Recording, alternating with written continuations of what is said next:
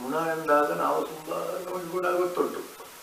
ಆದರೆ ನಾವು ರೂಢಿಯಲ್ಲಿ ಬಳಸುವುದಕ್ಕಿಂತ ಸೂಕ್ಷ್ಮವಾಗಿ ಅದನ್ನು ವಿಶ್ಲೇಷಿಸಿದ್ದಾನೆ. ಅದು ಏನು ಅಂತೂ ಹೇಳಿದ್ದಾನೆ. ಆದ್ದರಿಂದ ಇದನ್ನು ಹೇಳಿದಾಗ ನಮ್ಮ ಸಾಮಾನ್ಯವಾದ ಕೆಲವು ಇದರಲ್ಲಿ ಜಿಜ್ಞಾಸೆಗಳೆಲ್ಲ ಅದು ಈಗ ಒಳಗೆ ಸೇರಿ ಹೋಗಿಬಿಡ್ತದೆ. ಈಗ ಈ ಗುಣತ್ರಯ ಹೇಳಬೇಕಾದ್ರೆ ಮೊದಲು ಈ ಜೀವಿ ಭೂತ ಏನು ಅಂತ ಶುರು ಮಾಡ್ತಾನೆ. ಇದನ್ನು ಏನು ಅಂತ ಹೇಳಿದಾನೆ ಅಂತ ಹೇಳಿದ್ರೆ ಜ್ಞಾನಾನಾಂ ಜ್ಞಾನಮುತ್ತಮಂ. ನಾವು ಮೊದಲೆಂದು ಹೇಳಿಕೊಂಡ್ರೆ ನಾನು ತಿಳಿಯುವುದೇ ಇದು, ನಾನು ವಿಶ್ವವ ಅಥವಾ ಪರಮಾತ್ಮ ತಿಳಿಯುವುದು. ಅದರಿಂದ ಅದು ಜ್ಞಾನಾನಾಂ ಜ್ಞಾನಮುತ್ತಮ. ಆ ತತ್ವವನ್ನು ತಿಳಿಯುವುದು ಈಗ ನಾವು ವ್ಯವಹರಿಸುವಾಗ ನಾನು ಅವನು ಇವನು ಎಂಬ ಭೇದವನ್ನು ಇಲ್ಲಿ ಪ್ರಧಾನವಾಗಿ ಹೇಳುವುದಿಲ್ಲ. ಅದನ್ನು ಗುರುತಿಸ್ತದೆ ಅಷ್ಟೇ. ಅದನ್ನು ಗುರುತಿಸುವುದು ಇದನ್ನು ತಿಳಿದಂಥವರು ಈ ಒಂದು ನಿಜವಾದಂತಹ ಜ್ಞಾನಮುತ್ತಮ. ನಾವು ಎಲ್ಲದರಲ್ಲಿ ಹೇಳಿದ್ದಾರೆ, ಜ್ಞಾನ ವಿಜ್ಞಾನ ಸಂಯುಕ್ತ ಎಲ್ಲದರಲ್ಲಿ ಹೇಳಿದ್ದಾರೆ. ಅದರಲ್ಲಿ ಪರಾಂ ಸಿದ್ಧಿಂ ಗತಃ ಮುನಿಗಳು ಅದನ್ನು ತಿಳಿದು. ಮುನಿಗಳು ಅಂತ ಹೇಳಿದ ಕೂಡಲೇ ನಮ್ಮನ್ನು ನಾವು ಸೇರಿಸ್ಲಿಕ್ಕೆ ಕಷ್ಟ ಇಲ್ಲಲ್ವ. ನಾವು ಪರಾಂ ಸಿದ್ಧಿ, ಶ್ರೇಷ್ಠವಾದ ಸಿದ್ಧಿ. ಈಗ ನಮ್ಮ ಲೋಕದಲ್ಲಿ ಸಿದ್ಧಿಗಳೆಲ್ಲ ಸಾಕಷ್ಟಿವೆ. ಅದೇ ಬೇರೆ ಬೇರೆ ಸಿದ್ಧಿಗಳಿವೆ. ಈ ಮಂತ್ರ ಸಿದ್ಧಿಯಿಂದ ಹಿಡಿದು ಎಲ್ಲ ಸಿದ್ಧಿಗಳಿವೆ. ಇದು ಪರಾಂ ಸಿದ್ಧಿ ಅಂತ. ಇದನ್ನು ಭಾವಿದಾಗ ಇಲ್ಲಿ ಲಾಭ ಏನು? ಈ ಸಿದ್ಧಿಯನ್ನು ಪಡೆದ್ರೆ ಹುಟ್ಟಿದಾಗ ವ್ಯಥೆ ಇಲ್ಲ ಅವನಿಗೆ, ಪ್ರಲಯ ಆದಾಗ ದುಃಖ ಇಲ್ಲ. ಸರಿ ಆಗ್ತಲ್ಲ ಇದು. ನಾವು ಸುಖ ಇದಾಗುತ್ತೆ. ನಮಗೆ ಬಂತು ಸಂತೋಷ ಆಯಿತು, ಹೋಯಿತು ದುಃಖ ಆಯಿತು. ದೇಹ ಬಂತು, ಮಗು ಹುಟ್ಟಿದ ಕೂಡಲೇ ಸಂತೋಷ ಆಯಿತು, ಹೋಯಿತು ದುಃಖ ಆಯಿತು. ಒಂದು ಹೊಸ ಬಟ್ಟೆ ಬಂತು, ಈಗ ಮಗುವಿಗೆ ಒಂದು ಹೊಸ ಪುಸ್ತಕ ತಂದು ಬಂತು, ಸ್ವರ್ಗ ಲಯ ಹೋಯ್ತು. ಈಗ ಲೋಕದಲ್ಲಿ ನಡೆದಷ್ಟೇ ಅಲ್ಲ, ಸ್ವರ್ಗ ಸ್ಥಿತಿ ಲಯ, ಹುಟ್ಟು ಸಾವು. ಇದನ್ನು ನಾವು ಮೊದಲು ಹೇಳಿದ ಅರ್ಥಕ್ಕಿಂತ ಭಿನ್ನವಾಗಿ ಇದನ್ನು ತಿಳ್ಕೊಂಡು ನಾವು ಅದ್ರ ಸರಿ ಲಯ ಅಂತ. ಇದನ್ನು ಈಗ ಹೇಳಬೇಕಾದ್ರೆ ಇದೆಂಥದು, ಸರ್ಗ ಎಂಥದು ಅಂತ ಹೇಳಿದ್ರೆ ಬೀಜಪ್ರದ ನಾನು ಅಂತ ಹೇಳ್ತಾನೆ. ನಾನು ಯಾವುದಾಗ್ಬೋದು, ಕೃಷ್ಣ ಆಗ್ಬೋದು, ಇದಾಗ್ಬೋದು, ಇಲ್ಲ ನಾನು. ಆ ಮಹತ್ ಬ್ರಹ್ಮ ಅಂತ ಹೇಳ್ತಾನೆ. ಅದೇ ಪ್ರಕೃತಿ, ಮಹತ್ ಬ್ರಹ್ಮ. ಈ ಮಹದ್ಭೂತ ಎಂಬುದು ಪಂಚಭೂತಗಳು, ಮಹತ್ ಬ್ರಹ್ಮ. ಅದರಲ್ಲಿ ನಾನು ಗರ್ಭವನ್ನು ಇಡ್ತೇನೆ. ಬೀಜ ಮತ್ತೆ ಕ್ಷೇತ್ರ, ಅದು ಗರ್ಭ, ಯೋನಿ ಅಂತ ಹೇಳುವುದು. ಇದು ಬಯಾಲಜಿಯಲ್ಲಿ ಉಪಯೋಗಿಸುವ ಶಬ್ದ, ಆದರೆ ಅದಕ್ಕಿಂತ ಸ್ವಲ್ಪ ಹೆಚ್ಚು ಇರ್ತದೆ. ಬೀಜಕ್ಕೆ ಯೋನಿ ಇಲ್ಲದೆ ಆಗುವುದಿಲ್ಲ. ಈಗ ಬೀಜ ಉಂಟು, ಅದು ಒಂದು ಸಸಿ ಇದ್ದು ಅದು ಸರಳವಾಗಿರ್ತದೆ. ಇದು ಸ್ವಲ್ಪ ಅದಕ್ಕಿಂತ ಆಗಿ ಹೋಗ್ತದೆ. ಅಲಸಂಡೆ ಬೀಜ ಉಂಟು, ಬೀಜ ಇದ್ದರೆ ಏನಾಗುವುದಿಲ್ಲ. ಮಣ್ಣು ನೀರು ಸಿಕ್ಕಿದ ಕೂಡಲೇ ಅದು ಏನಾಗ್ತದೆ. ಅದಕ್ಕೆ ಏನಾಗಬೇಕು? ಯೋನಿಗೆ ಅದು ಬೇಕು, ಭೂಮಿ ಬೇಕು, ಇದು ಬೇಕು. ಸಸಿ ಆಗ್ತದೆ, ಸಸಿ ಆಗ್ತದೆ, ಬೀಜ ಆಗ್ತದೆ. ಇದು ಮತ್ತೆ ನಮಗೆ ತೊಂದರೆ ಏನಿಲ್ಲ. ಆದರೆ ಈ ಬೇರೆ ಬೇರೆ ಬೇರೆ ಬೇರೆ ಎಲ್ಲ ಈ ಜೀವಿಗಳು ಭೂತಗಳು ಇವೆ ಅಲ್ಲ, ಅಸಂಖ್ಯಾತ 80 ಲಕ್ಷ ಯೋನಿ ಅಂತ ಪುರಾಣದಲ್ಲಿ ಲೆಕ್ಕ ಹಾಕಿದ. ಅದಕ್ಕಿಂತಲೂ ಜಡ ಸ್ಥಾವರ ಎಲ್ಲ ಸೇರಿಸಿದರೆ ಅನಂತವೇ. ಅನಂತವಾದಕ್ಕಲ್ಲಿ ನಾನೇ ಕಾರಣ. ಬೀಜಪ್ರದ ನಾನು. ಬೀಜ ಕಾರಣ ಅರ್ಥ ಆಗಲ್ಲ. ಇದು ಅದಕ್ಕೆ ಯೋನಿ ಯಾವುದು ಅಂದರೆ ಹೇಗೆ ಬೀಜಕ್ಕೆ ಭೂಮಿ ನೀರು ಯಾವುದಾಗ ಅದಕ್ಕೆ ಮಹದ್ಭೂತ, ಆ ಮಹದ್ ಬ್ರಹ್ಮ. ಅದನ್ನೇ ಮತ್ತೆ ಪ್ರಜಾಪತಿ ಅದು ಇಲ್ಲಿ ಬೇರೆ ಬೇರೆ ಅರ್ಥದಲ್ಲಿ ಹೇಳ್ತಾರೆ. ಮಹತ್ ಎಂಬಂತ ಒಂದು ಬ್ರಹ್ಮ, ಮಹದ್ ಬ್ರಹ್ಮ. ಅದನ್ನೇ ಮತ್ತೆ ಪ್ರಕೃತಿ ಅಂತ ಹೇಳಿದ್ರು ಸ್ವಲ್ಪ ಇದಾಗ್ತದೆ. ಭೂತಾನಾಂ ತಥೋಭವ. ಆಗ ಸರ್ವಭೂತಾನಾಂ 80 ಲಕ್ಷವ ಎಷ್ಟೋ ಎಂಥದ್ದು ನಮ್ಗೆ ಗೊತ್ತಿಲ್ಲ. ಈಗ ನಮ್ಮ ಅಲಸಂಡೆಗೆ ಬರುವಾಗ ಅಲಸಂಡೆ ಬೀಜದಿಂದ ಅಲಸಂಡೆ ಮಾತ್ರ ಆಗುದು. ಈಗ ಅವನು ಬೀಜಪ್ರದ ಆದ್ರೆ ಅವನೇ ಬರಬೇಕಿತ್ತು ಅಲ್ವೋ? ಒಂದರ್ಥದಲ್ಲಿ ಅವನೇ. ಸರ್ವಂ ಬ್ರಹ್ಮಮಯಂ ಅಂತ ಹೇಳುವಾಗ ಅವನೇ. ಆದ್ರೆ ಕಾಣ್ತದೇನು? ಜಡ ಪ್ರಕೃತಿ, ಜಡ ಸ್ಥಾವರ, ಜಂಗಮ. ಆ ಜಂಗಮದಲ್ಲಿ ಬೇರೆ ಬೇರೆ ಮನುಷ್ಯ, ಪ್ರತಿಯೊಬ್ಬನೂ ಬೇರೆ ಬೇರೆ ಪೃಥಕ್ ಪೃಥಕ್ಕಾಗಿ ಕಾಣುವಂತಹದ್ದೆಲ್ಲವೂ ನೀವು ಕಂಡ್ರೆ ಅದು ಅದೇ ಬೀಜಪ್ರದನಾದ ಪರಮಾತ್ಮನೇ. ಜೀವಾತ್ಮ ಹೇಳುವ ಎಂಥದ್ದು ಹೇಳುವ ಅದು ನಮ್ಗೆ ಗೊತ್ತಿರುವುದಿಲ್ಲ ಅಷ್ಟೇ. ಅಲಸಂಡೆ ಬೀಜದಿಂದ ಅಲಸಂಡೆ ಆಗುವ ಹಾಗೇ ಒಂದು ಲೆಕ್ಕದಲ್ಲಿ. ಆದರೆ ನಮಗೆ ನೋಡುವಾಗ ಅಲಸಂಡೆಯ ಕುಂಬಳವ ಮನುಷ್ಯನಾದ ಇದ ಎಲ್ಲ ಕಾಣುವುದು. ಆದರೆ ಹಾಗೆ ಎಲ್ಲ ಬೇರೆ ಬೇರೆಯಾಗಿ ಕಾಣುವುದೆಲ್ಲ ಯಾವುದು? ಬೀಜಪ್ರದನಾದ ನಾನು ಎಂಬಂತಹದ್ದು ಅದೇ. ಪರಮಾತ್ಮ ಜೀವಾತ್ಮ ಎಂಬುದು ಕಾಣುವುದು ವ್ಯತ್ಯಾಸ ಇದ್ರೂ ಅದು ಪರಮಾತ್ಮನೇ. ಬ್ರಹ್ಮ ಮತ್ತು ಈ ಭೂತ ಅಂತ ಕಂಡ್ರೂ ಕೂಡ ಅದು ಬ್ರಹ್ಮವೇ. ಆ ಬ್ರಹ್ಮಾತ್ಮ ಎಂಬ ಅವನು ಆ ಅರ್ಥದಲ್ಲಿ ಹೇಳುವಾಗ ನಾವು ವ್ಯವಹಾರಕ್ಕೆ ಅದನ್ನು ಹುಚ್ಚು ಅಂತ ಹೇಳ್ತೇವೆ ಅಷ್ಟೇ. ವ್ಯವಹಾರದ ಇಲ್ಲಿ ಅಲಸಂಡೆ ಬೀಜ ಅಲಸಂಡೆ ಆಗುವುದು ಅದಕ್ಕಿಂತ ಸ್ವಲ್ಪ ಇದು ಭಿನ್ನವಾಗಿರ್ತದೆ. ಇದು ಬೇರೆ ಬೇರೆ ರೂಪದಲ್ಲಿ ಕಾಣ್ತದೆ. ಅಲಸಂಡೆಯಲ್ಲಿ ಬೀಜಗಳು ಸಾವಿರಾದರೂ ಅಲಸಂಡೆ, ಆದರೆ ಇಲ್ಲಿ ಬೀಜಗಳ ರೂಪಗಳೇ ಅನಂತ ಕಾಣ್ತದೆ. 84 ಲಕ್ಷ. ಇಲ್ಲಿ ಸ್ವಲ್ಪ ಬುದ್ಧಿ ಉಪಯೋಗಿಸಬೇಕು. ನಮ್ಮ ಸಸ್ಯದ ಉದಾಹರಣೆಯಿಂದ ಸ್ವಲ್ಪ ಆಯ್ತಲ್ಲ. ಇದರಲ್ಲಿ ಆ ಮಹದ್ ಬ್ರಹ್ಮ ಎಂಬುದನ್ನು ಪುನಃ ಅಲ್ಲಿ ಸಣ್ಣ ಮಾಡಿದ. ಆ ಯೋನಿಯಲ್ಲಿ ವ್ಯತ್ಯಾಸ, ಮಣ್ಣಿನ ಗುಣದಲ್ಲಿ ವ್ಯತ್ಯಾಸದಿಂದ ಸ್ವಲ್ಪ ರುಚಿ ವ್ಯತ್ಯಾಸ ಆಗ್ತದೆ ಅಂತ ನಾವು ಸ್ವಲ್ಪ ಅರ್ಥ ಮಾಡ್ತೇವಲ್ಲ, ಹಾಗೆ ಇದರಲ್ಲಿ ವ್ಯತ್ಯಾಸ ಇರುವುದರಿಂದ ದನದ ಹೊಟ್ಟೆಯಲ್ಲಿ ದನವೇ ಇರ್ತದೆ, ಮನುಷ್ಯನ ಇದರಲ್ಲಿ ಇರುತ್ತದೆ. ಮಾವಿನ ಹಣ್ಣು ಅಲ್ಲಿಯೂ ಕೂಡ ಹುಳಿ ಮಾವಿನ ಹಣ್ಣು ಇದೆ. ಇದನ್ನು ಅದರಲ್ಲಿ ಸರ್ವಭೂತ. ಆ ಸರ್ವ ಎಷ್ಟು ನಮ್ಗೆ ಗೊತ್ತಿಲ್ಲ. 84 ಲಕ್ಷ ಹೇಳಿದ್ರು ಹೌದಾ ಅಲ್ವಾ ಅಥವಾ ಅನಂತ, ಅದನ್ನು ಹೇಳ್ಬೋದು. ಅದರಲ್ಲಿ ಬೀಜಪ್ರದ ನಾನು, ಈ ಮಹತ್ ಎಂಬುದೇ ಯಂ. ಅದರಲ್ಲಿ ವ್ಯತ್ಯಾಸಗಳು ಕಾಣುವುದು ನಮಗೆ ಕಾಣುವುದು. ಹಾಗಾದರೆ ಮೊದಲು ಎರಡೇ, ಬೀಜಪ್ರದ ಬ್ರಹ್ಮನೋ ಅಥವಾ ಪರಮಾತ್ಮನೋ, ಮತ್ತೆ ಮಹತ್ ಯೋನಿ. ಮಹತ್ ಎಂಬುದು ಮಹತ್ ಬ್ರಹ್ಮ ಅಂತ ಹೇಳುದು ಅದನ್ನು. ಈಗ ಹಾಗಾದ್ರೆ ಈ ವ್ಯತ್ಯಾಸ ಯಾಕಾಯಿತು? ಸ್ವಲ್ಪ ನಮಗೆ ಬಯಾಲಜಿಯಲ್ಲಿ ಕಾಣ್ತದೆ. ಆ ಮಣ್ಣಿನ ಗುಣದ ಪ್ರಕಾರ ರುಚಿ ವ್ಯತ್ಯಾಸ ಆಗ್ತದೆ ಅಂತ ಸ್ವಲ್ಪ ಹೇಳ್ತಾನೆ. ಕೆಲವಕ್ಕೆ ಉಪ್ಪು ಒಗರು ಇದೆಲ್ಲ ಬರುವಂತಹದ್ದು ಹೇಳ್ತಾನೆ, ನೀರಿನಲ್ಲಿ ಹಾಕಿರ್ತಾನೆ. ಇಲ್ಲಿ ಸ್ವಲ್ಪ ಏನು ಹೇಳ್ತಾನೆ ಅಂದ್ರೆ ಅದಕ್ಕೆ ಸರಿಯಾದ ವ್ಯವಸ್ಥೆ ಉಂಟು. ಗುಣದಲ್ಲಿ ವ್ಯತ್ಯಾಸ. ಗುಣ ಅಂತ ಹೇಳಿದ್ರೆ ನಾವು ಈಗ ಉಪಯೋಗಿಸುವ ಗುಣ ಅಲ್ಲ, ಸತ್ವ ರಜ ತಮ. ಈ 3 ಹೇಳಿದ ಕೂಡಲೇ ನಮಗೆ ಸುಲಭ ಆಗ್ತದೆ. 3 ವಿಭಾಗ ಮಾಡಿಬಿಟ್ರೆ ಸರಿ ಅಲ್ಲ. ಅಲಸಂಡೆ ಬೇರೆ, ಕುಂಬಳ ಬೇರೆ ಅಲ್ಲ, ಇವುಗಳ ಮಿಶ್ರಣ. ಎಷ್ಟು ಜೀವಿ ಉಂಟ ಅಷ್ಟು. ಸತ್ವ ಒಂದೇ ಇಲ್ಲ, ರಜ ಒಂದೇ ಇಲ್ಲ, ಅದರ ಮಿಶ್ರಣ ಎಷ್ಟು ಉಂಟು ಅಷ್ಟು. ಈಗ ನಮ್ಮ ಇದು ಷಡ್ರಸ ಉಂಟಲ್ಲ, ನಮ್ಮ ಆಹಾರ ವಸ್ತು ವ್ಯತ್ಯಾಸ ಯಾವುದರಲ್ಲಿ? ಮಿಶ್ರಣ. ಈಗ ಕಹಿಯಾದ ಹಾಗಲಕಾಯಿ ಹಾಕೊಂಡು ರುಚಿಯಾದ ಪದಾರ್ಥ ಮಾಡಲಿಕ್ಕೆ ಬರ್ತದೆ. ಆ ಕಹಿ ಅಂಶ ಹೆಚ್ಚಾಗಿ ಬಿಟ್ರೆ ಆಗ್ಲಿಕ್ಕಿಲ್ಲ, ಸಿಹಿ ಅಂಶ ಹೆಚ್ಚಾಗಿ ಬಿಟ್ರೆ ಆಗ್ಲಿಕ್ಕಿಲ್ಲ. ಅದು ಮಿಶ್ರಣವು ಪಾಕ ಮಾಡುವವನ ಒಂದು ಕೌಶಲ ಅಂತ ಇಟ್ಟುಕೊಳ್ಳುವ ನಮ್ಗೆ ಗೊತ್ತಾಗ್ತದೆ ಅಷ್ಟೆ, ನಾವು ಕಾಣೋದು ಮಾತ್ರ. ಆದ್ರೆ ಆ ಕೌಶಲ ಎಲ್ಲಿ ಬಂತು ಅಂದರೆ ಕರ್ಮನಿಲ್ಲ, ಯಾವುದಿಲ್ಲ, ಎಲ್ಲ ಮಿಶ್ರಣ. ಇವರೆಲ್ಲ ಸಾತ್ವಿಕರು ಅಂತ ಒಂದು ಜಾತಿ ಮಾಡಲಿಕ್ಕೆ ನಮಗೆ ಸಾಧ್ಯವೇ ಇಲ್ಲ. ಬ್ರಾಹ್ಮಣ ಎಂಬ ಜಾತಿ ಮಾಡುವಾಗ ನಾವು ಸಿಕ್ಕಿಬಿಡುವುದು ಅಲ್ಲಿ. ಬ್ರಾಹ್ಮಣನ ಗುಣಕರ್ಮ ವಿಭಾಗದಿಂದ ಮಾಡ್ಬೋದು. ಆದರೆ ಬ್ರಾಹ್ಮಣರೆಲ್ಲ ಅದು ಬೇಡ ಅಂತ ಹೇಳಿದ್ರು ನಮ್ದು ಅಡ್ಡಿ ಏನಿಲ್ಲ. ಬೇಕು ಅಂತ ಹೇಳಿದ್ರೆ ಸಂಘಗಟ್ಟಿ ಹೋರಾಡುವುದು, ನಾವು ಅದನ್ನು ಅಪ್ರಿಷಿಯೇಟ್ ಮಾಡಬೇಕು. ಯಾಕಂತ ಹೇಳಿದ್ರೆ ಅಲ್ಲಿ ಒಂದು ವಿಭಾಗ ಮಾಡಲಿಕ್ಕೆ ಒಂದು ಚೌಕಟ್ಟು ಉಂಟು. ಆದರೆ ಈ ವಿಭಾಗದೊಳಗೆ ವೈವಿಧ್ಯ ಅದನ್ನು ತಿಳ್ಕೊಂಡ ಮೇಲೆ ಅದು ಮತ್ತೊಂದಿನಕ್ಕೆ ಬರುವುದರಿಂದ ನಾನು ಅದನ್ನು ಈಗ ಪ್ರಸ್ತಾಪಿಸಿದ್ದು ಮಾಡಿ. ಈ ಎಲ್ಲ ವ್ಯತ್ಯಾಸ ಯಾವುದರಲ್ಲಿ ಇದೆ? ಸತ್ವದ ಅಂಶ, ರಜದ ಅಂಶ, ತಮದ ಅಂಶ. ಇಷ್ಟಾಗಿ ನಾವು ಸಾತ್ವಿಕರು ಅಂತ ಹೇಳ್ತೇವೆ. ಸತ್ವದ ಅಂಶ ಹೆಚ್ಚಿದ್ರೆ ಸಾತ್ವಿಕ, ರಜದ ಅಂಶ ಇದ್ರೆ ರಾಜಕ, ತಮದ ಅಂಶ ಇದ್ರೆ ತಾಮಸ. ಆದ್ರಿಂದಲೇ ಬ್ರಾಹ್ಮಣ ಕ್ಷತ್ರಿಯ ವೈಶ್ಯಸು. ಸತ್ವದ ಅಂಶ ಹೆಚ್ಚು ಇರುವುದರಿಂದ ಬ್ರಾಹ್ಮಣ ಅಂತ ಹೇಳುದು. ಕ್ಷತ್ರಿಯನಲ್ಲಿ ಸತ್ವದ ಅಂಶ ಕಡಿಮೆ, ರಜದ ಅಂಶ ಹೆಚ್ಚು ಅಂತ ಹೇಳುದು. ಶೂದ್ರ ಅಂತ ಹೇಳಿದಾಗ ಈಗ ಹೇಳಿದಾಗ ನಾವು ಗಲಾಟೆ ಮಾಡೋದು ಬೇಡ. ಅದು ಹುಟ್ಟಿನ ಅದೆಲ್ಲ ನಾವು ಬಿಟ್ಬಿಟ್ಟು. ಆದ್ರಿಂದ ಅದು ಹಾಗಾದ್ರೆ ವ್ಯತ್ಯಾಸ ಇರುವುದರಿಂದ ಉಪಯೋಗವು ಅದಕ್ಕೆ ಅದೇ ಉಪಯೋಗ ಆಗಬೇಕಲ್ಲ. ಷಡ್ರಸಗಳಾಗಿದ್ದ ಹಾಗೆ ಉಪಯೋಗ ಆಗುವ ಹಾಗೆ ಇದು ಸತ್ವ ರಜ ಸಮಾನ ವ್ಯತ್ಯಾಸ. ಆದರೆ ಅದಕ್ಕೆ ಎಷ್ಟು ಮಿಶ್ರಣ ಅಂತ ಹೇಳಿದ್ರೆ ಎಷ್ಟು ಜೀವ ಅಂತ ಅಷ್ಟು ಮಿಶ್ರಣ. ಸಾತ್ವಿಕ ಅಂತ ಹೇಳಿದವನಲ್ಲಿಯೂ ಅಂಶದ ದೃಷ್ಟಿಯಿಂದ ಅವನೇ ಪ್ರತ್ಯೇಕ, ಪ್ರತಿಯೊಬ್ಬನು ಪ್ರತ್ಯೇಕ. ಅಲ್ಲ ನಾನು ಅಂತ ಹೇಳುದು ನಾವು ಮಾತಾಡ್ತೇವಲ್ಲ, ಸರಿಯೇ. ಯಾಕಂದ್ರೆ ಅಲ್ಲಿರುವ ಮಿಶ್ರಣವೇ ಇಲ್ಲಿಲ್ಲ.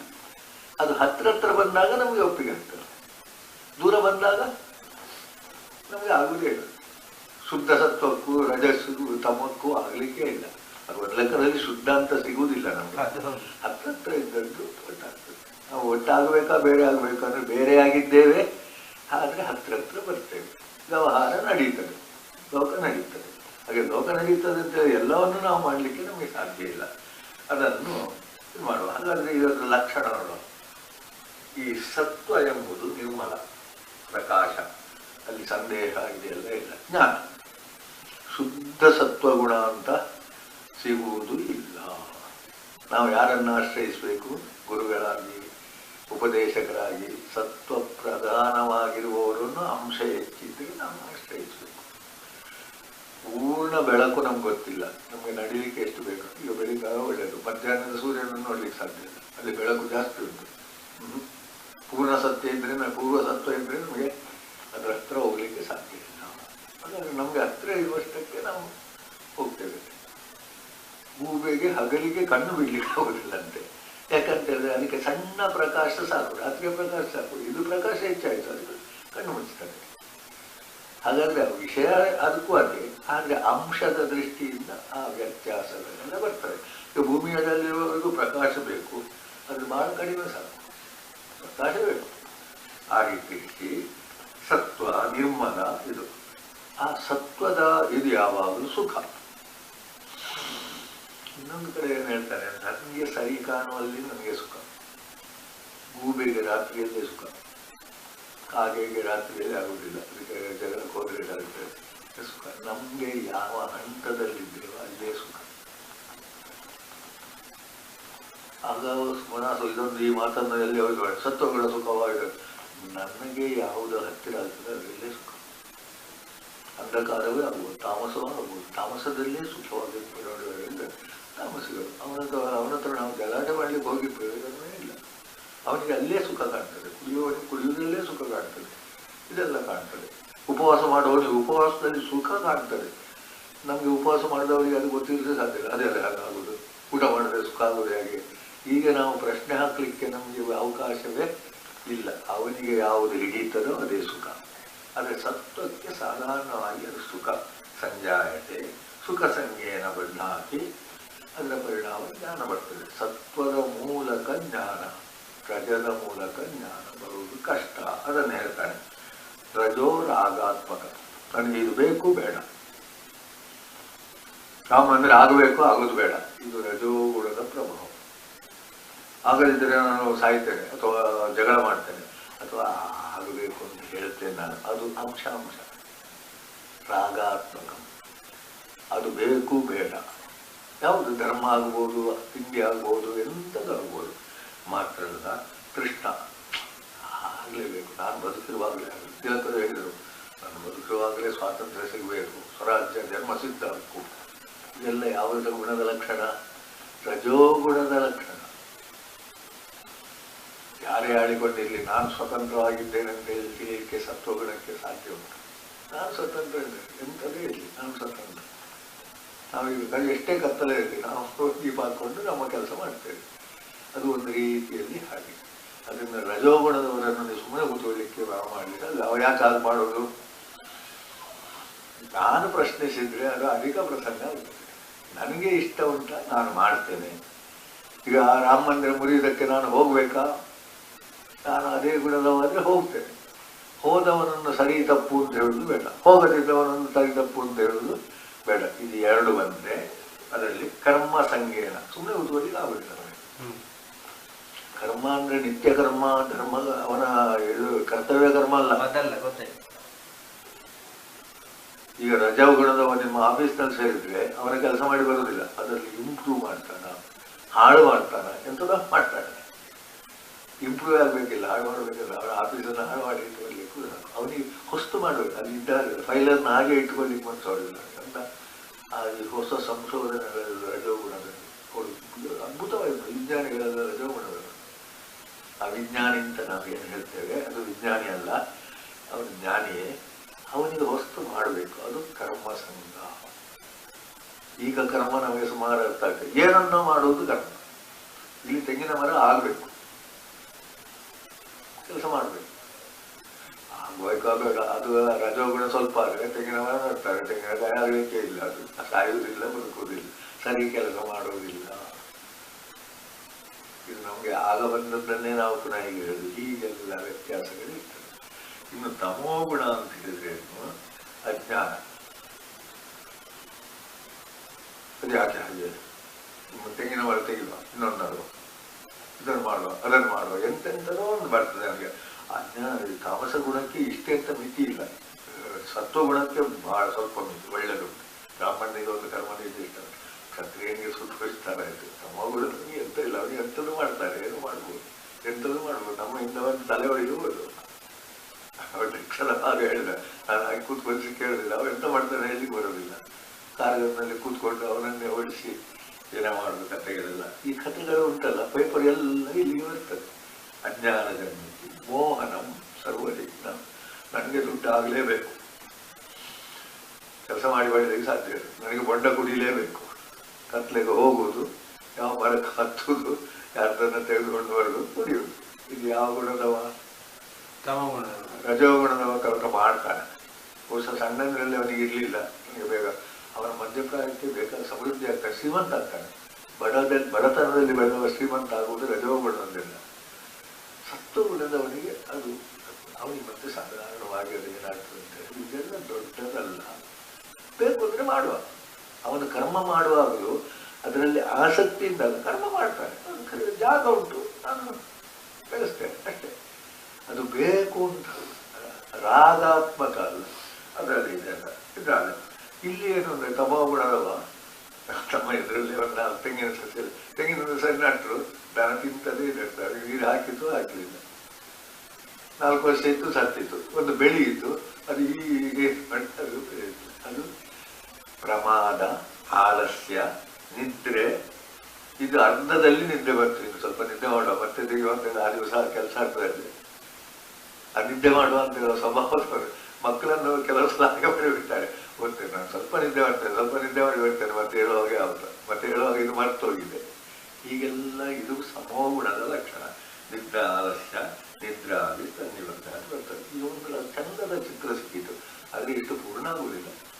ಈಗ ಸತ್ವಗುಣದಿಂದ ಏನಾಗ್ತದೆ, ಅವನು ಸುಖವಾಗಿರ್ತಾನೆ, ಲೋಕಕ್ಕೆ ಹಿತವಿರ್ತಾನೆ. ಗೋ ಬ್ರಾಹ್ಮಣ ಹಿತಾಯಚ ಅಂತೇಳಿ ಹೇಳುವಲ್ಲಿ ಅವನು ಅವುಗಳಲ್ಲಿ ಸತ್ವಗುಣ ಹೆಚ್ಚು ಅಂತ ಹೇಳಿಕೊಂಡು ಹಾಲಿನಿಂದ ಇದರಲ್ಲಿ ಹಿಡಿದು ಅವುಗಳಿಗೆ ಹಿತ ಆದರೆ ಲೋಕಕ್ಕೆ ಹಿತ, ಬ್ರಾಹ್ಮಣನಿಗೆ ಹಿತ ಆದರೆ ನಮಗೆ ಹಿತ. ಈಗ ಸಜ್ಜನಾತ್ ಸಂತು ನಿರ್ಭಯ ಎಂಬುದು ಪುರಾಣ ಮಾತಲ್ಲ, ಅದನ್ನೆಲ್ಲ ಬದಲಾಯಿಸಿದ್ದಾರೆ. ನಾನು ಅದಕ್ಕೆ ನನಗೆ ಬದಲಾಯಿಸಲಿ ಬಂತು, ನಾನು ಇನ್ನು ಬ್ರಾಹ್ಮಣ ಸಂತ ಹೇಳು. ಬ್ರಾಹ್ಮಣ ಎಂಬುದನ್ನು ತಿಳ್ಕೊ, ಸತ್ವಗುಣ. ಅದು ಭಗವದ್ಗೀತೆಯಲ್ಲಿ ಹಾಗೆ ಇದ್ದದ್ದು ಅಲ್ಲ, ಭಗವದ್ಗೀತೆ ಅಲ್ಲ, ಪುರಾಣದದ್ದು. ಬ್ರಾಹ್ಮಣ ಸಂತು ನಿರ್ಭಯ ಅದನ್ನೀಗ ಬದಲಾವಣೆ ಮಾಡಿದ್ದಾರೆ. ಮಾಡಿದ್ರೆ ಅವ ಭಗವಂತ ತಲೆ ಮೇಲೆ ಕಲ್ಲುಪಿಸ್ತಾನೆ. ಸಜ್ಜನ ಯಾರವ ಸಜ್ಜನ? ಸಜ್ಜನ ಅಂತ ಕಾಣೋದು ನಮಗಿಲ್ಲ, ಬ್ರಾಹ್ಮಣ ಯಾರು ಅಂತ ಕಾಣಬೇಕು ಒಂದು ಲಕ್ಷಣ ಉಂಟು. ಇಲ್ಲಿ ಚಂದದ ಉಂಟು ಬೇಡ. ಅದರಿಂದ ಬ್ರಾಹ್ಮಣ ಸಂತು ನಿರ್ಭಯವೇ ಸರಿ. ಸಜ್ಜನ ಸಂತು ನಿರ್ಭಯ ಹೇಳಲಿಕ್ಕೆ ಸಜ್ಜನ ದುರ್ಜನ ತಿರುಗಿಸೋದು ನಾವು ಆಗ ಒಮ್ಮೆ ಹೇಳ್ತಾರೆ, ದುರ್ಜನ ಅಂತ ಹೇಳಲಿಕ್ಕೆ ನೀನು ಯಾರು ಅಂತ. ನಿನ್ಗೆ ಕಾಣ್ತದೆ ವಿನಃ ದುರ್ಜನ ನಾವು ಗೊತ್ತಿಲ್ಲ. ರಾಬಿನ್ ಹುಡ್ಡಿನ ಕಥೆ ಉಂಟು, ಹಿಂಗ ಬಹಳ ಒಳ್ಳೆಯ, ಎಲ್ಲರ ತಲೆ ಹೊಡೆದು ಬಡವರಿಗೆ ಅನಿಸ್ತಿದ್ದ ಅಂತ ಹೇಳುದು ನಾವು. ಹಾಗಾದ್ರೆ ದರೋಡೆ ಅಂತ ಹೇಳಿದಾಗ ಅದೆಲ್ಲ ನಿಮ್ಗೆ ಆಗ್ಲಿಕ್ಕಿಲ್ಲ. ಬ್ರಾಹ್ಮಣ ಎಂಬುದು ನಿಮ್ಗೆ ಆಗ್ತದೆ, ಯಾಕಂದ್ರೆ ಅದರ ಲಕ್ಷಣಗಳನ್ನು 100 ಪುಟಗಳಲ್ಲಿ ಹೇಳ್ತಾರೆ. ಬ್ರಾಹ್ಮಣ ಹೀಗೆ, ಇಲ್ಲಿ ಇಲ್ಲಿಯೇ ಉಂಟು, ಚಂದ ಉಂಟು. ಅದರಿಂದ ಬ್ರಾಹ್ಮಣ ಅಂತ ಹೇಳಿದ ಮೇಲೆ ಮತ್ತೆ ಎಂಥದ್ದು ಹಾಡೋದೇ ಬೇಡ. ಬ್ರಾಹ್ಮಣ ಅಂತ ಹೇಳಿದ ಮೇಲೆ ಬ್ರಾಹ್ಮಣ ನಿರ್ಭಯ ಆಗಿಲ್ಲ, ಅವ ನಿರ್ಭಯ ಆಗಿದ್ರೆ ನನಗೆ ಅವ ಭಯ ಕೊಡ್ತಾರಲ್ಲ, ನಮ್ಗೆ ಹಿತ ಮಾಡ್ತಾನ ಹಿತ. ಕೃಷ್ಣನನ್ನು ಜಗದ್ಗುರು ಅಂತ ಕರೀತಾರೆ. ಬಹುಶಃ ಜಗದ್ಗುರು ಶಬ್ದಕ್ಕೆ ಈಗ ಅದರ ದುರುಪಯೋಗ ಆಗಿರ್ಬೋದು. ಮೊದಲನೇದಾಗಿ ಜಗದ್ಗುರು ವ್ಯಾಸ ಋಷಿಗಳು. ಮತ್ತೆ ಈ ಭಗವದ್ಗೀತೆಯ ಬಗ್ಗೆ ಈಗ ಕೃಷ್ಣ ಹೇಳಿದ ಅಂತ ಹೇಳುವಾಗ ನಮಗೆ ನಿಜವಾಗಿ ಅದು ಯಾವುದು ಅಂದ್ರೆ ವ್ಯಾಸರು. ಅದನ್ನು ಮತ್ತೆ ನಾವು ಯೋಚನೆ ಮಾಡುವ. ಜಗದ್ಗುರು ಅಂದ್ರೆ ಶಿಕ್ಷಕ, ಉಳಿದವರೆಲ್ಲ ಅದರ ಅನುಕರಣೆ. ಆದರೆ ಒಂದು ವಿಷಯವನ್ನು ಸಮಗ್ರವಾಗಿ ಶಿಷ್ಯನಿಗೆ, ಅವನಿಗೆ ಸಮಾಧಾನ ಆಗುವ ಹಾಗೆ, ಊರಿನವರಿಗಲ್ಲ, ಚಪ್ಪಾಳೆಗಲ್ಲ, ಅವನಿಗೆ ತೃಪ್ತಿ ಆಗುವವರಿಗೆ ಹೇಳಿದ್ದನ್ನೇ ಹಾಗೆ ಅಂತ ಹೇಳಿ ಅದರ ಪುನರಾವರ್ತನೆ ಅಲ್ಲ. ನಮ್ಮ ಈ ಶಿಕ್ಷಣದಲ್ಲಿ ಹೇಳಿದ್ದನ್ನೇ ಹೇಳು ಹಾಗೆ ಇಂಥವನಿಗಾದರೂ ಅದು ಬೇಡ ಕಾಣ್ತದೆ. ಇಲ್ಲ, ವಿಷಯ ಅಲ್ಲಿಗೆ ಅಲ್ಲಿ ಹೇಳಿದಾಗ ಹೊಸ ಅದನ್ನೇ ವೇದ ಹೇಳಿದ್ದು. ನಮೋ ನವೋನ್ಮೇಷಧಾಲಿನಿ ಪ್ರತಿಭಾ. ಪ್ರತಿಭಾವಂತನು ಯಾವಾಗಲೂ ಮಾಡಿದ ಕೆಲಸವನ್ನೇ ಹೊಸದಾಗಿ ಮಾಡ್ತಾನೆ, ಅಥವಾ ಹೊಸದಾಗಿ ಕಾಣುವಂತೆ ಮಾಡ್ತಾನೆ. ಈಗ ನಮ್ಮ ಎಲ್ಲ ಡಿಸೈನ್ಗಳು ಇದೆಲ್ಲ ಅಲ್ಲಿ ಒಂದು ನಮ್ಮನೆ ಪ್ರತಿಭೆಯೇ ಉಂಟು. ಮಾಡಿದ್ದಾರೆ, ಹಿಂದಿನವರು ಮಾಡಿದ್ದನ್ನೇ ಮಾಡುದು. ಆದರೆ ಅದು ಏನಾಗ್ತದೆ, ಹೊಸದಾಗಿ ಕಾಣ್ತದೆ. ಇದು ಲೌಕಿಕವಾದದ್ರಲ್ಲಿಯೂ ಅದನ್ನು ನಡೀತಾ ಉಂಟು. ಹಾಗಾಗಿ ಇನ್ನು ದೊಡ್ಡ ಲಾಭ ಏನು? ಇಂಥ ವಿಷಯಗಳಲ್ಲಿ ಅದುಂಟು. ನವೋನ್ಮೇಷಾಗ್ನೆ. ಈಗ ಕಲೆಯಲ್ಲಿ, ಸಾಹಿತ್ಯದಲ್ಲಿ, ನಾವು ಕಡೆಗೆ ವಿದ್ಯೆಯಲ್ಲಿ ಆಧ್ಯಾತ್ಮಕ್ಕೆ ವಿದ್ಯೆ ಅಂತ ಹೇಳುವಂಥದ್ದನ್ನು ಹೌದು. ಹಾಗೆ ಅಂತ ಹೇಳಿದ್ರೆ ಅಧ್ಯಾತ್ಮ ಮಾತ್ರ ವಿದ್ಯೆ ಅಂತ ಹೇಳಿಕೊ ಹೊರಟ್ಲೆ ನಮ್ಮ ಎಲ್ಲ ಇಡೀ ವಿಶ್ವವೇ ಹಾಳಾಗಿರೋದು. ಹೌದು, ಅಧ್ಯಾತ್ಮ ಮಾತ್ರ ವಿದ್ಯೆ, ಆದರೆ ವಿದ್ಯೆಗಳಲ್ಲಿ ಶ್ರೇಷ್ಠ. ಇಲ್ಲಿ ಇದ್ದದ್ದನ್ನು ಅಲ್ಲಿ ಅನುವಾರಿಸಲಿಕ್ಕೆ ತೊಂದರೆ ಇಲ್ಲಲ್ವ. ಕೆಲವೊಂದು ಕಡೆಯಲ್ಲಿ ಹೇಳಿದ್ದಾನೆ ಅವ, ಸಾಧಕ ಅಂದ್ರೆ ಯಾರು? ಲೌಕಿಕ ವಿಷಯದಲ್ಲಿ ಎಷ್ಟು ಆಸಕ್ತನಾಗಿ ಮಾಡ್ತಾನೋ ಅದಕ್ಕಿಂತಲೂ ಚೆನ್ನಾಗಿ ಇದನ್ನು ಮಾಡುವವನೇ ನಿಜವಾಗಿ ಆಧ್ಯಾತ್ಮ ಸಾಧಕ. ಹಾಗಂತೇಳಿ ಅವನಿಗೆ ಕಷ್ಟ ಆಗುವುದಿಲ್ಲ. ಲೌಕಿಕ ವಿಷಯನಿಗೆ ಎಂಥದ್ದು, ನಾವು ನಮ್ಮ ಭಾಷೆಯಲ್ಲಿ ಹೇಳೋ ಟೆನ್ಷನ್ ಇರ್ತದೆ. ಈ ಕೆಲಸ ಆಗದಿದ್ರೆ ಏನು ಆಗಬೇಕು ಅಂತಂದರೆ ಅವನಿಗೆ ಅದು ಇರುವುದಿಲ್ಲ. ಆದರೆ ಅವನು ಎಷ್ಟು ಚೆನ್ನಾಗಿ ಮಾಡ್ತಾನೆ. ಬಹುಶಃ ಆ ಶಬ್ದ ಇನ್ನೊಮ್ಮೆ ನೆನಪಾಡುವ, ಯೋಗ ಕರ್ಮಸು ಕೌಶಲಂ. ಬಹಳ ಕುಶಲತೆಯಿಂದ ಮಾಡ್ತಾನೆ. ಆದರೆ ಕುಶಲತೆಗೆ ಬೇಕಾದಂಥ ಏನಿಲ್ಲ. ಹೇಗಾಗ್ತದ ಏನಾಗ್ತದ, ನಾವೊಂದು ಕಾರ್ಯಕ್ರಮ ಮಾಡುವ ಏನು ಮಾಡ್ತಾರ, ಯಾರೇ ಮೆಚ್ಚುತ್ತಾರೋ ಇಲ್ವೋ, ಅದು ಯಶಸ್ಸಾಗ್ತದೋ ಇಲ್ಲೋ, ಇಂಥದ್ದೊಂದು ನಮ್ಮ ತಲೆಯಲ್ಲಿ ಹೊಕ್ಕು ಬಿಡ್ತದೆ. ಅವರಿಗೆ ಅದು ಇಲ್ಲವೇ ಇಲ್ಲ. ಅದರಿಂದಲೇ ಜಗದ್ಗುರು ಕೃಷ್ಣ ಹೊರಟ. ಈಗ ಪುರುಷೋತ್ತಮ ಯೋಗ ಅಂತ ನಮ್ಮ ಎಲ್ಲ ಶಬ್ದಗಳನ್ನು ಬದಿಗಿತ್ತು. ಪುರುಷ, ಈ ಪುರುಷ ಶಬ್ದಕ್ಕೆ ಪುರಿಶೇತೆ ಇತಿ ಪುರುಷ. ಗಂಡು ಹೆಣ್ಣು ಎಂಬುದು ವ್ಯಾಕರಣದ ಭಾಷೆ. ಹೌದು, ಕರೆಕ್ಟ್. ಹೆಣ್ಣು ಕೂಡ ನವದ್ವಾರಗಳಿರುವ ಪುರಿ ಅಂತ ಅದನ್ನೇ ಹೇಳಿದೆ. ಇರುವೆಯೂ ಅಷ್ಟೇ, ಅದೊಂದು ಪುರಿ, ಅದರಲ್ಲೊಂದುಂಟು. ವಿಶ್ವವೇ ಒಂದು ಪುರ, ಪುರುಷ. ಅವನು ಪುರುಷೋತ್ತಮ ಅಂತ ನಾವು ಗುರುತಿಸುವುದು. ಈ ಪುರದಲ್ಲಿರುವವನು ಪುರುಷನಾದರೆ, ಈ ಪುರ ಅಂತ ಹೇಳಿದ್ರೆ ನಾವು ಮನುಷ್ಯನಿಗೆ ಪ್ರಾಧಾನ್ಯತೆ ಕೊಟ್ಟದ್ದು ಹೆಚ್ಚು ಕಾಣ್ತದೆ. ನಮಗೆ ಭಗವದ್ಗೀತೆಯಲ್ಲಿ ಅದನ್ನಲ್ಲ, ಮನುಷ್ಯನ ನಮಗೆ ಪಕ್ಕ ಅರ್ಥ ಆಗ್ತದೆ. ಮನುಷ್ಯನ ಹೇಳುದು ನವದ್ವಾರ, ಇಷ್ಟು ಇಂದ್ರಿಯ. ಬೇರೆ ನಾಯಿಗೆ ಸ್ವಲ್ಪ ಹೆಚ್ಚು ಉಂಟು ನಮ್ಮ ಹತ್ರ ಇಂದ್ರಿಯ ಶಕ್ತಿ. ಅದನ್ನೆಲ್ಲ ನಾವು ಹೇಳ್ಕೊಂಡ್ರೆ ನಾವು ಒಟ್ಟಿಗೆ ಗೊಂದಲ ಆಗ್ತದಲ್ಲ ನಮಗೆ. ಆದರೆ ನಾಯಿಯೂ ಪುರುಷನೇ, ಅದರದ್ದೊಂದು ಪುರ ಉಂಟು, ಅದರಲ್ಲಿ ಇದೆ. ಕರೆಕ್ಟ್. ಅದನ್ನು ತಿಳ್ಕೊಂಡು ನಾವು ಈ ಪುರುಷ ಪುರುಷೋತ್ತಮ ಎರಡೇ. ಈಗ ನಾವು ಮನುಷ್ಯನಲ್ಲಿ ಪುರುಷೋತ್ತಮ ಅಂತ ಹೇಳಿದಾಗ ಅಲ್ಲಿಗೆ ಸೀಮಿತವಾಗಿರುವುದಿಲ್ಲ. ನಮಗೆ ಪುನಃ ಒಂದು ಹೊಸ ರೀತಿಯಲ್ಲಿ ಅರ್ಥ ಆಗ್ತದೆ. ಈಗ ಬ್ರಹ್ಮ ಅವನು ಇವನು ಬೇಡ, ಇಲ್ಲಿಯೂ ಕೃಷ್ಣನು ಬರ್ತಾನೆ, ಅವನು ಬರ್ತಾನೆ, ಆತ್ಮವು ಬರ್ತದೆ, ಎಲ್ಲವೂ ಬರ್ತದೆ. ಎಲ್ಲವೂ ಅದೇ ಆದರೂ ಹೊಸತಾದ ರೀತಿಯಲ್ಲಿ ಹೇಳುದು. ಮತ್ತೆ ಇದಕ್ಕೆ ಪ್ರಾಧಾನ್ಯತೆ ಇದ್ದದ್ರಿಂದ ಇದನ್ನು ಸಾಮಾನ್ಯ ಬ್ರಾಹ್ಮಣರಲ್ಲಿ ಊಟದ ಮೊದಲು ಹೇಳುವ ಅಭ್ಯಾಸ ಮಾಡಿಕೊಂಡಿದೆ. ಹೇಳ್ತಾರೆ, ಕಣ್ಣು ಮುಚ್ಚಿಯೋ ಬಾಯಿಪಾಠ ಹೇಳ್ತಾರೆ.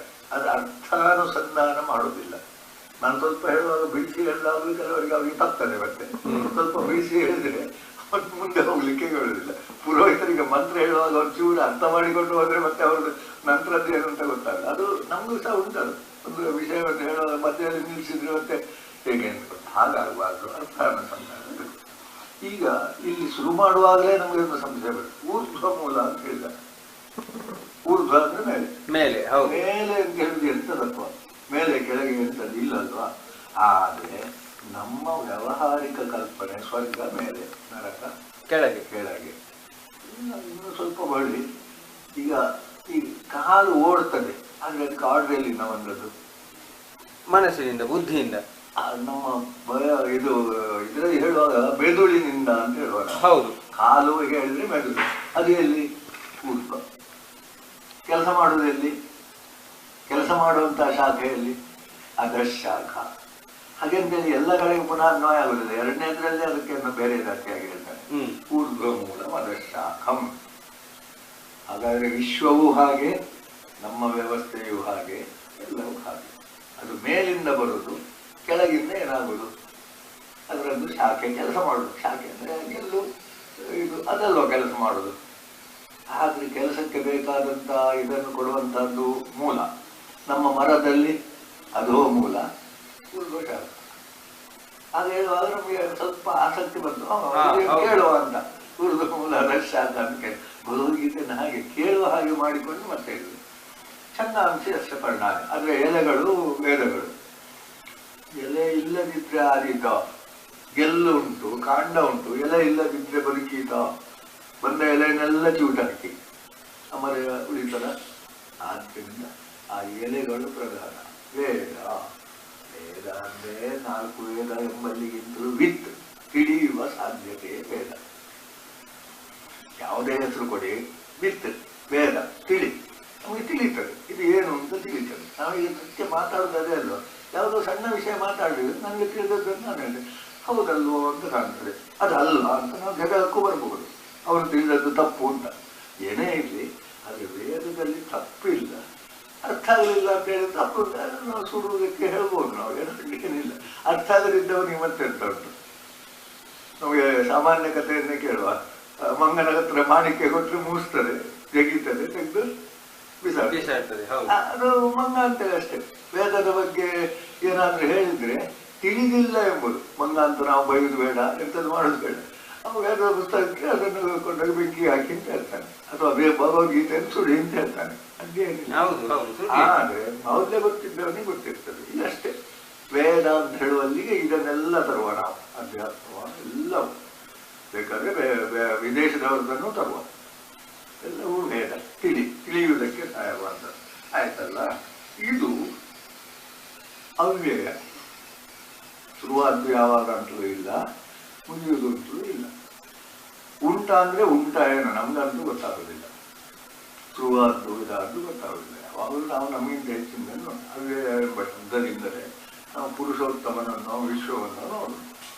ವಿಶ್ವವೂ ಅವ್ಯಯ, ನಾವು ಮಾತ್ರ ಅಲ್ಲ. ನಾನು ಹುಟ್ಟಿದ ಡೇಟ್ ಆಫ್ ಬರ್ತ್ ಉಂಟು ನನಗೆ, ನಮ್ಮ ತಂದೆ ಅಥವಾ ಹೋದವ್ರದ್ದು ಒಂದು ಡೆತ್ ಬರ್ತದೆ ಉಂಟು, ನಮ್ಮ ಫೋಟೋದಲ್ಲಿ ಅದನ್ನಾದ್ರೂ ಹಾಕಿ ಅಂತ ಹೇಳಿ ಎಷ್ಟಿಂದ ಎಷ್ಟರವರೆಗೆ ಇತ್ತು ಅಂತ ಉಂಟು. ಹಾಗೆ ಈ ಮನೆ ಯಾವ ಕಟ್ಟಿದ್ದು ಇದು ಸಾಮಾನ್ಯ ಡೇಟ್ ಹಾಕುವುದನ್ನು ನಾನು ಸ್ವಲ್ಪ ಪ್ರೋತ್ಸಾಹಿಸೋದು ಗೊತ್ತಾಗಲಿ ಯಾರಿಗಾದ್ರು, ಮತ್ತೆ ಎಲ್ಲರೂ ಗೊತ್ತಾಗಲಿಲ್ಲ ಇದು ಯಾವ ಕಟ್ಟಿದ್ದು ಯಾರು ಕಟ್ಟಿದ್ದು ಇದೆಲ್ಲ ಗೊತ್ತಾಗೋದು. ಶಾಸನಗಳೆಲ್ಲ ಹಾಗೆ ಈ ಸಂಶೋಧಕರಿಗೆ ಅದು ಬರೋದು. ಹಾಗಾದ್ರೆ ಇನ್ನು ಮುಂದೆ ಮಾತ್ರ ಅದಕ್ಕೆ ಸ್ವಲ್ಪ ಉಳಿದಿಲ್ಲ. ಇದರದ್ದು ಊರ್ಧ್ವ ಮತ್ತು ಅಧಃ ಶಾಖ, ಮೇಲೆಯೂ ಹಬ್ಬಿದೆ ಕೆಳಗೆಯೂ ಹಬ್ಬಿದೆ ಅಂತ ಹೇಳ್ತಾರೆ. ಈಗ ಹಾಗಾದ್ರೆ ಮೇಲೆ ಕೆಳಗೆ ಏನಂತ ಹೇಳಿದ್ರೆ ಅದು ಗುಣ ಪ್ರವೃದ್ಧ. ಗುಣ ಎಂಬುದಾಗ ನಾವು ಅಲ್ಲಿಂದ ಮಾಡುವ ತ್ರಿಗುಣಗಳಿಂದ ಅದನ್ನು ಅನಂತ ಅಂತ ತಿಳ್ಕೊಳ್ಬೇಕು. ಮೂರೇ ಅಲ್ಲ, ಅದು ಮೂರರದ್ದು ಒಂದು ಅನಂತ ಗುಣದ ಒಂದು ಜಾಲ. ಗುಣ ಪ್ರವೃದ್ಧ, ವಿಷಯ ಪ್ರವಾದ. ಗುಣದ ಮೇಲೆ ಇನ್ನೆಂಥದ್ದು ವಿಷಯ. ವಿಷಯ ಅಂದ್ರೆ ಎಂಥದ್ದು? ಇಂದ್ರಿಯಗಳಿಗೆ ಸಿಗುವಂತಹದ್ದು ವಿಷಯ.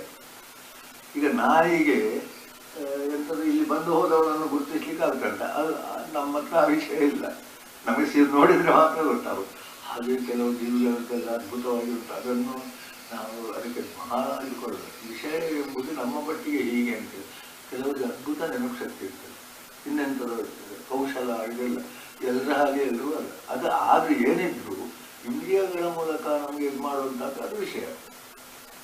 ಈಗ ಭಗವದ್ಗೀತೆ ನಮಗೆ ವಿಷಯ, ಆದ್ರೆ ಇನ್ನೊಬ್ಬ ಅದನ್ನು ನೋಡಿದ ಒಳ್ಳೆ ಎಲ್ಲ ನಮಗೆ ಎಕನಾಮಿಕ್ಸ ಮತ್ತೊಂದ ಎಂಥದ್ದು ವಿಷಯ ಅವರಿಗೆ ಯಾವುದೇ ಇರ್ಬೋದು. ಒಂದು ಊರಿಗೆ ಹೋದ್ರೆ ಯಾವುದನ್ನು ನೋಡಬೇಕು ಅಂತ ಅವನವನ ಪ್ರಿಫರೆನ್ಸ್ ಉಂಟು, ಅದು ವಿಷಯಗಳು ನಮಗೆ ಆಸಕ್ತಿ ಇರುವಂತಹ ವಿಷಯ.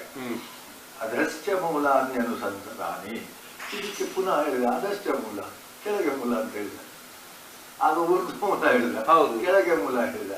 ಕೆಳಗೆ ಮೂಲ ಅಂತ ಹೇಳಿದಾಗ ತಾಮಸ ಗುಣದಲ್ಲಿದ್ದವನು ಸ್ವಲ್ಪ ಅದನ್ನು ಯೋಚನೆ ಮಾಡಿದ್ರೆ ಮೇಲೆ ರಾಜಕ್ಕೆ ಹೋಗ್ತಾರೆ. ಹಾಗಾದ್ರೆ ತಾಮಸ ಗುಣದವನಿಗೆ ಒಂದು ವಿಚಾರ ಬರುವುದೇ ಅದಷ್ಟ ಅಧಃ ಮೂಲ, ಕೆಳಗೆ ಮೂಲ. ಅದರಿಂದ ಮೂಲ ಎಂಬುದನ್ನು ನಾವು ಹೇಳುವಾಗ ಒಂದನ್ನು ಹಿಡ್ಕೊಂಡು ಜಗಳ ಮಾಡೋದು ಬೇಡ. ಮೂಲ ಅಂದ್ರೆ ಅದಕ್ಕೆ ಕಾರಣ ರೂಪವಾದ ಎಂಥದ್ದು ಅಂತ ತಿಳಿಬೇಕು ಅಂತ. ಈಗ ಸಣ್ಣ ಮಕ್ಕಳನ್ನು ಬೆಳೆದವರಂತ ಹತ್ರ ಕೇಳ್ತಾ ಇರ್ತದೆ, ಅವರು ಇದಂತ ನೋಡು ಆಸಕ್ತಿ ಉಂಟಾರೆ ಮಾಡಿದ ಬಿಟ್ಟ ತುಂಬ ಇರ್ಬೋದು. ಆದರೆ ಒಂದನ್ನು ಬೆಳೆಸಿದ ಈ ವಿಜ್ಞಾನವ ಮತ್ತೊಂದ ಇನ್ನೊಂದ ಆಧ್ಯಾತ್ಮವ ಎಲ್ಲವೂ ಹಾಗೆ.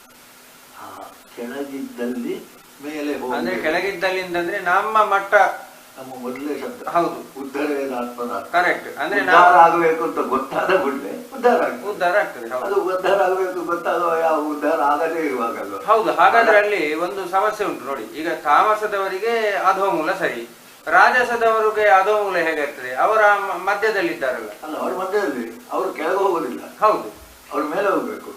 ಕರೆಕ್ಟ್. ಹೌದು, ಮೇಲೆ ಅದಕ್ಕಿಂತ ನಾವು ಚೆನ್ನ ಬಡವ ಅಲ್ವಾ ಶ್ರೀಮಂತ ಅಲ್ವಾ? ಕರೆಕ್ಟ್. ಶ್ರೀಮಂತ ಏನಾಗ್ತಾನೆ, ಕೆಳಗೆ ಬೀಳ್ತಾರೆ. ಮೇಲೆ ಹೋದವ ಕೆಳಗೆ ಬೀಳ್ತಾನೆ. ಆಗ ಆ ಮೂಲ ಯಾವುದು, ಕೆಳಗೆಯ ಮೇಲೆಯ? ಕೆಳಗೆ. ಹೌದು. ಈಗ ರಾಜಸ ತಾಮಸ ಸಾತ್ವಿಕಕ್ಕೂ ನಾವು ನಿಂದ ನೋಡಿರೋಲ್ಲ, ಗುಣಾತೀತ ಆಗ್ಬೇಕು. ಸಾತ್ವಿಕದಲ್ಲಿ ನಿಂತರೆ ನೀನು ತಿರುಗುತ್ತಾ ಇರೋದು, ಅಲ್ವಾ? ಹೌದು ಹೌದು. ಗುಣಾತೀತ ಆಗಬೇಕು. ಹಾಗಾದ್ರೆ ಮೇಲೆ ಹೋಗುವುದಕ್ಕೆ ಮೂಲಕ್ಕೆ ಇದೆ. ಕೆಳಗೆ. ಹೌದು, correct. ಇಲ್ಲಿಗೆ ಅಲ್ಲಿಗೆ ಊರ್ಧ್ವ ಮೂಲ ಅದರ್ಶಾಕ, ಸೃಷ್ಟಿಯ ಮೂಲ ಅದು, ಈ ಕೆಲಸದ ಮೂಲ ಊರ್ಧ್ವ, ಹೌದು. ಶಾಖ ಕೆಲಸ ಮಾಡುವಂತದ್ದೆಲ್ಲ ಕೆಳಗೆ. ಕೆಳಗೆ, ಹೌದು. ಈಗ ಹೊಟ್ಟೆಯ ಒಳಗೆಯ ಹೊರಗೆಯ ಎಂತದ್ದು ಬೇಕಾದ್ರೆ ಅದು ಮದ್ದು ತೆಗೆದುಕೊಂಡಾಗ ಮೇಲೆ ತೆಗೆದುಕೊಂಡು ಅದು ಇಂಜೆಕ್ಷನ್ ವಿಷಯ ನಾವು ಬೇಡ ಈಗ. ಅದು ಎಲ್ಲಿ ಆಗ್ತದ ಮಾಡ್ತಾರೆ, ಅದೆಲ್ಲ ಬೇಡ. ಅಂದ್ರೆ ಸಾಮಾನ್ಯ ಹಾಗೆ ಆಗ್ತದಲ್ಲ. ಊರ್ಧ್ವ ಮೂಲ ಅದರ್ಶಾಕ, ಅದ ಮೂಲ ಉಳ್ಬೇಕಾಗ ಅದರ ಫಲ ಮೇಲಿಂದ ಸಿಗ್ತದೆ. ಆ ರೀತಿಯಲ್ಲಿ ಸಂತತಾನೆ. ಹಾಗಾದ್ರೆ ಇದೆಂಥದ್ದು? ಪುನಃ ನಾವು ಅಲ್ಲಿಂದಲೇ ಬರ್ತೇವೆ. ಸುರುವಿನಲ್ಲಿ ಕರ್ಮದ ಬಂದಿ ಮನುಷ್ಯರೊಂದು. ನಾನು ಯಾಕೆ ಹೀಗೆ ಮಾಡ್ತೇನೆ? ನನ್ನ ಕರ್ಮ. ಆಗ ತಲೆ ಬಡ್ದುಕೊಳ್ಳುವುದು ನಮಗೆ ಇಷ್ಟ ಇಲ್ಲ. ಮತ್ತೆ ಇಷ್ಟ ಇದ್ದಾಗ ಏನೋ ಒಂದು ನಮಗೆ ಅಹಂಕಾರ ಬರ್ತದೆ. ತಪ್ಪದು. ನಮಗೆ ಇಷ್ಟ ಇದ್ದದ್ದು ಬಂದದ್ದು ಯಾವುದರಿಂದ? ಕರ್ಮ ಇರ್ತದೆ. ಇವಾಗ ದೊಡ್ಡ ಆಫೀಸರ್ ಆದ್ಯ ಹಾಗೆ ಇವತ್ತಿನ ವಿಜಯಕಂತರ ಬಹಳ ದುಸ್ಥಿತಿಯಲ್ಲಿದ್ದವ ಹೇಗೆ ಕಲ್ತ ಮೇಲೆ ಹೋದ ಅಂತ ಆ ಕಲಿಕೆ ಅದು ಯಾವುದೋ ಒಂದು ಕರ್ಮ. ಇಲ್ಲದೆ ಆಗ್ತದ? ಬಹಳ ವಿದ್ವಾಂಸರ ಪಂಡಿತ ಪುತ್ರರು ಹೇಗಿರ್ತಾರೆ? ಕರ್ಮ ಇಲ್ಲ. ಆದ್ರೆ ನಮಗೆ ಮೊದಲು ಹೇಳಿದ್ದು, ನಮ್ಮ ಮೊದಲನೇದ್ರಲ್ಲೇನೆ ಪೂರ್ವೈ ಪೂರ್ವಕರ ಕೃತ, ಚೆನ್ನಾಗಿಯೇ ಕಡಿಮೆ ಆಗಿಲ್ಲ. ಅಪ್ಪ ಅಮ್ಮ ಏನ್ ಮಾಡಿದ್ದಾರೆ ಅದನ್ನು ಮಾಡುದು. ನಿಮ್ಗೆ ಅದು ಸುಲಭ. ಹೌದು. ಹೊಸತನ್ನು ಮಾಡಿದ್ರೆ ಕಷ್ಟ. ಇದು ನಮ್ಮ ಧರ್ಮಶಾಸ್ತ್ರ. ಪೂರ್ವೈ ಪೂರ್ವತರ ಗಾಯತ್ರಿ ಹೇಳ್ಬೇಕಂತ ಯಾರ್ಯಾರೋ ಹೇಳ್ತಾರೆ. ಯಾಕೆ ಹೇಳ್ಬೇಕು ನಿಮ್ಗೆ ಅಂತ ಹೇಳಿ. ಗಾಯತ್ರಿ ಮಾಡ್ಬೇಕಾಗಲ್ಲ, ನೀನು ಮಾಡದಿದ್ರೆ ತಪ್ಪು ಅಂತ. ಪೂರ್ವೈ ಪೂರ್ವತರ ಅಲ್ವಾ? ಈಗ ಯಾವುದೇ ಒಂದು ವೃತ್ತಿಯನ್ನು ಬಡಗಿ ಎಷ್ಟು ಸುಲಭ. ನಮ್ಮದು ಇಷ್ಟರವರೆಗೆ ನಡೆದದ್ದು ಹಾಗೆ. ಈಗ ಎಲ್ಲ ಇದಾಗಿದೆ. ಒಟ್ಟಿಗೆ ಏನೇನೋ ಆಗಿ ಹೋಗಿದೆ. ಈಗ ಮೇಸ್ತ್ರಿಯ ಮದುವೆ ಅದೇ ಈ ಮನೆ ಕಟ್ಟಿದವಂತೆ ಅವ್ರು ನಿನ್ನೆ ಕೇಳಿದಾಗ ಇಲ್ಲ ಮಗ. ಈಗ ಅವನಿಗೆ ಪಾಪ ಊಟಕ್ಕೆ ಸಿಗುತ್ತಿರ್ಲಿಲ್ಲ, ಬದುಕಲಿಕ್ಕೆ ಒಳ್ಳೆ ದುಡ್ಡು ಮಾಡ್ತಾನೆ. ಮತ್ತೆ ನನ್ಗೆ ಬಹಳ ಸಂತೋಷ ಆಯ್ತು. ಅವನು ಡ್ರೆಸ್ ಮಾಡೋ, ಹೊರಗೆ ಡ್ರೆಸ್ ಮಾಡೋ ನಿಮ್ಮ ಆಫೀಸರ್ಗೆ ಚೆನ್ನಾಗಿ ಡ್ರೆಸ್ ಮಾಡಿಕೊಂಡು ವೈಟ್ರಲ್ಲಿ ಇರ್ತಾರೆ. ನಾನು ನೋಡುದು ಯಾವಾಗಲೂ ಹಾಗೆ. ಅವನೆಂತ ಸುಮಾರು ಮಾತಾಡಿದಲ್ವ, ನೀವು ಹೋಗಿ ಅಲ್ವಲ್ಲ ಏನು ಮಾತಾಡಿದೆ ನಾನು ಸುಮಾರು. ಅವ ಡ್ರೆಸ್ ಮಾಡಿ ನೋಡುವಾಗ ನಾನು ಆಫೀಸರ್ ಸರಿ ಅಲ್ವ, ದುಡ್ಡಿನ ವಿಷಯಕ್ಕೆ ಆಗುತ್ತೆ. ಮತ್ತೆ ಯಾವಾಗಲೂ ಹೇಳುದು ಕೆಲವೇ ಸ್ವಲ್ಪ ದಾಕ್ಷಿಣ್ಯ ತೋರಿಸ್ತೇವೆ. ಆಹಾರೇ ವ್ಯವಹಾರ ತೆಕ್ತಲಭ್ಯ ಸುಖಿಗೋರೆ. ಒತ್ತಾಯ ಮಾಡಿದ್ರು ಅಂತ ತಿಂದ್ರೆ ಅದು ಯೋಚನೆ. ಮತ್ತೆ ದುಡ್ಡಿನ ವಿಷಯದಲ್ಲಿ ಕೊಡ್ಲಿ ಅದೆಲ್ಲ ಬೇಡ. ಹಾಗೆ ಪುರೋಹಿತರು ಕಾಂಟ್ಯಾಕ್ಟ್ ಮಾಡಬಾರ್ದು. ನಮ್ಮ ಸಂಬಳದಲ್ಲಿ ನಾವು ಒಂದು ಚೂರು ಕಡಿಮೆ ಆಗಲಿಕ್ಕೆ ಬಿಡಬಾರ್ದು. ನಮ್ಗೆ ಹೆಚ್ಚು ಬಂದಿದ್ರೆ ಅದನ್ನು ಹಿಂದೆ ಬಿಸಾಡಿ ಬಿಡಬೇಕು. ತಪ್ಪಿ ನಮ್ಮ ಅಕೌಂಟ್ಗೆ ಬಂದಿದೆ. ಇದು ಅರ್ಥೇ ಶುಚಿ ಸವೇವ ಶುಚಿ. ಇದೆಲ್ಲ ಏನು ಕರ್ಮಾನುಬಂಧೀನಿ ಎಂಬುದಕ್ಕೆ ಇಷ್ಟೆಲ್ಲ ನಾವು ಅದರ ಇದನ್ನು ಇಟ್ಕೊಳ್ಬೇಕು. ಆಮೇಲೆ ಈಗ ಇದು ಎಂಥದ್ದು ಅಂತ ಹೇಳಿದಾಗ ಅದು ಎಂಥದ್ದು ಅಂತ ನಿಶ್ಚಿತ ಇಲ್ಲ ಅಂತ ಹೇಳಿದ. ನರೂಪಮಸ್ಯೆ ತಥೋಪಿ ಲಭ್ಯತೆ. ಈಗ ಗರ್ಭದಲ್ಲಿ ಶಿಶು ಇರುವಾಗ ಆ ಸುರುವಿನ ತಿಂಗಳು ಹೇಗಿತ್ತು, ಮತ್ತೆ ಹೇಗಿತ್ತು ಅದು ಇಲ್ಲ. ಮಗು ಹೇಗಿತ್ತು, ಈಗ ಜಾಹ್ನವಿಯ ಬಗ್ಗೆ ನಾವು ಮಾತಾಡುವಾಗ ಅದನ್ನು ಅಷ್ಟಕ್ಕೆ ನೋಡಬೇಡಿ, ಅದು ಮುಂದೆ ಏನೋ ಉಂಟು ನೋಡಬೇಕು. ವೇದದಲ್ಲಿ ಅಲ್ಲಲ್ಲಿ ಬರ್ತದೆ ಪುತ್ರ ಪಿತಾ ಭವತಿ ಅಲ್ವಾ? ಅದಕ್ಕೆ ರೂಪ ಉಂಟಾ? ಮಗನ ಅಥವಾ ತಂದೆಯ? ಗೊತ್ತಿಲ್ಲ. ಅಲ್ಲ, ಗೊತ್ತಿಲ್ಲ ಅಂತ ಹೇಳುವಲ್ಲಿಗೆ ನಾವು ಬಂದು ನಿಲ್ಬೇಕು. ಸದ್ಯಕ್ಕೆ ಆಗ ನಾವು 2-3 ಸಲ ಹೇಳಿದ್ದೇವೆ. ವ್ಯಾವಹಾರಿಕ ಸತ್ಯ, ತಾತ್ಕಾಲಿಕ ಸತ್ಯ. ಆದ್ರೆ ಅದು ಸತ್ಯ ಅಲ್ಲ. ಅದು ಮಗು. ಏನದು? ತಾತ್ಕಾಲಿಕ ಸತ್ಯ. ಮಗುವಾಗಿ ಬೆಳಿಲಿಕ್ಕೆ ಸಾಧ್ಯವೇ ಇಲ್ಲ. ಇದು ಮನೆ. ದೀರ್ಘಕಾಲದಲ್ಲಿ ಮನೆಯಾಗಿ ಬೆಳಿಲಿಕ್ಕೆ ಸಾಧ್ಯವೇ ಇಲ್ಲ. ಅದು ಕಾಡು. ಈಗ ನಮ್ಮ ಕಾಡುಗಳಲ್ಲಿ ಹೋಗಿ ಬರ್ತೇವೆ, ಕಾಡಾಗಿ ಬೆಳಿಲಿಕ್ಕೆ ಸಾಧ್ಯ ಇಲ್ಲ. ನರೂಪಮಸ್ಯೆ, ರೂಪ ಇಲ್ಲ. ನೀವೆಂತ ಹೇಳೋದು? ನನಗೆ ರೂಪ ಇಲ್ಲ. ಅದು ಈ ಮಾಧ್ವರೆಲ್ಲ ಜೋರು ಮಾಡಬೇಕು. ವಿಶ್ವ ಸುಳ್ಳು ಅಂತ ಹೇಳೋದಾಗ ನೀವು ಕಾಣುವುದಿಲ್ಲ. ಅದು ತಾತ್ಕಾಲಿಕ, ನಿರಂತರವಾಗಿ ಅಲ್ಲವೇ ಅಲ್ಲ. ಚಿನ್ನ ಎಂಬುದು ನಿರಂತರ, ಆಭರಣ ನಿರಂತರ ಅಲ್ಲವೇ ಅಲ್ಲ. ನಮ್ಮ ಆತ್ಮ ಇದ್ರೆ ನಿರಂತರ. ಆದರೆ ನಾನು ಎಂದು ಕಾಣುವ ಇದು ಅದಕ್ಕೆ ರೂಪ ಇಲ್ಲ. ಅನೂಪಮಸ್ಯೆ ತತ್ವಗಳಂದರೆ ಅದಕ್ಕೆ ಅಂತ್ಯ ಆದಿಯೂ ಇಲ್ಲ. ಹೌದು, ನಾನು ಸತ್ತ ಮೇಲೆ ಅಂತ್ಯ ಆಯ್ತಲ್ಲ ದೇಹ? ಇಲ್ಲಪ್ಪ, ಅದರದ್ದು ಭೂಮಿಗೆ ಸೇರಿದ್ದ ಗಾಳಿಗೆ ಸೇರಿದೆ. ಎಂಥದಾಗಿದೆ? ಎಂಥದೋಗಿದೆ? ಏನು ಹೋಗಲಿಲ್ಲ. ಎಂಥದ್ದು ನೀನು ತಂದದ್ದು ಉಂಟು ಅದರಲ್ಲಿ? ಇಲ್ಲ. ಅದು ರೂಪ ಬದಲಾಯಿತು ವಿನಃ ಇದಕ್ಕೆ ಆದಿ ಅಂತ್ಯ ಇಲ್ಲ. ನಾವು ಯಾವುದನ್ನೂ ನಾಶ ಮಾಡ್ಲಿಕ್ಕೆ ಆಗುದಿಲ್ಲ ಹೇಳಿದ್ರೂ ಸರಿಯೇ. ಆತ್ಮನಾಶ ಆಗುದಿಲ್ಲ ಅಂತ ಸುರುವಿ ಅದನ್ನೆಲ್ಲ ಹೇಳಿದಾಗ ಅದನ್ನು ನಾವು ಸಾಮಾನ್ಯ ಒಪ್ಪಿದ್ದೇವೆ. ಈ ಅಂಗಿಯನ್ನು ನಾಶ ಮಾಡುವುದು ಹೇಗೆ?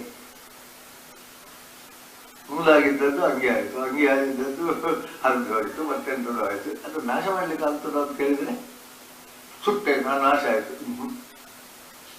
ಯಾವುದೂ ನಾಶ ಮಾಡಿಲ್ಲ, ರೂಪ ಮಾತ್ರ ಬದಲಾಗ. ಸುಟ್ಟಾಗ ಭಸ್ಮ ಆಯಿತು, ಭಸ್ಮ ಮಾತ್ರ ಅಲ್ಲ, ಇನ್ನೆಂಥದೋ ಆಗಿದೆ ನಮ್ಗೆ ಗೊತ್ತಿಲ್ಲ. ಅದು ಬಹುಶಃ ನೀರನ್ನು ವಿಭಜೀಕರಿಸಿ ನಾವು ಸಣ್ಣ ಸಣ್ಣ ಕ್ಲಾಸ್ನಲ್ಲಿ ಇದು ಮಾಡಿದ್ದೇವಲ್ಲ, ಹೈಡ್ರೋಜನ್ ಇದು ಮತ್ತೆ ಆಗ್ತದೆ ಅಂತ. ಹಾಗೆ ಹಾಗೆ ನಾಶ ಇಲ್ಲ. ಇದನ್ನು ಹೇಳಿದರೆ ಸುರುವಿಗೆ ಹೇಳಿದರೆ ಕಟ್ಟಿಕೊಂಡು ಹೋಗಿ ನಮಗೆ ಬೇಡ ಅಂತ ಹೇಳ್ತೇವೆ ನಾವು. ಅದಕ್ಕೆ ತಯಾರಾಗಬೇಕು. ಅದರಿಂದಲೇ ಕೃಷ್ಣ ಸುರುವಿಗೆ ಎಷ್ಟು ಬೇಕೋ ಅಷ್ಟೇ ಹೇಳಿಲ್ಲ. ಸುರುವಿಗೆ ಬೈದ ಹೇಳು, ನೀವು ಮರ್ಯಾದೆ ಹೋಗ್ತದೆ ಹೇಳೋದು, ಅದೆಂಥದವನ್ನ ಮೇಲೆ ಇದು ಮಾಡಲಿ. ಹಾಗಾದರೆ ಹೀಗಾಗಿ ಈಗ ಅವನಿಗೆ ನಿಜವಾದಂಥ ಯುದ್ಧ ಮಾಡಬೇಕಾದ ಪ್ರಶ್ನೆ ಇಲ್ಲ. ಈಗ ಕೃಷ್ಣ ಹೇಳೋದೇನಂದ್ರೆ ನಿಮಗೆ ಸರಿಯಾದ ಅರ್ಥ ಆಗಬೇಕು. ತಥೋ ಫಲಭ್ಯತೆ. ಇದು ಅಶ್ವತ್ಥ. ಅಶ್ವತ್ಥ ಅಂದ್ರೆ ಸ್ವಾರ್ಥ. ನಾಳೆ ಇರುವುದಿಲ್ಲ. ಹೀಗೆ ಈಗ ಅಶ್ವತ್ಥ ಬಹಳ ಹೆಚ್ಚು ಹೇಳುದು, ತುಂಬ ಎಲ್ಲ ಇತ್ತು. ಒಂದು ನಾಳೆ ಅಲ್ಲ, ಒಂದು ವಾರ ನಂತರ ಹೋಗಿ ಒಂದೇ ಹೇಳಿಲ್ಲ. ಎಲ್ಲ ಇಲ್ಲ, ಇದು ಸತ್ಯತ ಏನೋ ಅಂತ ನಮ್ಗೆ ಗೊತ್ತಿಲ್ಲ. ಸತ್ಯದ ಅದನ್ನು ವ್ಯಕ್ತಾಚಿ ಗುರು ಬದಲಾವಣೆ ಆಗ್ತಾ ಇರ್ತದೆ.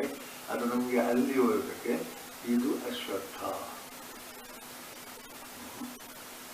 ನಿಮ್ಗೆ ಎಷ್ಟು ಅದನ್ನು ಹೀಗೆ ಇರಬೇಕು ಅಂತ ಮೇಂಟೈನ್ ಮಾಡಿ ಸಾಧ್ಯ ಇಲ್ಲ. ಶ್ವ ಎಂಬುದು ನಾಳೆ ಎಂಬ ಶಬ್ದಕ್ಕೆ ಭವಿಷ್ಯತ್ ಕಾಲ ಅಂತ ತಿಳ್ಕೊಳ್ಬೇಕು. ಹೌದು ಹೌದು, ಕರೆಕ್ಟ್. ಭೂತಕಾಲ, ವರ್ತಮಾನ ಕಾಲ, ಭವಿಷ್ಯತ್ ಕಾಲ. ಹಾಗಾದ್ರೆ ಮಿಥ್ಯ ಏನು? ಹಿಂದೆ ಇರಲಿಲ್ಲ, ಈಗಲೂ ಉಂಟು ಅಂತ ಕಾಣ್ತದೆ, ಮುಂದೆ ಇರುವುದಿಲ್ಲ. ಅದು ಎಷ್ಟು ಕಾಲ ಅಂತ ಬೇಡ. ಅದನ್ನು ಅಶ್ವತ್ಥಮೇನು ಸುವಿರೂಢ ಮೂಲ. ಇದು ಪುನಃ ಶಬ್ದ ಎಲ್ಲ ಇದರ ಶಬ್ದ ಎಲ್ಲ ಇದು ಸುವಿ. ಅದನ್ನು ನಿನಗೆ ಏನು ಮಾಡಲಿಕ್ಕೂ ಸಾಧ್ಯ ಇಲ್ಲ.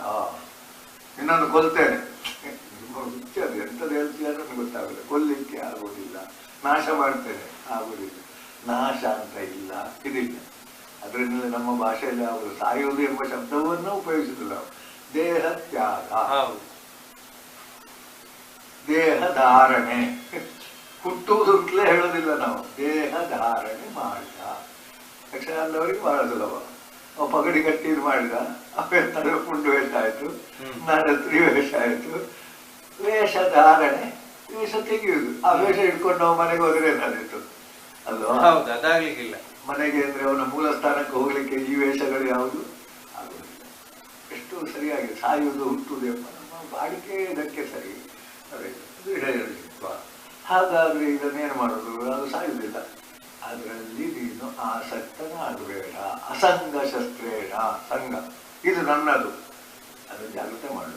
ಆದರೆ ಅದು ಒಂದು ಕಾಲಕ್ಕೆ ಬಿಸಾಡಬೇಕಾಗ್ತದೆ, ಇಲ್ವಾ? ಯಾವಾಗಂತ ಬೇಡ. ಹೌದು, ಒಂದು ಕಾಲಕ್ಕೆ ಇದನ್ನು ಬಿಟ್ಟು ಬಿಡಬೇಕಾಗ್ತದೆ. ಹಾಗಾದ್ರೆ ಈಗ ಅಥವಾ ಜಾಗ್ರತೆ ಮಾಡಬೇಕು, ಅದನ್ನು ನಾವೆಲ್ಲ ಮಾಡಬೇಕು. ಅಸಂಗ ಶಸ್ತ್ರ ಕರ್ಮ ಮಾಡು. ಸಂಘ ಆ ಸಂಘ ಎಂಬುದು ಈಗಲೂ ಸ್ವಲ್ಪ ಕಷ್ಟ. ಅಂದರೆ ಒಂದು ದಿವಸಕ್ಕೆ ಅದು ಇರುವುದಿಲ್ಲ ಎಂದು ನೆನಪಿಟ್ಟುಕೊಂಡೆ ಈಗ ಅದನ್ನು ನೋಡಿಕೊಂಡು ದೇಹವನ್ನು ಬೆಳೆಸುವುದೇ ಹುಚ್ಚಿದ್ದವರಿಗೆ ಅಲ್ಲಿ ನಾನು ದೇಹ ಎಂಬ ಭಾವನೆ ಹೆಚ್ಚಿರ್ತದೆ. ಯಾವುದನ್ನು ಒಂದು ಬಹಳ ಜಾಗೃತೆ ಮಾಡು, ಬಹಳ ಅದಕ್ಕಿಂತ ಹೆಚ್ಚು ಜಾಗೃತೆ ಮಾಡು. ಆದರೆ ಅಸಂಗ ಬುದ್ಧಿಯನ್ನು ಅದಕ್ಕಿಂತ ಹೆಚ್ಚು ಕಲಿಯುವುದನ್ನು ಅದಕ್ಕಿಂತ ಹೆಚ್ಚು. ಆದರೆ ಅಸಂಗ, ಆ ಅಸಂಗ ಶಸ್ತ್ರೇಣ ವಿಷಯತ್ವ. ಮತ್ತೆಂತದ್ದು ನಿನ್ನ ಉದ್ದೇಶ ಏನಪ್ಪ? ನಾವು ಶುರು ಮಾಡಿದ್ದು ಅಷ್ಟೇ. ಯಾಕೆ ಹುಟ್ಟಿದ್ದು ನಾವು ಯಾಕೆ ಅಂದ್ರೆ ಉದ್ಧಾರಕ್ಕಾಗಿ.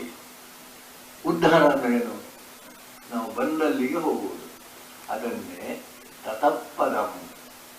ನಿಜವಾದ ಪದ ಯಾರು? ನಿಜವಾದ ಸ್ಥಾನ ಯಾರು? ಈಗ ಸಂಜೆ ಆಗುವಾಗ ರಿಕ್ಷಾ ಬಸ್ ಇಟ್ಕೊಂಡು ನಿನ್ನ ಮನೆಗೆ ಹೋಗ್ಬೇಕಲ್ಲ ಸರ್ಕಾರಕ್ಕೆ. ಹೌದು. ಬೆಂಗಳೂರಿಗೆ ಹೋದ್ರೆ ಬರ್ಬೇಕಲ್ಲ, ಇಲ್ಲಿ ಹೋದ್ರೆ ಅಲ್ಲಿಗೆ ಹೋಗ್ಬೇಕಲ್ಲ. ಅದೊಂದು ಪದ, ನನಗೆ ಇರುವ ಸ್ಥಾನ ಅಲ್ವಾ? ಅರ್ಥ ಆಯ್ತಲ್ಲ? ನಾನು ಮತ್ತೊಬ್ಬನ ಸ್ಥಾನದಲ್ಲಿ ಕೂತ್ಕೊಳ್ಳಿಕ್ಕಾಗಲ್ಲ. ತತಪದಂ ಪರಿಮಾರ್ಗಿತವನು, ಕಡೆಗೆ ಒಂದು ಸ್ಥಾನ. ಅಥವಾ ನಿಜವಾದ ಸ್ಥಾನ ಅಂದರೆ ಮೋಕ್ಷ ಅಂತ ಹೇಳೋದನ್ನು ಪರಿಮಾರ್ಗಿತವ್ಯ. ಮಾರ್ಗಿತವ್ಯ ಅಂದರೆ ನಿಮ್ಗೆ ಯಾರು ಅದು ನಿಮ್ಮನ್ನು ಯಾರು ಅಲ್ಲಿ ಕರ್ಕೊಂಡು ಹೋಗುದಿಲ್ಲ, ನೀವೇ ಹುಡುಕಿಕೊಂಡು ಹೋಗ್ಬೇಕು. ಗುರುಗಳಿಲ್ಲದಿದ್ರೆ ಕಾಡಿನಲ್ಲಿ ನಾವು ದಾರಿ ಹುಡುಕಿದ ಹಾಗೆ ಎಷ್ಟೋ ಸಲ ತಿರುಗಿ ತಿರುಗಿ ತಿರುಗಿ ಇದಾಗಿದೆ. ಗುರುಗಳಿದ್ರೆ ಸ್ವಲ್ಪ ಕೈಕಂಬ ಇದ್ರೆ ಸ್ವಲ್ಪ ದಾರಿ ತಪ್ಪುವುದಿಲ್ಲ.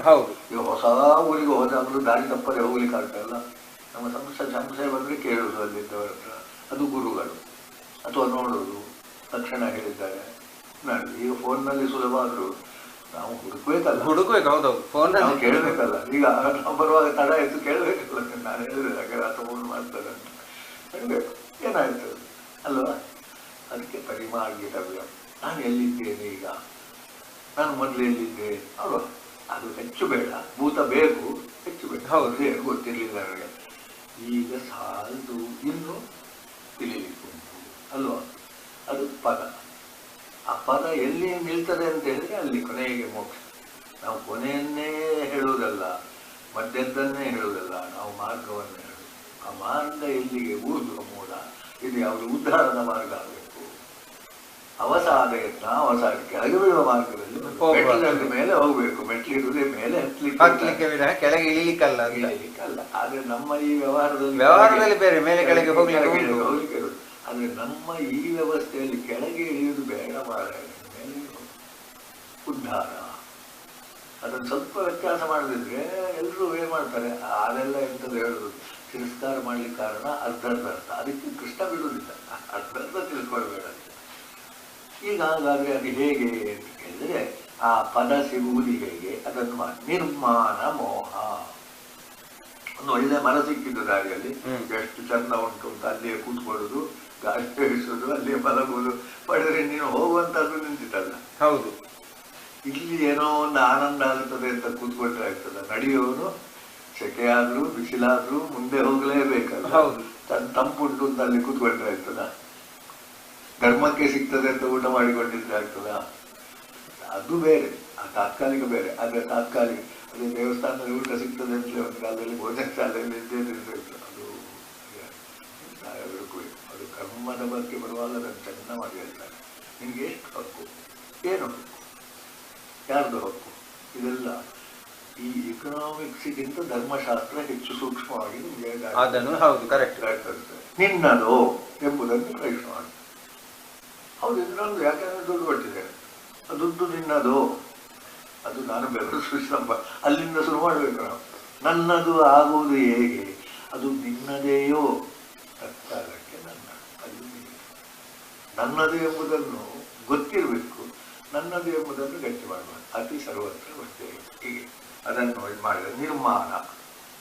ನಾನು ದೊಡ್ಡವ, ನಾನಂತ ಮಾಡಿದ್ದೇನೆ ಅಂತ ಈ ಮಾನ ಸನ್ಮಾನಕ್ಕಾಗಿಯೇ ಬದುಕುವಂತ ನೋಡುವಾಗ ನಗಬೇಕು ನಾವು ಅಷ್ಟೇ.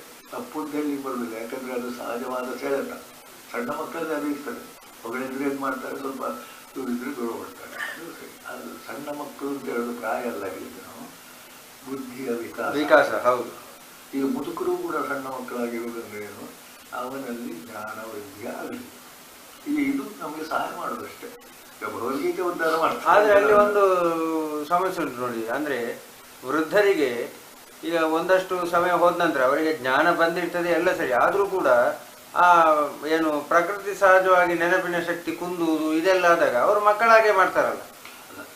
ನೆನಪಿನ ಶಕ್ತಿ ಕುಂದುವುದು ಇತ್ಯಾದಿಗಳೆಲ್ಲ ಕ್ಷೀಯತೆ ಎಂಬುದು ಸಾಮಾನ್ಯದ. ಹೌದು, ಆದ್ರೆ ಪಕ್ವ ಎಂಬುದು ಕ್ಷೀಯತೆ ಅಲ್ಲ. ಈಗ ನಮ್ಮ ಒಳ್ಳೆ ತೆಕ್ಕಿನ ಮರ ಸತ್ತು ಹೋಯ್ತು, ಆದ್ರೆ ಆ ಮೋಪು ಅದು ಬೆಳೆಯುವುದು ನಿಂತಿತು. ಮೋಪು ಅರ್ಥ ಆಯ್ತಾ? ಒಬ್ಬ ಸತ್ತಿದ್ದಾನೆ, ಕೀರ್ತಿ. ಸತ್ತ ಎಷ್ಟು ಸಮಯದ ನಂತರ ರಾಮಾದಿಗಳನ್ನು ನಾವು ಈಗಲೂ ಅನುಸರಿಸ್ತೇವಲ್ಲ, ನಮ್ಮ ಕಣ್ಣ ಮುಂದೆ ಬರ್ತಾರಲ್ಲ, ಉಳಿದವರೆಲ್ಲ ಬರುವುದಿಲ್ಲ.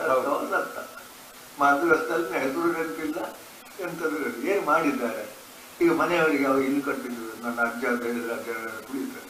ಶ್ರಾದ್ದಾದಿ ಕರ್ಮಗಳೆಲ್ಲ ಅಷ್ಟೇ, ನಿನ್ಗೋಸ್ಕರ ನೆನಪಿಟ್ಟುಕೊಳ್ಳುವ ಅಂತ ಹೇಳುದು ಅಷ್ಟೇ. ಸರಿ ಅಲ್ಲ ಇದು? ಆದ್ರಿಂದ ಒಂದು ಕುಂಬು ಸಾಮಾನ್ಯ ಅಂಬಡೆ ಮರ ಅಲ್ಲ, ಅಂಬಡೆ ಸಿಕ್ಕಿತ್ತು ಅಷ್ಟೇ ಆಯ್ತು, ಅದು ಸತ್ತಿತ್ತು ಯಾವುದಕ್ಕೂ ಆಗುವುದಿಲ್ಲ. ತೆಕ್ಕಿನ ಮರ ಫಲ ಕೊಡ್ಲಿಲ್ಲ, ಆದರೆ ಅದು 1000 ವರ್ಷ ಬದುಕಿದ್ದು ಒಂದು ಸಿಕ್ಕಿದ್ರೆ ಮತ್ತೆ 10,000 ವರ್ಷ ಅದು ಮುಗೀತದೆ. ಪರಡಲ್ಲಿ ನಾನು ಕಮ್ಮ ನೋಡಿ ನಾನು ಹೇಳಿದೆ ಇದು ಎಷ್ಟು ವರ್ಷ ಬದುಕಿದ ದಿನ ಒಳ್ಳೆ ಕಂಡಿದ್ರೆ ಆಗುದಿಲ್ಲ, ಅದೊಂದು 1000 ವರ್ಷ ಬದುಕಿರ್ಬೇಕು. ಇನ್ನು ಒಳಗೆ ಇದ್ರೆ ಇನ್ನೊಂದು 4000 ವರ್ಷ ಹಾಗೇ ಇರ್ತದೆ. ನಮಗೆ ಖುಷಿ ಆಗ್ತದೆ ನೋಡುವ, ಇಲ್ವಾ ಕೆಲಸ ಆಗ್ತದೆ. ಇದು ಮನುಷ್ಯನಿಗೆ ಅನ್ವಯ ಒಂದೇ, ಜಡಗಿಂತ ಇನ್ನು ಮನುಷ್ಯನಿಗೆ ಒಂದೇ ಅಲ್ವಾ.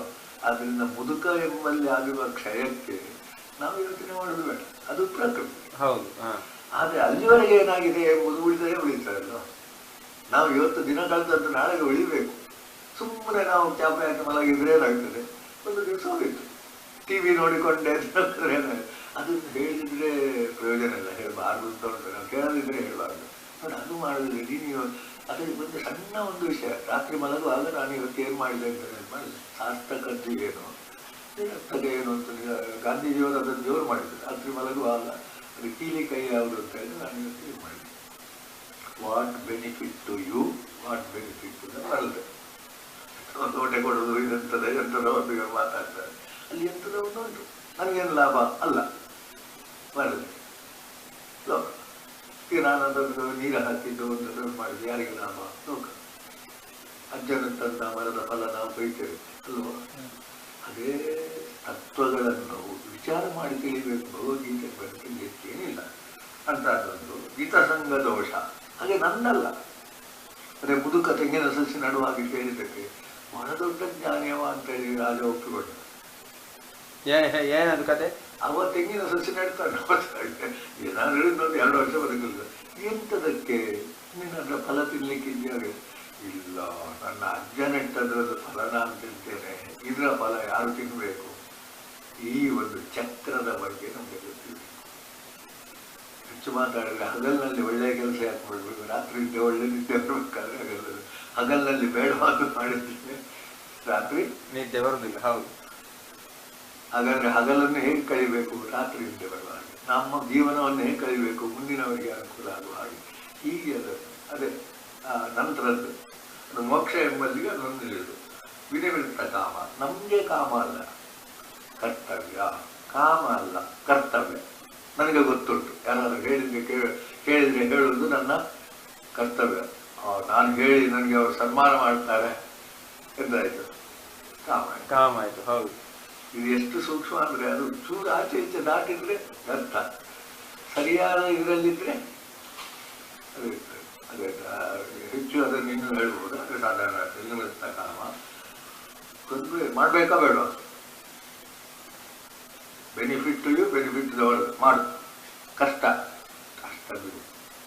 ನೀವು ಸುಮ್ಮನೆ ಕೂತ್ಕೊಂಡ್ರೆ ಕಷ್ಟ ಆಗೋದಿಲ್ಲ, ಕಡೆಗೆ ಸುಮ್ಮನೆ ಕೂತ್ಕೊಂಡ್ರೆ ಕೆಲವು ಸಲ ಕಷ್ಟ ಆಗ್ತದೆ. ಕೈ ಕಷ್ಟ ಅಲ್ಲ, ಕಷ್ಟ ಆದ್ರೂ ಆಗ ಪುನಃ ನಿಮ್ಗೊಂದು 2 ಇದು ಹಾಕಿದೆ, ಸಾಧ್ಯ ಸಾಧು ಯೋಚಿಸು. ಹೌದು.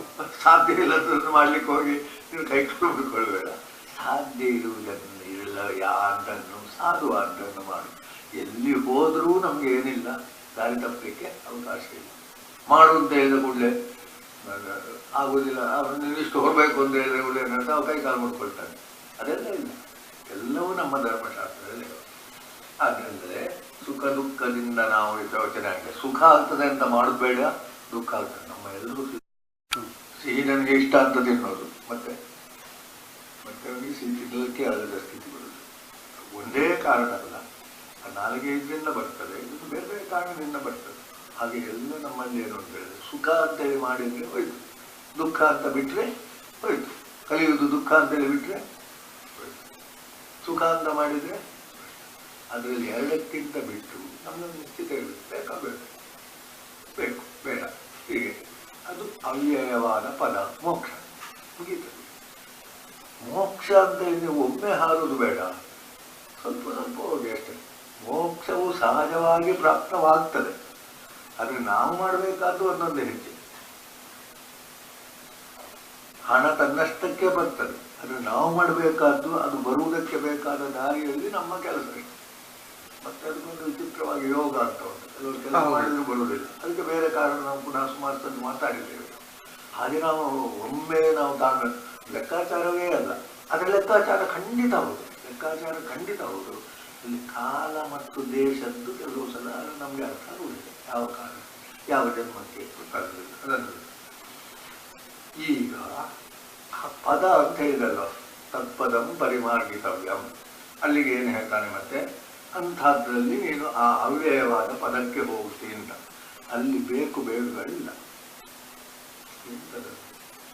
ಸೂರ್ಯ ಬೇಡ, ಹಗಲಿಗೆ ಸೂರ್ಯ ಬೇಡ, ನಮಗೆ ಸೂರ್ಯ ಇಲ್ಲದಿದ್ದರೆ ಹಗಲಾಗುವುದಿಲ್ಲ. ಅಲ್ಲಿ ಸೂರ್ಯನ ಬೆಳಕು ಬೇಡ, ಅಲ್ಲಿ ನಿಜವಾಗಿ ಅಂತರಂಗದ ಬೆಳಕಿರ್ತದೆ. ಅರ್ಥ ಆಗುವುದು ಕಷ್ಟ, ಅನುಭವಕ್ಕೆ ಬಂದಾಗ ಸರಿ ಅರ್ಥ ಆಗ್ತದೆ. ಈಗ ನಾವು ಅರ್ಥ ಮಾಡಿಕೊಳ್ಳಿಕ್ಕೆ ಪ್ರಯತ್ನ ಮಾಡಬೇಕು. ನಂತರ ಭಾಷೆಯಲ್ಲಿ ಸೂರ್ಯ ಸೂರ್ಯ ಅಂತ ಹೇಳಿದ ಕೂಡಲೇ ಅದನ್ನು ಇಷ್ಟೇ ಹೇಳಿಬಿಟ್ಟಗಳು ಏನೇನು ಹೇಳ್ತಾರೆ. ನಮಗೆ ಬೇಕಾದ್ದನ್ನು ಪಡೀಲಿಕ್ಕೆ ಯಾವುದರದ್ದೇ ಸಹಾಯ ಬೇಡ, ಕೈ ಕಾಲು ಬೇಡ, ನಿರ್ಮಾಣ. ಅದೇ ಪದಗಳ ಕಾಲಿಲ್ಲದೆ ನಡೀತಾನೆ, ದೇವರು ಕಾಲಿಲ್ಲದೆ ಬರ್ತಾನೆ, ಕಣ್ಣಿಲ್ಲದೆ ನೋಡ್ತಾನೆ, ಕಿವಿ ಇಲ್ಲದೆ ಕೇಳ್ತಾನೆ ಅಂತ ಹೇಳುವಾಗ ನಾವು ಈಗ ಸದ್ಯಕ್ಕೆ ಅದು ಇಲ್ಲದೆ ನಮ್ಗೆ ಆಗುದಿಲ್ಲ. ನಮಗೆ ಬೇಕೆ, ನಮ್ಮ ಕಿವಿಯನ್ನು ಜಾಗೃತಿ ಇಟ್ಟುಕೊಳ್ಬೇಕು, ಕೇಳಬೇಕಾದ್ರೆ ಅಲ್ವ, ಕಣ್ಣು ಕಿವಿ ಎಲ್ಲ ಬೇಕು. ಆದರೆ ಅಲ್ಲಿ ಅದು ಯಾವುದು ಬೇಡ. ಆದ್ರಿಂದ ಅಲ್ಲಿ ಅದು ಯಾವುದು ಬೇಡ ಅಂತಂದ್ರೆ ಅಲ್ಲಿ ನಮ್ಗೆ ಕಾಮನೆಗಳು ಕೂಡ ಇರುವುದಿಲ್ಲಲ್ಲ. ಕಾಮನೆ ಇರುವುದಿಲ್ಲಲ್ಲ, ಸಿದ್ಧಿ ಇರ್ತದೆ. ಬೆಳಕಿಗೆ ಸೂರ್ಯ ಬೇಡ. ಹೌದು, ಬೆಳಕಿಲ್ಲ ಅಂತ ಹೇಳಲ್ಲ, ನಮಗೆ ದೀಪವಾಗಿಸಬೇಕಾಗುವುದು. ಅಲ್ಲಿ ಬೆಳಕೆ, ಅಲ್ಲಿ ಕತ್ತಲೆ ಇಲ್ಲ, ಅಲ್ಲಿ ಸುಖವೇ, ದುಃಖ ಇಲ್ಲ. ನಾವು ಸುಖಕ್ಕಾಗಿ ಅಲ್ಲೋ ಇದು ಮಾಡುವುದು, ಕಾಮನೆ ಬರೋದು. ನನಗೆ ಉದ್ಯೋಗ ಬೇಕು, ಉದ್ಯೋಗ ಇಲ್ಲದಿದ್ರೆ ಸಮಯ ದುಡಿದು ಇಲ್ಲ. ಆ ಪದಕ್ಕೆ ಸೇರಿದಾಗ ಅದು ಇಲ್ಲ ಅಂತ ಹೇಳುವುದನ್ನು ನಮ್ಗೆ ಖಂಡಿತ ಅನುಭವಕ್ಕೆ ಬರಲಿಕ್ಕಿಲ್ಲ, ಅರ್ಥ ಮಾಡಿಕೊಳ್ಳಿಕ್ಕೆ ಬರ್ತದಲ್ಲ. ಹಾಗಾದ್ರೆ ಅದರ ಬಗ್ಗೆ ನಮಗೆ ಲಕ್ಷ್ಯ ಇರ್ತದಲ್ಲ. ಈ ಕಲಿಯುವವನಿಗೆ ಕಲಿತಲೇ ಇರುವುದಲ್ಲ, ಕಲಿಯುವುದು ಯಾವುದಕ್ಕೆ ಅಂತ ಒಂದು ಅದು ಸಣ್ಣ ತಪ್ಪಾದರೂ ಆಗಲಿ. ಉದ್ಯೋಗ ಸಿಕ್ಕಿದ ಮೇಲೆ ಅಲ್ಲಿ ಕಲಿಯುವಂಥದ್ದು ಅದು ಪ್ರತ್ಯೇಕ, ಅದು ಪ್ರತ್ಯೇಕ. ನಾವು ಅದನ್ನು ಎಲ್ಲ ಒಟ್ಟಿಗೆ ಈಗ ಗೊಂದಲ ಮಾಡಿಕೊಳ್ಬಾರ್ದು. ಅಲ್ಲಿಗೆ ಬಂದ ಮೇಲೆ ಇದಿಲ್ಲಲ್ಲ, ಗೃಹಸ್ಥನಾದ್ಮೇಲೆ ಬ್ರಹ್ಮಚರ್ಯದ ಕಠಿಣವಾದಂಥ ಇದಿಲ್ಲಲ್ಲ. ಹೌದು, ವಾನಪ್ರಸ್ಥಕ್ಕೆ ಹೋದಾಗ ಗೃಹಸ್ಥರ ಕರ್ತವ್ಯ ಇಲ್ಲ. ಹೀಗೆ ನಾವು ಭಾವಿಸಿಕೊಂಡು ಹೋಗಿ ಅಲ್ಲಿ ಎಂಥದ್ದು ಇಲ್ಲ. ಅಲ್ಲಿ ಏನಂತ ಹೇಳಿದ್ರೆ ಸೂರ್ಯ, ಅಗ್ನಿ, ನೀರು ಬಿಸಿ ಆಗಬೇಕು, ಸಂಕಲ್ಪ ಮಾತ್ರದಿಂದ ಆಗುತ್ತದೆ ಅಂತ ಹೇಳ್ತಾನೆ. ಎಂಥದ್ದು ಹೇಳ್ತಾನೆ, ನಮಗೆ ಅದು ಈಗ ಹೇಳ್ತಾನೆ ಅಂತೇಳಿ ಕೇಳಿ ನಾವು ಅದನ್ನು ಒಪ್ಪಬೇಕು ವಿನಃ ನಮ್ಮ ಅನುಭವಕ್ಕೆ ಬರಲಿಲ್ಲ. ಆದರೆ ಅದು ಉಂಟು ಅಂತ ತಿಳ್ಕೊಂಡ ಮೇಲೆ ನಾವು ಆ ಪದಕ್ಕೆ ಪರಿಮಾರ್ಗಿತವನ್ನು ಅದನ್ನು ಹುಡುಕಬೇಕು ನಾವು. ಹಾಗಾದರೆ ಪುನಃ ಅಲ್ಲಿ ಹೇಳ್ತಾನೆ, ಇಲ್ಲಿ ಪುನಃ ಮಮ ಬರ್ತಾನೆ. ಮಮ ಅಂದರೆ ಯಾವುದು? ಕಾರಣವಾದ್ದು ಮಮ. ಆಯ್ತಪ್ಪ, ನಿನ್ನಲ್ಲಿ ಬೇರೆ ನೋಡುವ, ನಿನ್ನನ್ನು ಹುಡುಕುವ ಅಲ್ಲ, ನೀನು ನನ್ನ ಅಂಶ. ಇದು ವಿಶಿಷ್ಟ ಅದ್ವೈತ ಅಷ್ಟೇ. ಅದೇ ಹನುಮಂತ ಹೇಳಿದೆ, ಜೀವ ಬುದ್ಧಿಯ ತದಂಶಕ. ಅದರಿಂದ ಎಲ್ಲ ಜೀವಿಗಳು ಮಮ ಅಂಶ. ಅದು ಕೇಳು, ಅದು ಕೊಂದು ಬಿಡಬೇಕು. ಅದು ಯಾರ ಅಂಶ? ನೀನೇನು ಮಾಡು, ಅದ್ರ ಮೇಲೆ ಕಾಲಿಡಬೇಡ, ಅದ್ರ ಹತ್ರ ಹೋಗಬೇಡ, ಅದರ ಪಾಲಿಗೆ ಹೋಗಿ ಅಲ್ವಾ? ಅದು ಮಾರ್ಗ. ಅದಕ್ಕೂ ಹಕ್ಕು ಉಂಟು, ನನಗೂ ಹಕ್ಕು ಉಂಟು. ಆದರೆ ನಮ್ಮಲ್ಲಿ ಸಾಮಾನ್ಯ ಏನುಂಟು, ದುಷ್ಟ ಕ್ಷೂರ ಅಂತ. ಅವನಿಗೊಂದು ಬುದ್ಧಿ ಕಲಿಸ್ಬೇಕು, ಅಲ್ಲಿಂದ ಶುರು ಮಾಡ್ತಿದ್ದಾನೆ. ಅವನಿಗೆ ಬುದ್ಧಿ ಕಲಿಸ್ಲಿಕ್ಕೆ ನೀನು ಯಾರು ಮಾಡ, ನೀನು ಬುದ್ಧಿ ಕಲಿಯ ತಂದ. ಹಾಗೆ ಅಂತೇಳಿ ಅವ ನಮ್ಮ ಮೇಲೆ ಬಿದ್ದರೆ ನಿಮ್ಗೆ ಆಗ ನಿಮ್ಮ ಸ್ಥಿತಿಯಲ್ಲಿ ಏನು ಮಾಡ್ತೀವಿ? ನಾವು ಭಾರಿ ಜನರನ್ನು ಕೊಂದಾಕಿ ಇಟ್ಕೊಂಡ್ರೆ ಇಲ್ಲ, ಒಂದು ಕೋರ್ಟ್ ಕೂಡ ಬಿಡ್ತದೆ. ಪ್ರಾಣ ಉಳಿಸ್ಲಿಕ್ಕೆ ಮತ್ತೊಬ್ಬರನ್ನು ಕೊಂದಾಗ ಅದನ್ನು ಸರಿಯಾಗಿ ಪ್ರೂವ್ ಮಾಡಿದ್ರೆ ಕೊಂದದ್ದಲ್ಲವ, ಮತ್ತೆಂತ ಮಾಡುದು? ಹೌದು, ಪ್ರಾಣ ಉಳಿಬೇಕಲ್ಲ. ಅಲ್ಲ, ಕೆಲವು ಸಲ ದನಗಳು ಹುಲಿಯನ್ನು ಕೊಂದದ್ದು ಉಂಟು ಅಂತ ಹೇಳ್ತಾರೆ. ಅದು ಅಲ್ಲಿ ಬರುವುದಿಲ್ಲ. ಹಾಗೆಂತ ಹೇಳಿದ್ರು, ಹುಲಿ ನೋಡಿದ ಕೂಡಲೇ ಕೊಲ್ಲುವುದು, ಇರುವೆ ನೋಡಿದ ಕೂಡಲೇ ಮಾಡುದು. ಅದು ಮನೆಯಲ್ಲಿ ಕೂಡ ಹಾಗೆ ಮಾಡ್ತೇವೆ. ಒಂದು ಬಂದ ಕೂಡಲೇ ಅದನ್ನು ಇದು ಮಾಡುದು. ಈ ಸೊಳ್ಳೆ ಹೊಡ್ತಾರೆ, ಮೆಶ್ ಹಾಕಿ ಬಿಡುವುದೇ ಒಳ್ಳೆಯದು. ಅದನ್ನೆಲ್ಲ ಕೊಲ್ತಾ ಕೂತ್ಕೊಳ್ಳೋದು ನಮ್ಮ ಕೆಲಸ ಆಯ್ತಿತ್ತು. ಅದು ನಮ್ಮಲ್ಲಿಗೆ ಬೇಡ ಅಷ್ಟೇ, ನಮ್ಮ ಮನೆಯವರೆಗೆ ಇರಲೇಬೇಕಾದ್ರೆ. ಅಥವಾ ನಮಗೆ ಕಚ್ಚೋದು ಬೇಡ ಅಲ್ವಾ? ನಮ್ಮ ಬಟ್ಟೆಯಲ್ಲಿ ಕೊಳೆ ಬೇಡ, ಕೊಳೆ ಆಗಬಾರ್ದು ಅಂತ ಹೇಳಿ ನಮಗಿಲ್ಲ. ಇದೇ ಹೀಗೆ ಸೂಕ್ಷ್ಮವಾಗಿ ಹೋಗ್ತದೆ. ಅದರಿಂದ ಅದೆಲ್ಲ ಇದು ಮಾಡಿಕೊಂಡು ಜೀವಲೋಕ ಅಂದರೆ ನಾನೇ. ಆದರೆ ಅಂಶ ಆದ್ದರಿಂದ ಅದಕ್ಕೆ ಸರಿ ಗೊತ್ತಾಗುವುದು ಇಲ್ಲ. ಇವತ್ತು ಬೆಂಕಿಯ ಕುಡಿ ಅಂಶ, ಅದು ನಂದಿ ಹೋಗುವ ಅವಕಾಶ ಉಂಟು. ಆದರೆ ಬೆಂಕಿಯ ದೊಡ್ಡ ರಾಶಿ ಭತ್ತ ಉಟ್ಕೊಂಡು ನಂಬುವುದು. ಹೌದು, ಸೂರ್ಯನಿಂದ ಬೆಳಕು ಕತ್ತಲೆಗೆ ಇಲ್ಲದೆ ಆಗಲು ಸೂರ್ಯನ ಬರಲಿದೆ. ಆದರೆ ಅಲ್ಲಿಯದ್ದು ಪ್ರಕಾಶ, ಅದರಿಂದ ಪೂರ್ಣದಿಂದ ಅಂಶ ಬಂದಾಗ ಇದೇನಾಗ್ಬೋದು? ಚಾರ್ಜ್ ಆಗದಿದ್ರೆ ಇದು ಕೆಲಸ ಮಾಡೋದಿಲ್ಲ. ಹೌದು, ಚಾರ್ಜ್ ಮಾಡುವುದು ಅಂತ ಹೇಳುವಂಥದ್ದೇ ಅಂಶ. ಜೀವಗಳೆಲ್ಲ ಚಾರ್ಜ್ ಆಗಬೇಕು. ಚಾರ್ಜ್ ಇರುವವರೆಗೆ ಮಮೈವಾಂಶೋ, ಅದು ಒಂದರ್ಥ, ಪೂರ್ಣ ಅರ್ಥ ಅಲ್ಲ. ಅದರಿಂದ ಜೀವಭೂತ ಸನಾತನ. ಹಾಗಾದ್ರೆ ನಾನು ಸನಾತನ, ನೀನು ಸನಾತನವೇ, ನಿನಗೆ ಅದು ಗೊತ್ತಾಗುವುದಿಲ್ಲ. ಇದರಲ್ಲಿಯೂ ಕರೆಂಟು ಅದು ಒಂದು ಲೆಕ್ಕದಲ್ಲಿದು, ಆದರೆ ಇದಕ್ಕೆ ಚಾರ್ಜ್ ಮಾಡೋದಿದ್ರೆ ಕೆಲಸ ಮಾಡೋದಿಲ್ಲ. ಈ ಜೀವಗಳು ಚಾರ್ಜ್ ಮಾಡೋದಿದ್ರೆ ಕೆಲಸ ಮಾಡೋದಿಲ್ಲ. ಇದು ಚಾರ್ಜ್ ಮಾಡಿಕೊಳ್ಳುವಂಥ ಪ್ರಕೃತಿ ಸ್ಥಾನಿಕ ಶಕ್ತಿ. ಇಂದ್ರಿಯಗಳು ಪ್ರಕೃತಿ. ಈಗ ಪುನಃ ಏನು ಪತನ ಯಾಕೆ, ಕೆಳಗೆ ಬರೋದು ಯಾಕೆ? ಇಂದ್ರಿಯಗಳನ್ನು ಒಂದು ಕೆಳಗೆ ಎಳಿತಾರೆ. ಬುದ್ಧಿ ಏನು ಮಾಡಬೇಕು, ಅದೇ ಬುದ್ಧಿಯೋಗ ಅಂತೇಳಿ ಇದೆಲ್ಲ ತಿಲಕರು ಇವರು ಜೀವನ ಧರ್ಮಯೋಗ ಅಂತ ಹೇಳಿದ್ರೆ ಅದು ಮೇಲೆ ಕೊಂಡೋಗ್ಲಿಕ್ಕೆ ನಿಮ್ಮನ್ನು ಪ್ರಚೋದಿಸ್ತದೆ. ಬೇಡ ಮಾರು, ಇವತ್ತೊಂದು ದಿವಸ ಬೇಡ, ಈಗ 4-5 ದಿವಸ ಎಂಥದ್ದು ಬೋರ್ ಆಯಿತು, ಸ್ವಲ್ಪ ಇನ್ನೊಂದು ಅದು ಬಿಟ್ಟೇ ಹೋಗ್ಲಿಕ್ಕೆ ಸಂಧ್ಯಾವನ ದಿನ ಮಾಡುವಂಥದ್ದು ನಿತ್ಯ ಇದ್ದದ್ದಲ್ಲಿ ಸಾತತ್ಯ ಯೋಗ ಅಂತ ಹೇಳ್ತಾರೆ ಭಗವದ್ಗೀತೆನೇ. ನೀವು ಬಿಡಬೇಡ ಹಾಗೆಂತೇಳಿ ಮಾಡಲೇಬೇಡ, ಬೇಡವಾ. ಅದು ಉದ್ಧಾರ ಪತನದ್ದು ನಮಗೆ ಅದು ಬುದ್ಧಿ. ಇಂದ್ರಿಯ ಅದನ್ನು ಹೇಳುವುದಿಲ್ಲ. ನಾಲಿಗೆ ತಿನ್ಬೇಕು ಅಂತ ಹೇಳ್ತದೆ, ತಿನ್ಬೇಕಾ ಬೇಡ ಅಂತ ಹೇಳುದು ಯಾರು? ನಾಲಿಗೆ ಹಾಗೆ ಎಲ್ಲ ಇಂದ್ರಿಯಗಳು. ಟಿವಿ ನೋಡಬೇಕು ಅಂತ ಹೇಳ್ತದೆ, ಮನೆಯವರು ಜೋರು ಮಾಡಿದ್ರೆ ಕೇಳೋದಿಲ್ಲ. ಟಿವಿ ಈಗ ಮೊಬೈಲ್ಗಳು ಉಂಟಲ್ಲ, ಎಂತ ಒಂದು ಮಾಹಿತಿ ಕುಡುಕನಲ್ಲೂ ಇವನಿಗಿಂತ ಇದು ಅತ್ಯಂತ. ಹೌದು, ಕುಡುಕನಿಗಿಂತ ಯಾಕಂದ್ರೆ ಅವರಿಗೆ ಅಲ್ಲಿವರೆಗಾದ್ರೂ ಹೋಗ್ಬೇಕು ಅಲ್ಲ. ಟಿವಿಯು ಒಂದು ಸಿನಿಮಾಕ್ಕೆ ಹೋಗ್ಬೇಕು, ದುಡ್ಡು ಕೊಡ್ಬೇಕು, ಸಿನಿಮಾಕ್ಕೆ ಹೋಗ್ಬೇಕು, ಹೋಗ್ಲಿಕ್ಕೆ ಬಿಡ್ಬೇಕು, ಅದೆಲ್ಲ ಇತ್ತು. ಕುತ್ಕೊಂಡಲ್ಲ ಆಟ ನೋಡ್ಲಿಕ್ಕೆ ಹೋಗ್ಬೇಕು. ಈಗ ಆಗಿಲ್ಲ, ಅದು ಅತಿ ಆಗ್ತದೆ.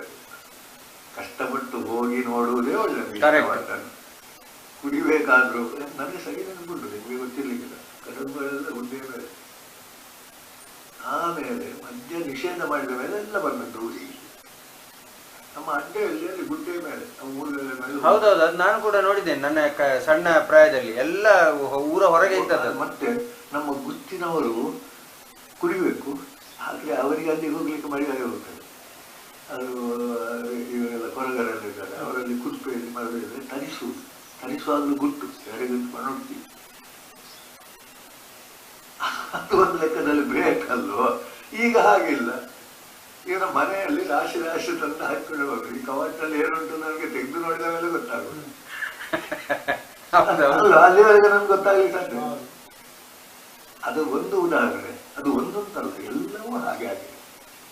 ಒಂದು ಕಾಲಕ್ಕೆ ಸಮಾಜವೇ ನಮ್ಮನ್ನು ಏನ್ ಮಾಡ್ತಾ ಇತ್ತು, ನಿಯಂತ್ರಿಸ್ತಾ ಇತ್ತು. ಮುಟ್ಟಬಾರ್ದು ಬ್ರಾಹ್ಮಣ, ಅದನ್ನೀಗ ನಾವು ಬೈಯುವ. ಅಲ್ಲಿ ಏನಿತ್ತು, ಯಾವುದೋ ಒಂದು ಕಲ್ಪನೆ. ಅದರಿಂದ ಏನಾಗಿತ್ತು, ಅದರಂತನವನ್ನು ಉಳಿಸಿಕೊಂಡಿತ್ತು ಇಲ್ವಾ? ದನದ ಬಗ್ಗೆ, ಇದ್ರ ಬಗ್ಗೆ ಇದ್ದ ಗೌರವವೆಲ್ಲ ಅದನ್ನು ಉಳಿಸಿಕೊಂಡಿತ್ತು. ತುಳಸಿ ಇದ್ದಲ್ಲಿ ಉಗುಳಬೇಡ, ಇದು ಮಾಡಬೇಡ ಎಲ್ಲ ಇತ್ತು. ಬಹಳ ನಿಯಮಗಳೆಲ್ಲ ಇತ್ತು. ಈಗ ಅದೆಲ್ಲ ಮೂಢನಂಬಿಕೆ ಅಂತ ನಮಗೆ ಬಾಯಿ ಬಿಟ್ಟು ಹೇಳಲಿಕ್ಕೆ ಬಹಳ ಸುಲಭ. ಅದು ಎಲ್ಲ ಬ್ರೇಕುಗಳು. ಹೌದು, ಅದು ಬಹಳ ಒಂದು ಒಳ್ಳೆ ಉದಾಹರಣೆ ಉಂಟಲ್ಲ, ಅಯ್ಯಪ್ಪನ ದೇವಸ್ಥಾನ. ಅದಕ್ಕೆ ಡಿಸೆಂಬರ್ ತಿಂಗಳಲ್ಲಿ ಮಾತ್ರ ಹೋಗ್ಬೇಕು ಅಂತ ಇತ್ತು. ಅದು ಪವಿತ್ರವಾಗಿ ಇತ್ತು.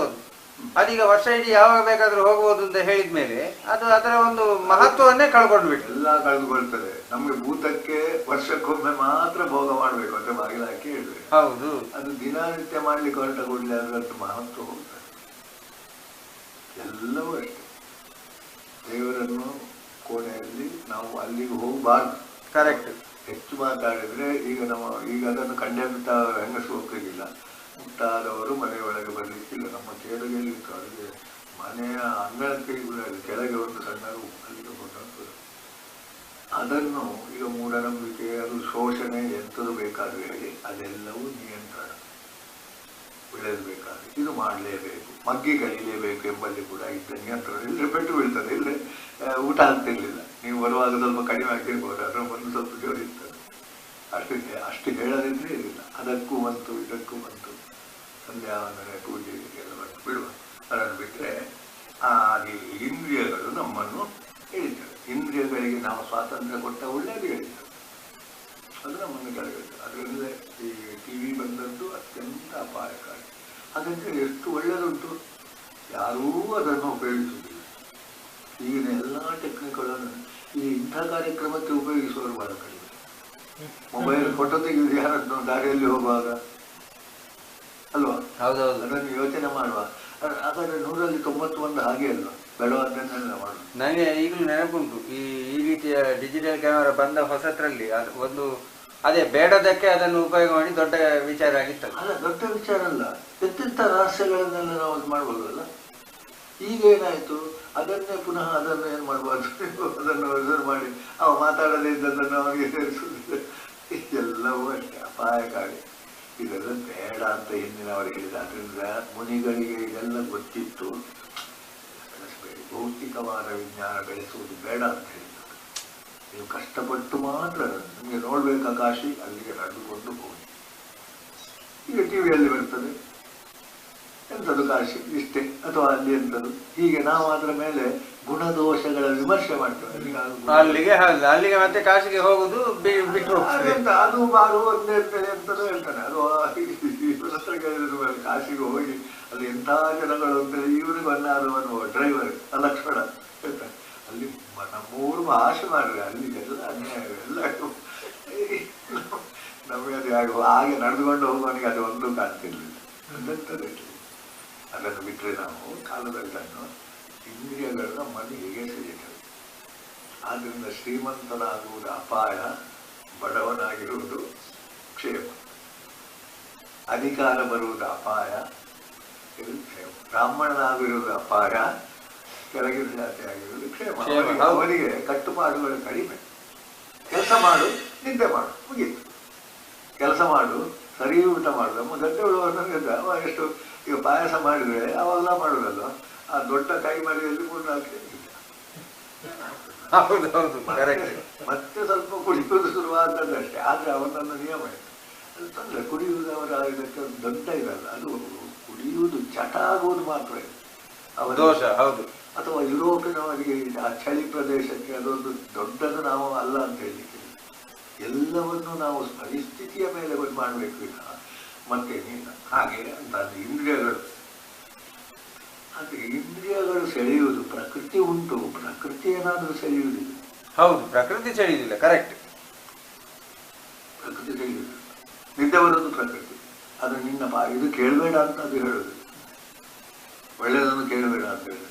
ಅದೇ ಹೌದು. ಆಗ ನಾವು ಮನೋನಿಗ್ರಹವನ್ನು ಮಾಡಬೇಕು. ಅಲ್ಲ, ಪ್ರವಚನ ಕೇಳುವಾಗ ಸಹಜವಾಗಿ ನಿದ್ದೆ ಬರ್ತದೆ. ಈ ಹೆಚ್ಚಿನ ಮಟ್ಟಿಗೆ ಮಂತ್ರ ಓದುವುದನ್ನು ಕೇಳಿದ್ರೆ, ಸುಮ್ಮನೆ ಕೂತ್ಕೊಂಡು ಕೇಳಿದ್ರೆ ನಿದ್ದೆ ಬರ್ತಾರೆ. ಆಗ ಸ್ವಲ್ಪ ಶ್ರದ್ಧೆ ಇದ್ದವ ಅದನ್ನು ನಿಯಂತ್ರಿಸಬೇಕು. ಒಳ್ಳೆಯದು ಕೆಟ್ಟದ್ದು ಇದು ಬುದ್ಧಿ. ಇದು ಇಲ್ಲಿ ಬುದ್ಧಿಯೋಗ ಎಂಬುದನ್ನು ಬಲವಾಗಿ ಹೇಳ್ತಾನೆ. ಎಷ್ಟೋ ಜನ ನಾನು ಇವತ್ತು ಹೆಚ್ಚು ಅದಕ್ಕೆ ಒತ್ತು ಕೊಡಲಿಲ್ಲ. ಬುದ್ಧಿಯೋಗ, ಬುದ್ಧಿಯನ್ನು ಉಪಯೋಗಿಸು, ಮನಸ್ಸನ್ನಲ್ಲ, ಇಂದ್ರಿಯಗಳನ್ನಲ್ಲ. ಬುದ್ಧಿ ಬುದ್ಧಿ ಬುದ್ಧಿ. ಅಂದರೆ ಬುದ್ಧಿ ಸಾಲದು, ಅದಕ್ಕಿಂತ ಮೇಲೆ ಧೀಶಕ್ತಿ, ಧೀರ, ಗಾಯತ್ರಿಯಲ್ಲಿ ಬರ್ತದೆ. ಆಮೇಲೆ ಆತ್ಮಜ್ಞಾನ. ಇವತ್ತು ಹೋಗ್ಬೇಕಾ ಬೇಡ ನಮಗೆ ಗೊತ್ತಲ್ಲ. ಆತ್ಮಸಾಕ್ಷಿ, ಇದು ನಮಗೆ ಕೇಳಲಿಕ್ಕೆ ಆಗುತ್ತದೆ. ಅದು ಹೌದು ಅಲ್ವ ಸಂಶಯ ಬರ್ತದೆ. ಅದನ್ನು ನಮ್ಮ ಅನುಭವಕ್ಕೆ ಬರಲಿಲ್ಲ. ಆತ್ಮಸಾಕ್ಷಿ, ಆತ್ಮಜ್ಞಾನ ಅಂತ ಬಂದಾಗ ಇದು ಯಾವುದೂ ಇಲ್ಲ. ಬೇಕಾದಷ್ಟು ಉದಾಹರಣೆ ಉಂಟು. ಈಗ ಶರೀರವಾದ ಕೂಡಲೇ ಏನಾಗಬೇಕಾಯಿತು ಅಂತ, ಈ ಶರೀರ ಸಿಕ್ಕಿದ ಕೂಡಲೇ ಆ ಗರ್ಭದಲ್ಲಿ 2 ಕಣಗಳು ಒಟ್ಟಾದ, ನಾವು ಬಯಾಲಜಿಯನ್ನು ಒಪ್ಪುವ, ಒಟ್ಟಾದ ಕೂಡಲೇ ಅದು ಶುರು ಮಾಡ್ತಾರೆ. ಅದು 3 ತಿಂಗಳಲ್ಲಿ ಡಾಕ್ಟರ್ಗೆ ಗೊತ್ತಾಗೋದಿರುತ್ತೆ. ಆದರೆ 3 ತಿಂಗಳಲ್ಲಿ ಅದರ ಬೆಳವಣಿಗೆ ಅದು ಯಾರ್ದದ್ದು? ಆ ಕಣದ್ದಲ್ಲ. ಭೌತವಾದಿಗಳು ಆ ಕಣ ಇದು ಹೇಳ್ತಾರೆ, ಅಥವಾ 2 ಸ್ತ್ರೀ ಪುರುಷ ಕಣ ಅಂತ ಹೇಳ್ತಾರೆ. ಅಲ್ಲ, ಅಲ್ಲಿ ಒಂದು ಜೀವ ಬಂತು. ಅದು ಅದರ ಕರ್ಮದೊಂದಿಗೆ ಬಂತು. ಗರ್ಭದಲ್ಲೇ ಹೋಗ್ಬೋದು. ಕರೆಕ್ಟ್. ಎಷ್ಟು ಎಲ್ಲಿಯೂ ಹೋಗ್ಬೋದು, ಏನೋ ಮಾಡ್ಬೋದು. ಅಲ್ಲಿ ಸಾಧ್ಯತೆಗಳಿವೆ. ಈಗ ನಾವು ಹುಟ್ಟಿದಾಗ ನಮ್ಮ ಮನಸ್ಸಿನಲ್ಲಿ ತುಂಬ ಸಾಧ್ಯತೆ ಇದೆ, ಅದನ್ನು ನಾವು ಉಪಯೋಗಿಸುವುದು ಕಡಿಮೆ ಅಂತ ಹೇಳ್ತಾರೆ ಇವಾಗ ಮನಃಶಾಸ್ತ್ರದ. ನೀವು 100ರಲ್ಲಿ 10 ಉಪಯೋಗಿಸಲಿಲ್ಲ, ನಿನ್ನಲ್ಲಿ ಅಷ್ಟು ಉಂಟು ಮಾರ, ಅದು ನಮ್ಗೆ ಗೊತ್ತಿಲ್ಲ ಅಂತ ಹೇಳ್ತಾರೆ. ಬಿಟ್ಟರೆ ಅದು ಈ ದೇಹ ಧಾರಣೆ ಮಾಡಿದ ಕೂಡಲೇ ಅದೇನೇನು ಮಾಡ್ತದೆ, ಅದರಲ್ಲಿ ಗೃಹೀತ್ವೇತ ಸಹಿ ಹಾಕಿ ಅದನ್ನು ಹಿಡ್ಕೊಂಡು ಹೋಗ್ತದೆ. ಯಾಕೆ? ಗಾಳಿಯು ಗಂಧವನ್ನು ಹಿಡ್ಕೊಂಡಾಗ ಅದು ಸುಗಂಧವ ದುರ್ಗಂಧವ, ಅದು ಅದರದ್ದು, ಆ ಜೀವಿದ್ದು ದುಷ್ಟವಾದಂಥ ಪ್ರವೃತ್ತಿಯೋ ಇದು. ಅತ್ಯಂತ ಅಯೋಗ್ಯನಾಗಿ ಹುಟ್ಟುವುದು, ಯೋಗ್ಯನಾಗಿ ಸಾಯಬಹುದು. ಅದು ಯಾವುದೊಂದು ಬುದ್ಧಿಯೋಗ. ಅತ್ಯಂತ ಬಡವನಾಗಿರ್ಬೋದು, ಅತ್ಯಂತ ಶ್ರೀಮಂತನಾಗಿ ಪರವಾಗಿದ್ರೆ ಸಿಗ್ತದೆ. ಅತ್ಯಂತ ಬಡವ ಇವತ್ತಿನ ಒಂದು ಅವನೆಂತ ದೊಡ್ಡ ಆಫೀಸರ್ ಆಗುವಾಗ ಅವನು ಹೇಗೆ ಅತ್ಯಂತ ಶ್ರೀಮಂತನಾಗಿ ಹುಟ್ಟುವುದು, ದರಿದ್ರರಾಗಿ ಸಾಗುವುದು, ಜೀವ ತೆಗೆದುಕೊಳ್ಳಬಹುದು. ಸಾಲದವರನ್ನು ಇದು ಮಾಡುವುದು, ಜೀವ ತೆಗೆದುಕೊಳ್ಳುತ್ತಾರೆ. ದೊಡ್ಡ ದೊಡ್ಡ ಮನೆತನದವರು ಇರ್ಬೋದು, ಕತಿಗೋತ್ರ ಇಲ್ಲದೆ. ಇದು ಯಾವುದು? ವಾಯುವಿಗನ್ನ ನಿಮ್ಮನ್ನು ಎಳೀತದೆ. ನಿಮ್ಮನ್ನೊಂದ್ರೆ ಯಾರನ್ನು? ಆ ಕೂಟಕ್ಕೆ ಬಂದಂತ ಜೀವಿ, ಹುಟ್ಟಿದ ಜೀವಿ. ಅದಕ್ಕೆ ದುರ್ಗಂಧವ ಸುಗಂಧವ ಅಂತ ಹೇಳುವುದು ಕರ್ಮಾನುಬಂಧಿ, ಅವರ ಕರ್ಮದ ಪ್ರಕಾರ. ಆದರೆ ದುರ್ಗಂಧವನ್ನು ಏನು ಮಾಡ್ಬೋದು? ಸುಗಂಧವನ್ನಾಗಿ ಬೆಳೆಸೋದು, ಅದು ಬುದ್ಧಿ. ಅದನ್ನು ಮಾಡಿದ್ರೆ ಈಗ ಈಗ ನನ್ನಲ್ಲಿ ಉಂಟು ತಿಳ್ಕೊಳ್ಳ, ಅದು ಮೇಲೆ ಕೊಂಡೋಗ್ತದ ಕೆಳಗೆ ಕೊಂಡೋಗ್ತದ ಗೊತ್ತಿಲ್ಲ. ಗೊತ್ತಾಗುತ್ತದೆ. ಪಂಡಿತನು ಅದನ್ನು ನೋಡ್ತಾನೆ. ಓ, ನಾನು ಇವತ್ತು ಇದನ್ನು ಮಾಡ್ತೇನೆ, ಹೀಗೆ ಮಾಡಿದರೆ ನಾನು ಏನಾಗ್ತೇನೆ, ಹಾಳಾಗ್ತೇನೆ. ರಾಧಾಕೃಷ್ಣನದು ಒಳ್ಳೆ ಕಥೆ ಉಂಟು. ಆಗ ಶಿಕ್ಷಣಾಮಗಳಿವೆಲ್ಲ ಅವರು ಕಾಲೇಜಿನಲ್ಲಿರುವಾಗ ಅವರಿಗೆ ಓದೋ ಹೆಚ್ಚು. ಮಕ್ಕಳೆಲ್ಲ ಬೀಚಿನಲ್ಲಿ ತಿರುಗಾಡ್ತಾರೆ, ಮಡ್ರಾಸ್ನಲ್ಲೆಲ್ಲ ತಿರುಗಾಡ್ತಾರೆ. ಹಾಗೆ ಅವರು ಪುಸ್ತಕ ಎಲ್ಲ ಮುಚ್ಚಿಟ್ಟು ನಾನು ಸಹ ಹೊತ್ತು ಗಾಳಿ ಬರ್ತದೆ, ಮಜಾ ಮಾಡಿಕೊಂಡು ತಿರುಗಾಡುವುದಿಲ್ಲ. ಬಾಗಿಲವರೆಗೆ ಬಂದಾಗ ಹೀಗೆ ಮಾಡಿದರೆ ನನ್ನ ಭವಿಷ್ಯತ್ತು ಹೋಗ್ತದೆ. ಅವರು ಯಾವ ಸ್ವಾತಂತ್ರ್ಯ ಚಳವಳಿ ಮಾಡಿದ್ರೆ ಉಪರಾಷ್ಟ್ರಪತಿ ಆದರು, ರಾಷ್ಟ್ರಪತಿ ಆದರು, ಎಲ್ಲೆಲ್ಲಿ ಅವರು ದೊಡ್ಡ ಸ್ಕಾಲರ್ ಆದರು. ಅವರಿಗೆ ಸಮಾನವಾದ ಜನ ಇಲ್ಲ. ಹೌದು. ನನ್ನ ಭವಿಷ್ಯತ್ತು ಹಾಳಾಗ್ತದೆ ಅಂತ ಕಂಡ ಕೂಡಲೇ ಬಾಗಿಲು ಹಾಕಿ ಒಳಗೆ ಬಂದು ಪುನಃ ಪುಸ್ತಕ ತೆಗೆದು ಅವರೆಲ್ಲ ಹಿಂದೆ ಬಂದು ನಿದ್ದೆ ಮಾಡೋವರೆಗೂ ಓದಿತು. ಓದುವವರೆಗೂ ಓದಿ. ಅದು ಉತ್ಕ್ರಾಮಂತ ಬುದ್ಧಿ ನಿಮ್ಮನ್ನು ಮೇಲೆ ಕೊಂಡೋಗುವುದು. ಈಗ ಬಡವ ಇಡವ ಅಂತ ಹೇಳಿದ್ರೆ ಮೊದಲು ಗೊತ್ತಾಗಬೇಕು, ನಾನು ಬಡವನ ಅಂತ ಯಾಕೆ ಅಂತ ಗೊತ್ತಾಗಬೇಕು. ಶ್ರೀಮಂತನಾಗಲಿಕ್ಕೆ ಏನು ಮಾಡಿದ್ರು, ಇದು ಸ್ವಲ್ಪ ಸುಲಭ. ಆದರೆ ಜ್ಞಾನಕ್ಕೆ ಆಗುವಾಗಕ್ಕಿಂತ ಸೂಕ್ಷ್ಮ ಅಷ್ಟೇ. ಆ ಕರ್ಮದಲ್ಲಿ ಅದರಲ್ಲೇ ಸಿರುಗುವುದು ಅದು ಜಡತ್ವ. ಬಡವನಾಗಿ ಹೋಗುವುದು, ಪಾಪಿಯಾಗಿ ಹೋಗುವುದು, ಅದು ಒಂದು ಕಡೆಯಲ್ಲಿ ಹಾಗೆ ಬಂದಿತ್ತು. ಪಾಪಿ ಪುನಃ ಅದೇ ಅದು ಪರಿವರ್ತನೆ. ಅದಕ್ಕೆ ನಿಮಗೆ ವಿವೇಕ ಕೊಟ್ಟಿದೆ. ಬಹುಶಃ ಸಸ್ಯಗಳಿಗೆ ಅಷ್ಟೇ. ಮತ್ತೆ ಕುರಿಮಾವನ ಮಣ್ಣನ್ನು ಎಷ್ಟು ಅದಕ್ಕೆ ನೀವು ಸಕ್ಕರೆ ಹಾಕಿ ಬೆಳೆಸಿದ್ರು ಅದು ಸಿಹಿ ಕೊಡಲಿಕ್ಕೆ ಸಾಧ್ಯ ಇಲ್ಲ. ಹಾಗಲಕಾಯಿಗೆ ಇದು ಮಾಡಲಿಕ್ಕೆ ಸಾಧ್ಯ ಇಲ್ಲ, ಕೈ ಬೇರಿಗೆ ಇದು ಮಾಡಲಿಕ್ಕೆ ಸಾಧ್ಯ ಇಲ್ಲ. ಅದು ಮೂಢ ಯೋನಿಗಳು. ಆದರೆ ನಾವಲ್ಲ, ಅಂಶ. ಅದು ಅವನ ಅಂಶವೇ. ಆದರೆ ನಮಗೆ ಅದನ್ನು ವಿವೇಕ ಕೊಟ್ಟಿದ್ದಾನೆ, ಇಂದ್ರಿಯಗಳನ್ನು ಕೊಟ್ಟಿದ್ದಾನೆ, ಪತನಾಗುವುದಕ್ಕೆ ಕೊಟ್ಟಿದ್ದಾನೆ, ಅದರೊಟ್ಟಿಗೆ ವಿವೇಕ ಕೊಟ್ಟಿದ್ದಾನೆ. ಪತನ ಆಗಬೇಕಾಗಬೇಕು. ಈಗ ಹಿಂದೆ ಪತನ ಆದ್ದಕ್ಕೆ ವ್ಯಥೆ ಬೇಡ, ಹಿಂದೆ ಆದ್ದಕ್ಕೆ ನಾವು ವ್ಯಥೆ ಕೊಡುವುದು ಬೇಡ. ಅದನ್ನು ಒಪ್ಪಿಕೊಳ್ಬೇಕು. ಪ್ರಾಕರ್ಮ ಪ್ರವಿಲಾಪ್ಯದ. ಆಗ ಒಂದು ದೊಡ್ಡ ಇದನ್ನು ಮನುಷ್ಯನಾದದ್ದೇ ದೊಡ್ಡ ಪುಣ್ಯದ ಫಲಮಾರ. ಈ ಮನುಷ್ಯನಾದದ್ದೇ ದೊಡ್ಡ, ಅದನ್ನೆಲ್ಲ ನೋಡು. 84 ಲಕ್ಷ ಅದನ್ನು ಅದೇನು ಮಾಡ್ತದೆ? ಅದು ಹುಟ್ಟುತ್ತದೆ, ಸಾಯ್ತದೆ, ಏನು ಮಾಡಲಿಕ್ಕಾಗ್ತದೆ? ನಿಮಗೆ ಸಾಧ್ಯ ಉಂಟು. ಅಂಥ ಮನುಷ್ಯ ಜನ್ಮ ಬಂದು ನೀನು ಉದ್ಧಾರ ಆಗಲಿಕ್ಕೆ ನೀನು ಮರಗಳಿಗಿಂತ ಎಲ್ಲದಕ್ಕಿಂತ ಮಹಾಪಾಪಿ ನೀನು. ಪಾಪ ಪುಣ್ಯ ಇರುವುದು ಯಾರಿಗೆ? ಬುದ್ಧಿಯ ಸಂಪರ್ಕ ಇದ್ದವನಿಗೆ ಮಾತ್ರ ವಿನಃ ಎಲ್ಲ ಜೀವಿಗಳಿಗೆ ಪಾಪ ಪುಣ್ಯ ಇಲ್ಲ. ಇಲ್ಲ ಅಂದ್ರೆ ಉಂಟು. ಪಾಪ ಆದರೆ ಪಾಪದ ಬಲ ಅನುಭವಿಸ್ತಾರೆ, ಪುಣ್ಯ ಆದರೆ ಪುಣ್ಯದ ಬಲ. ನಮ್ಮ ತೆಂಗಿನವರೆಗೂ ಒಳ್ಳೆ ಗಿಡ ಆಗ್ತದೆ, ಅದೊಂದು ಅಲ್ಲಿ ಇರಲಿಲ್ಲ. ಪಾಪ ಪುಣ್ಯ ಇರ್ಬೋದು, ಅದಕ್ಕೆ ಸುಖ ಗೊತ್ತಿಗೆ ಮತ್ತೆ ಅದು ಹೋಲಿಸಿಕೊಳ್ಳುವುದೂ ಇಲ್ಲ. ನಾನು ಸುಖ ಆಗಿದ್ದೇನೆ.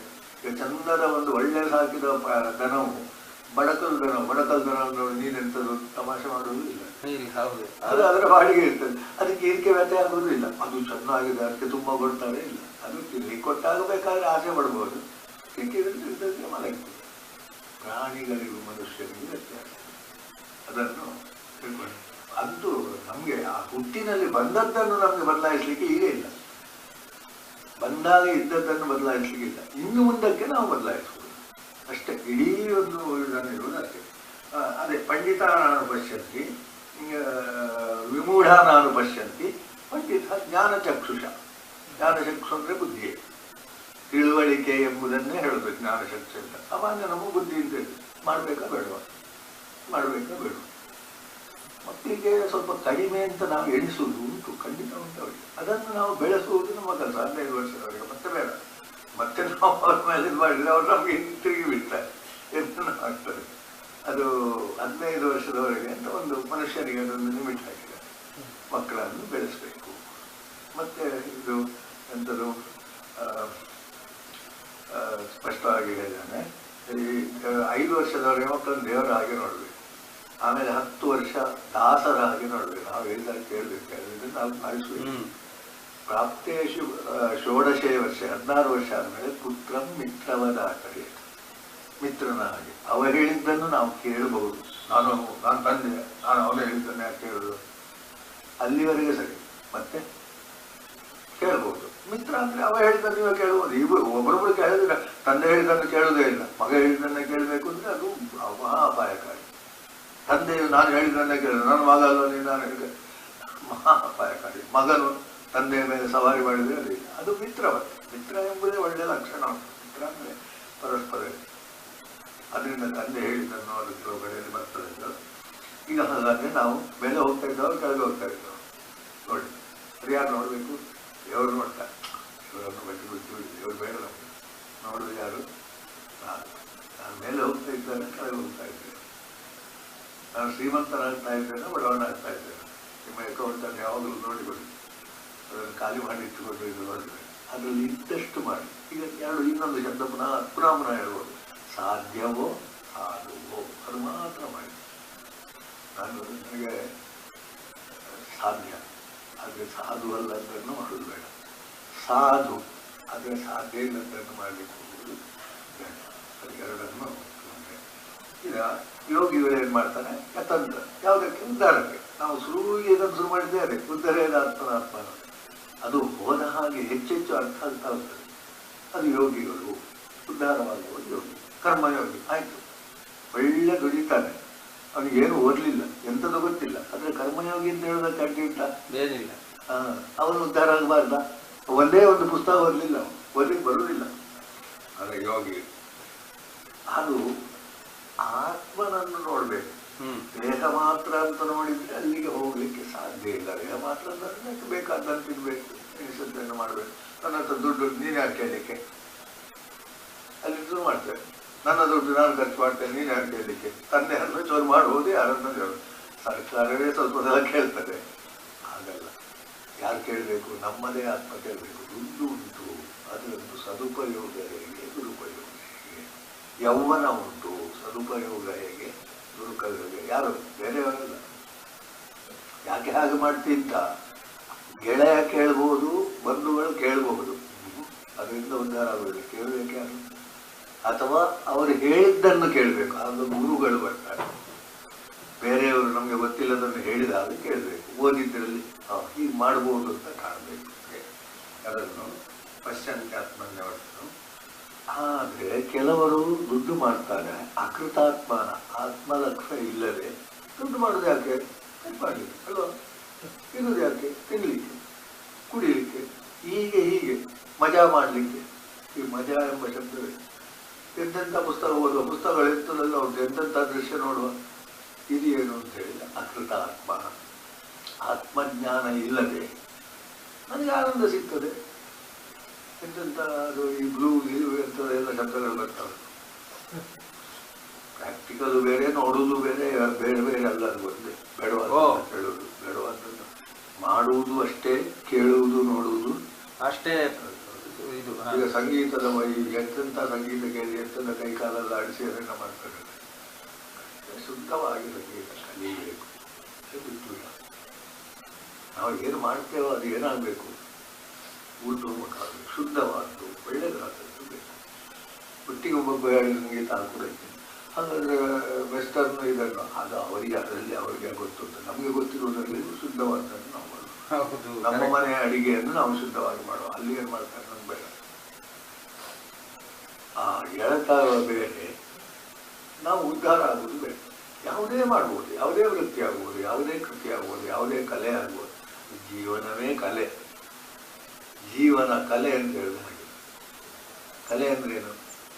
ಆನಂದಕ್ಕೆ ಕಾರಣವಾಗುವುದು. ನಮ್ಮ ಜೀವನ ಕಲೆ ಅಂದರೆ ನಾವು ಸಚ್ಚಿದಾನಂದವನ್ನು ಬಿಡ್ತೇವೆ, ಅದೇ ಕೈವಲ್ಯ. ಸಚ್ಚಿತ್ ಆನಂದ. ಅಸತ್ತಿಗೆ ಹೋಗುವುದು ಕಲೆ ಅಲ್ವೇ ಅಲ್ಲ. ಕೈ ಚಪ್ಪಾಳೆಗಾಗಿ ಕುಣಿಯುವುದು ಹಾಡುವುದು ಕಲೆ ಅಲ್ಲ, ಕಲೆ ಅಲ್ವೇ ಅಲ್ಲ. ಕಲೆಯ ವಿಕೃತಿ ಅಲ್ಲ. ಅವನಿಗೆ ಹುಚ್ಚ ಕೈ ಚಪ್ಪಾಳೆ ಹೊಡಿತಾರೆ ಅಂತೇಳಿ ಆಡೋ. ಒಂದು ಪದ್ಯ ಭಾಗವತ ಹೇಗೆ ಹೇಳಬೇಕು ಅಂತ ಅಲ್ಲಿಗೆ ಅದಕ್ಕೆ ಅದರ ಭಾವಕ್ಕೆ ಬರಬೇಕು. ನಾವು ನೀವೇನು ಮಾಡ್ತಿದ್ದೇವೆ ಈಗ ಇರುವುದೇ ಅದಲ್ಲ ಅಂತೇಳಿ ನಾವು ನಮಗೆ ಬೇಡ ಅಂತೇಳಿ ತಿಳಿಲಿಕ್ಕೆ ಶ್ರಮಿಸೋದು. ಆದ್ರಿಂದಲೇ ಅದರಲ್ಲಿ ಅಚೇತಸನಿಗೆ ಗೊತ್ತಾಗುವುದಿಲ್ಲ. ನಾನು ಮೇಲೆ ಹೋಗ್ತೇನಾ ಕೆಳಗೆ ಬೀಳ್ತೇನೆ, ಪತನ ಅಲ್ವಾ. ಕೈ ಚಪ್ಪಾಳೆಗಾಗಿ ಏನಾದರೂ ಮಾಡೋದು ಪತನವೇ ಅಲ್ವಾ? ಹೌದು, ಪತನ. ಮತ್ತೆ ಈ ಓಟಿನ ವಿಷಯದಲ್ಲಿ ಅಂತೂ ನಾವು ಹೇಳುವುದೇ ಬೇಡ. ಅದು ಪತನ. ಹೇಗಾದರೂ ಓಟ್ ಮಾಡಬೇಕು ಓಟು ಎಂಬುದು ಕೈ ಚಪ್ಪಾಳೆ ಎಂಬುದು ಸಾಧಾರಣ ಹೋಗ್ತಾರೆ. ಈಗ ಈ ಪ್ರಕಾಶ ಹೇಳ್ತಾರೆ. ಈಗ ನಮ್ಗೆ ಇಲ್ಲಿ ಒಂದು ಪಕ್ಕ ಹೇಳುವಾಗ ಇದೆಲ್ಲ ಎಂತ ಹೇಳ್ತಾರೆ ಅಂದ್ರೆ, ಸೂರ್ಯನ ಪ್ರಕಾಶ ನನ್ನದು, ಚಂದ್ರನ ಪ್ರಕಾಶ ನನ್ನದು, ಅಗ್ನಿಯ ಪ್ರಕಾಶ ನನ್ನದು. ಒಳಗಿರುವ ಪ್ರಕಾಶ, ಈಗ ನಿಮಗೆ ಬರುವ ಬುದ್ಧಿ ಎಂಬ ಪ್ರಕಾಶ, ವಿಚಾರ ಎಂಬ ಪ್ರಕಾಶ, ವಿವೇಕ ಎಂಬ ಪ್ರಕಾಶ ನನ್ನದು. ನನ್ನದು ಅಂದ್ರೆ ಅವನಲ್ಲ, ನನ್ನದು. ಸೂರ್ಯನಿಗೆ ಪ್ರಕಾಶ ಇರುವುದನ್ನು ಸೂರ್ಯನಲ್ಲ ದೇವರು ಹೇಳಿದ. ಯಾಕಂದ್ರೆ ಅದು ಜಡ ಒಂದು ಲೆಕ್ಕದಲ್ಲಿ. ಚಂದ್ರಂದು ಅದಲ್ಲ, ಪ್ರಕೃತಿಯಲ್ಲಿ ಜಡ, ಅದು ಯಾರ್ದು? ದೇವರದು. ಆದರೆ ನಾನು ಪ್ರಕೃತಿಯಲ್ಲಲ್ವ, ಪುರುಷ ಅಲ್ವ. ಪುರುಷನಲ್ಲಿರುವುದು ಯಾವುದು? ಆ ಪುರುಷಂದಲ್ಲ, ಅವನದೇ ಅಂಶ ಅದು. ಈಗ ಅದು ಯಾರದೇ? ನನ್ನದು. ಈಗ ಮನೆ ಯಾರೇ ಕಟ್ಟಲಿ, ಈಗ ಯಾರದೇ? ನನ್ನದೇ. ಇದನ್ನು ಯಾಕೆ ಇಟ್ಟುಕೊಳ್ಬೇಕಾದ ಯಾರು? ಅವ್ರು ಬರ್ತಾರೆ, ನಾನೇ. ಅದರಿಂದ ನಮ್ಮ ಬುದ್ಧಿಯಿಂದ, ಅದರಿಂದ ಈ ಪ್ರಕಾಶ ನನ್ನದು ಅಂತ ಹೇಳುವಾಗ ಅಲ್ಲಿ ಹೇಳಿದಾಗ ಪ್ರಕೃತಿ ಮತ್ತು ಪುರುಷ ಬಂತು. ಇಲ್ಲಿ ಹೇಳುವಾಗಲೂ ಪ್ರಕೃತಿ ಮತ್ತು ಪುರುಷ, ದೇಹದಲ್ಲಿರುವಂತಹ ಯಾವುದೋ ವಿಷಯಗಳು ನಿಮ್ಮದು. ಸೌಂದರ್ಯವೋ ಆರೋಗ್ಯವೋ ಎಲ್ಲ ನಿಮ್ಮದು, ದೇಹದ್ದಲ್ಲ. ಪ್ರಕಾಶ ಸೂರ್ಯಂತಲ್ಲ, ಅವಂದು. ಹೇಳುವಾಗ ಸ್ವಲ್ಪ ಕಷ್ಟ ಆಗ್ತದೆ, ಅದು ಸರಿಯಾಗಿ. ದೇಹದಲ್ಲಿರುವ ಸೌಂದರ್ಯವೋ ಯೌವನವೋ ನನ್ನದು. ನನ್ನದು ಅಂದ್ರೆ ಉಪಯೋಗಕ್ಕೆ ನನ್ನದು ಅಂತ ಹೇಳಿದ ಕೂಡಲೇ ಅಹಂಕಾರದ ಚೂರು ಲೇಪ ಇಲ್ಲದೆ ನನ್ನದಾಗ್ತದೆ.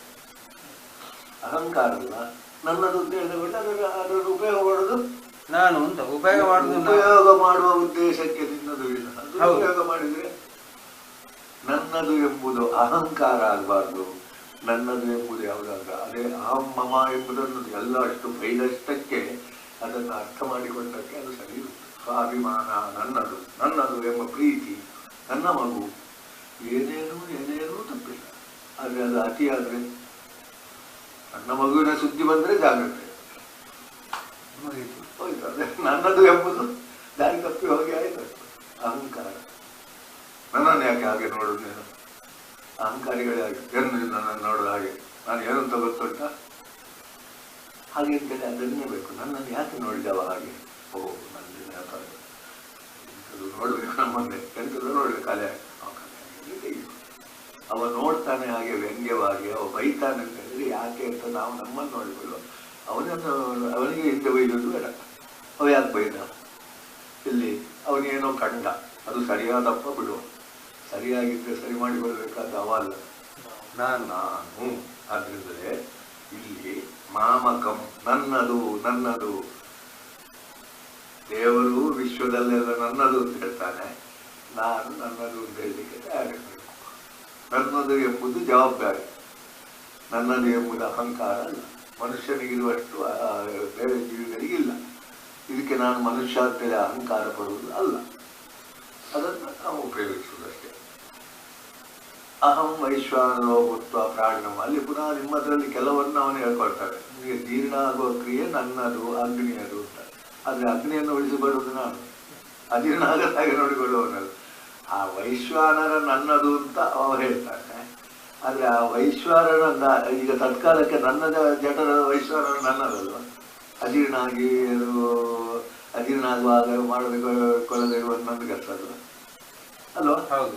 ಆ ವೈಶ್ವಾನರ ನನ್ನಲ್ಲಿ ಉಂಟು. ಅದನ್ನು ಸರಿಯಾಗಿ ಉಪಯೋಗಿಸುವುದು, ದುರುಪಯೋಗುವುದು. ಯೌವನ ನನ್ನಲ್ಲಿ ಉಂಟು, ದೇಹ ನನ್ನಲ್ಲಿ ಉಂಟು. ಅದನ್ನು ಉಪಯೋಗಿಸುವುದು ಅವರು ದೇವರು ಹೇಳಿದ್ರು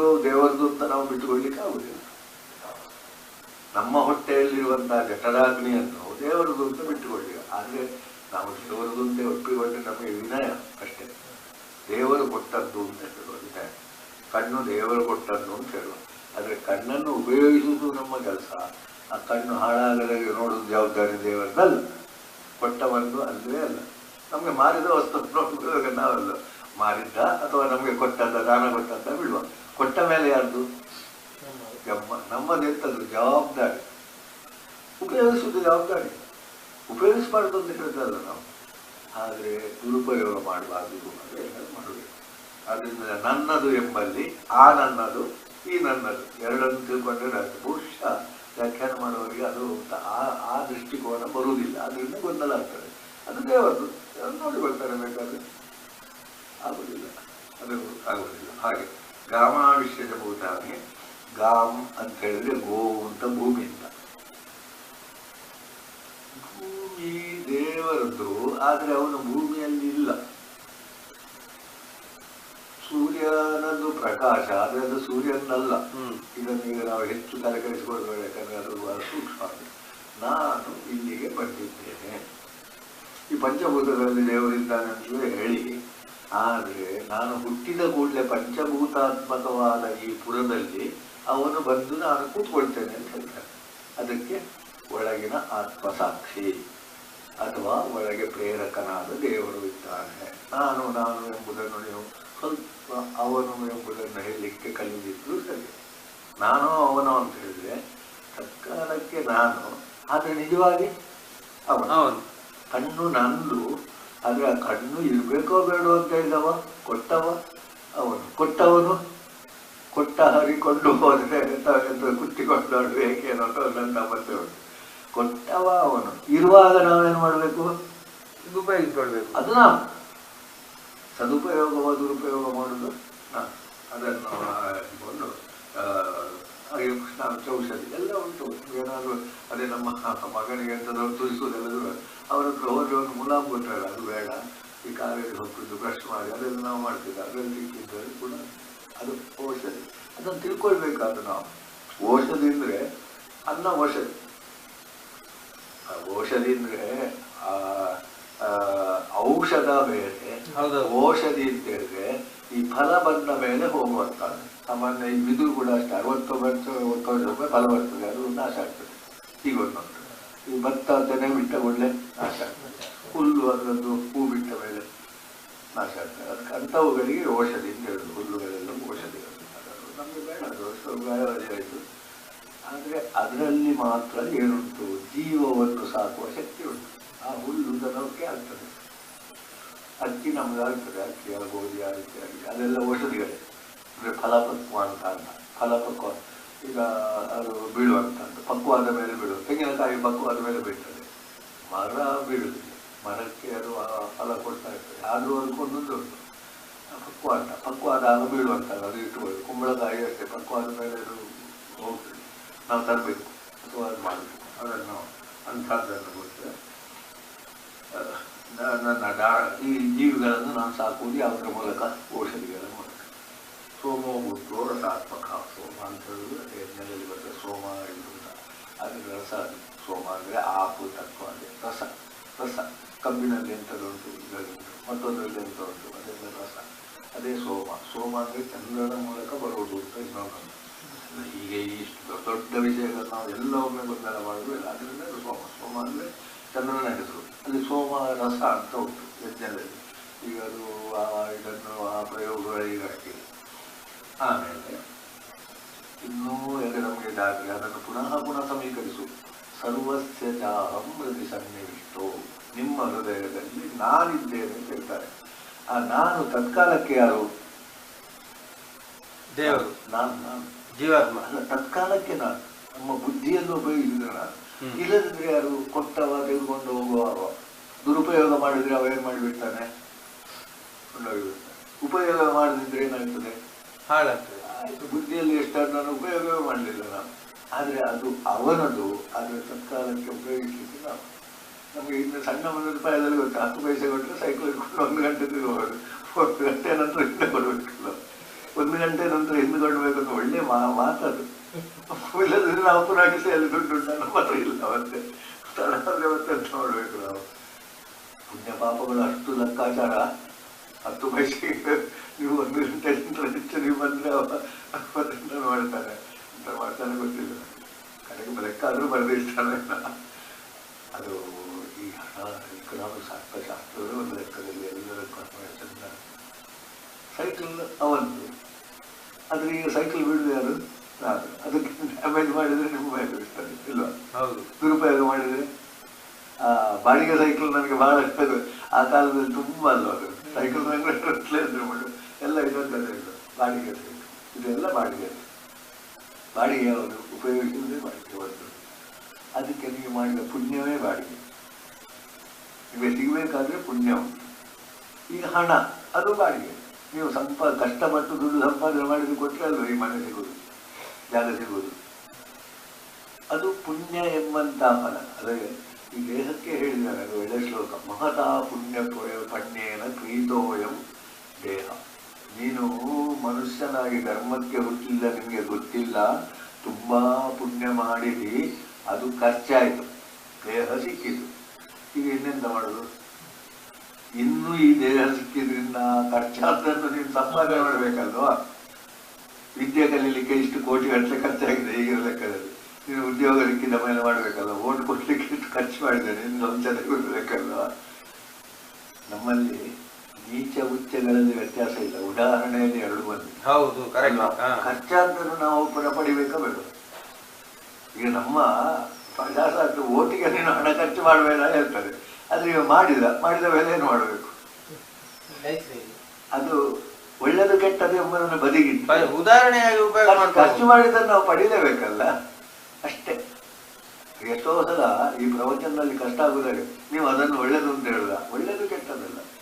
ನಾವು ಯಾವುದನ್ನು ಖರ್ಚು ಮಾಡಿದ್ರೆ ಪಡಬೇಕು. ಈಗ ಆ ಶ್ಲೋಕಕ್ಕೆ ಬರುವ, ಈ ದೇಹ ಸಿಗ್ಲಿಕ್ಕೆ ನೀನು ತುಂಬಾ ಪುಣ್ಯವನ್ನು ಕೊಟ್ಟು ಬರೆದದ್ದು ಇದನ್ನು. ಇನ್ನು ನೀನು ಈ ದೇಹದಿಂದ ಏನು ಮಾಡಬೇಕು? ಪುಣ್ಯ ಸಂಪಾದಿಸಲೇ ಬೇಕು. ನೀನು ಪಾಪ ಸಂಪಾದಿಸಿದ್ರೆ ನಿನ್ನಷ್ಟು ದೊಡ್ಡ ಮೂರ್ಖ ಇಲ್ಲ. ಅದೇ ತೆಂಗಿನ ಮರ ಅದನ್ನು ಮಾಡುವುದಿಲ್ಲ. ಪುಣ್ಯ ಬಹಳ ಅಲ್ಲ, ಅದರ ಕರ್ಮದ ಫಲವಾಗಿ ತೆಂಗಿನ ಮರ ಆಗಿದೆ, ತೆಂಗಿನವಾಗಿದ್ರೆ ಮುಗಿಯಿತು. ಕರ್ಮದ ಆ ಲೇಪ ಮುಗಿದು.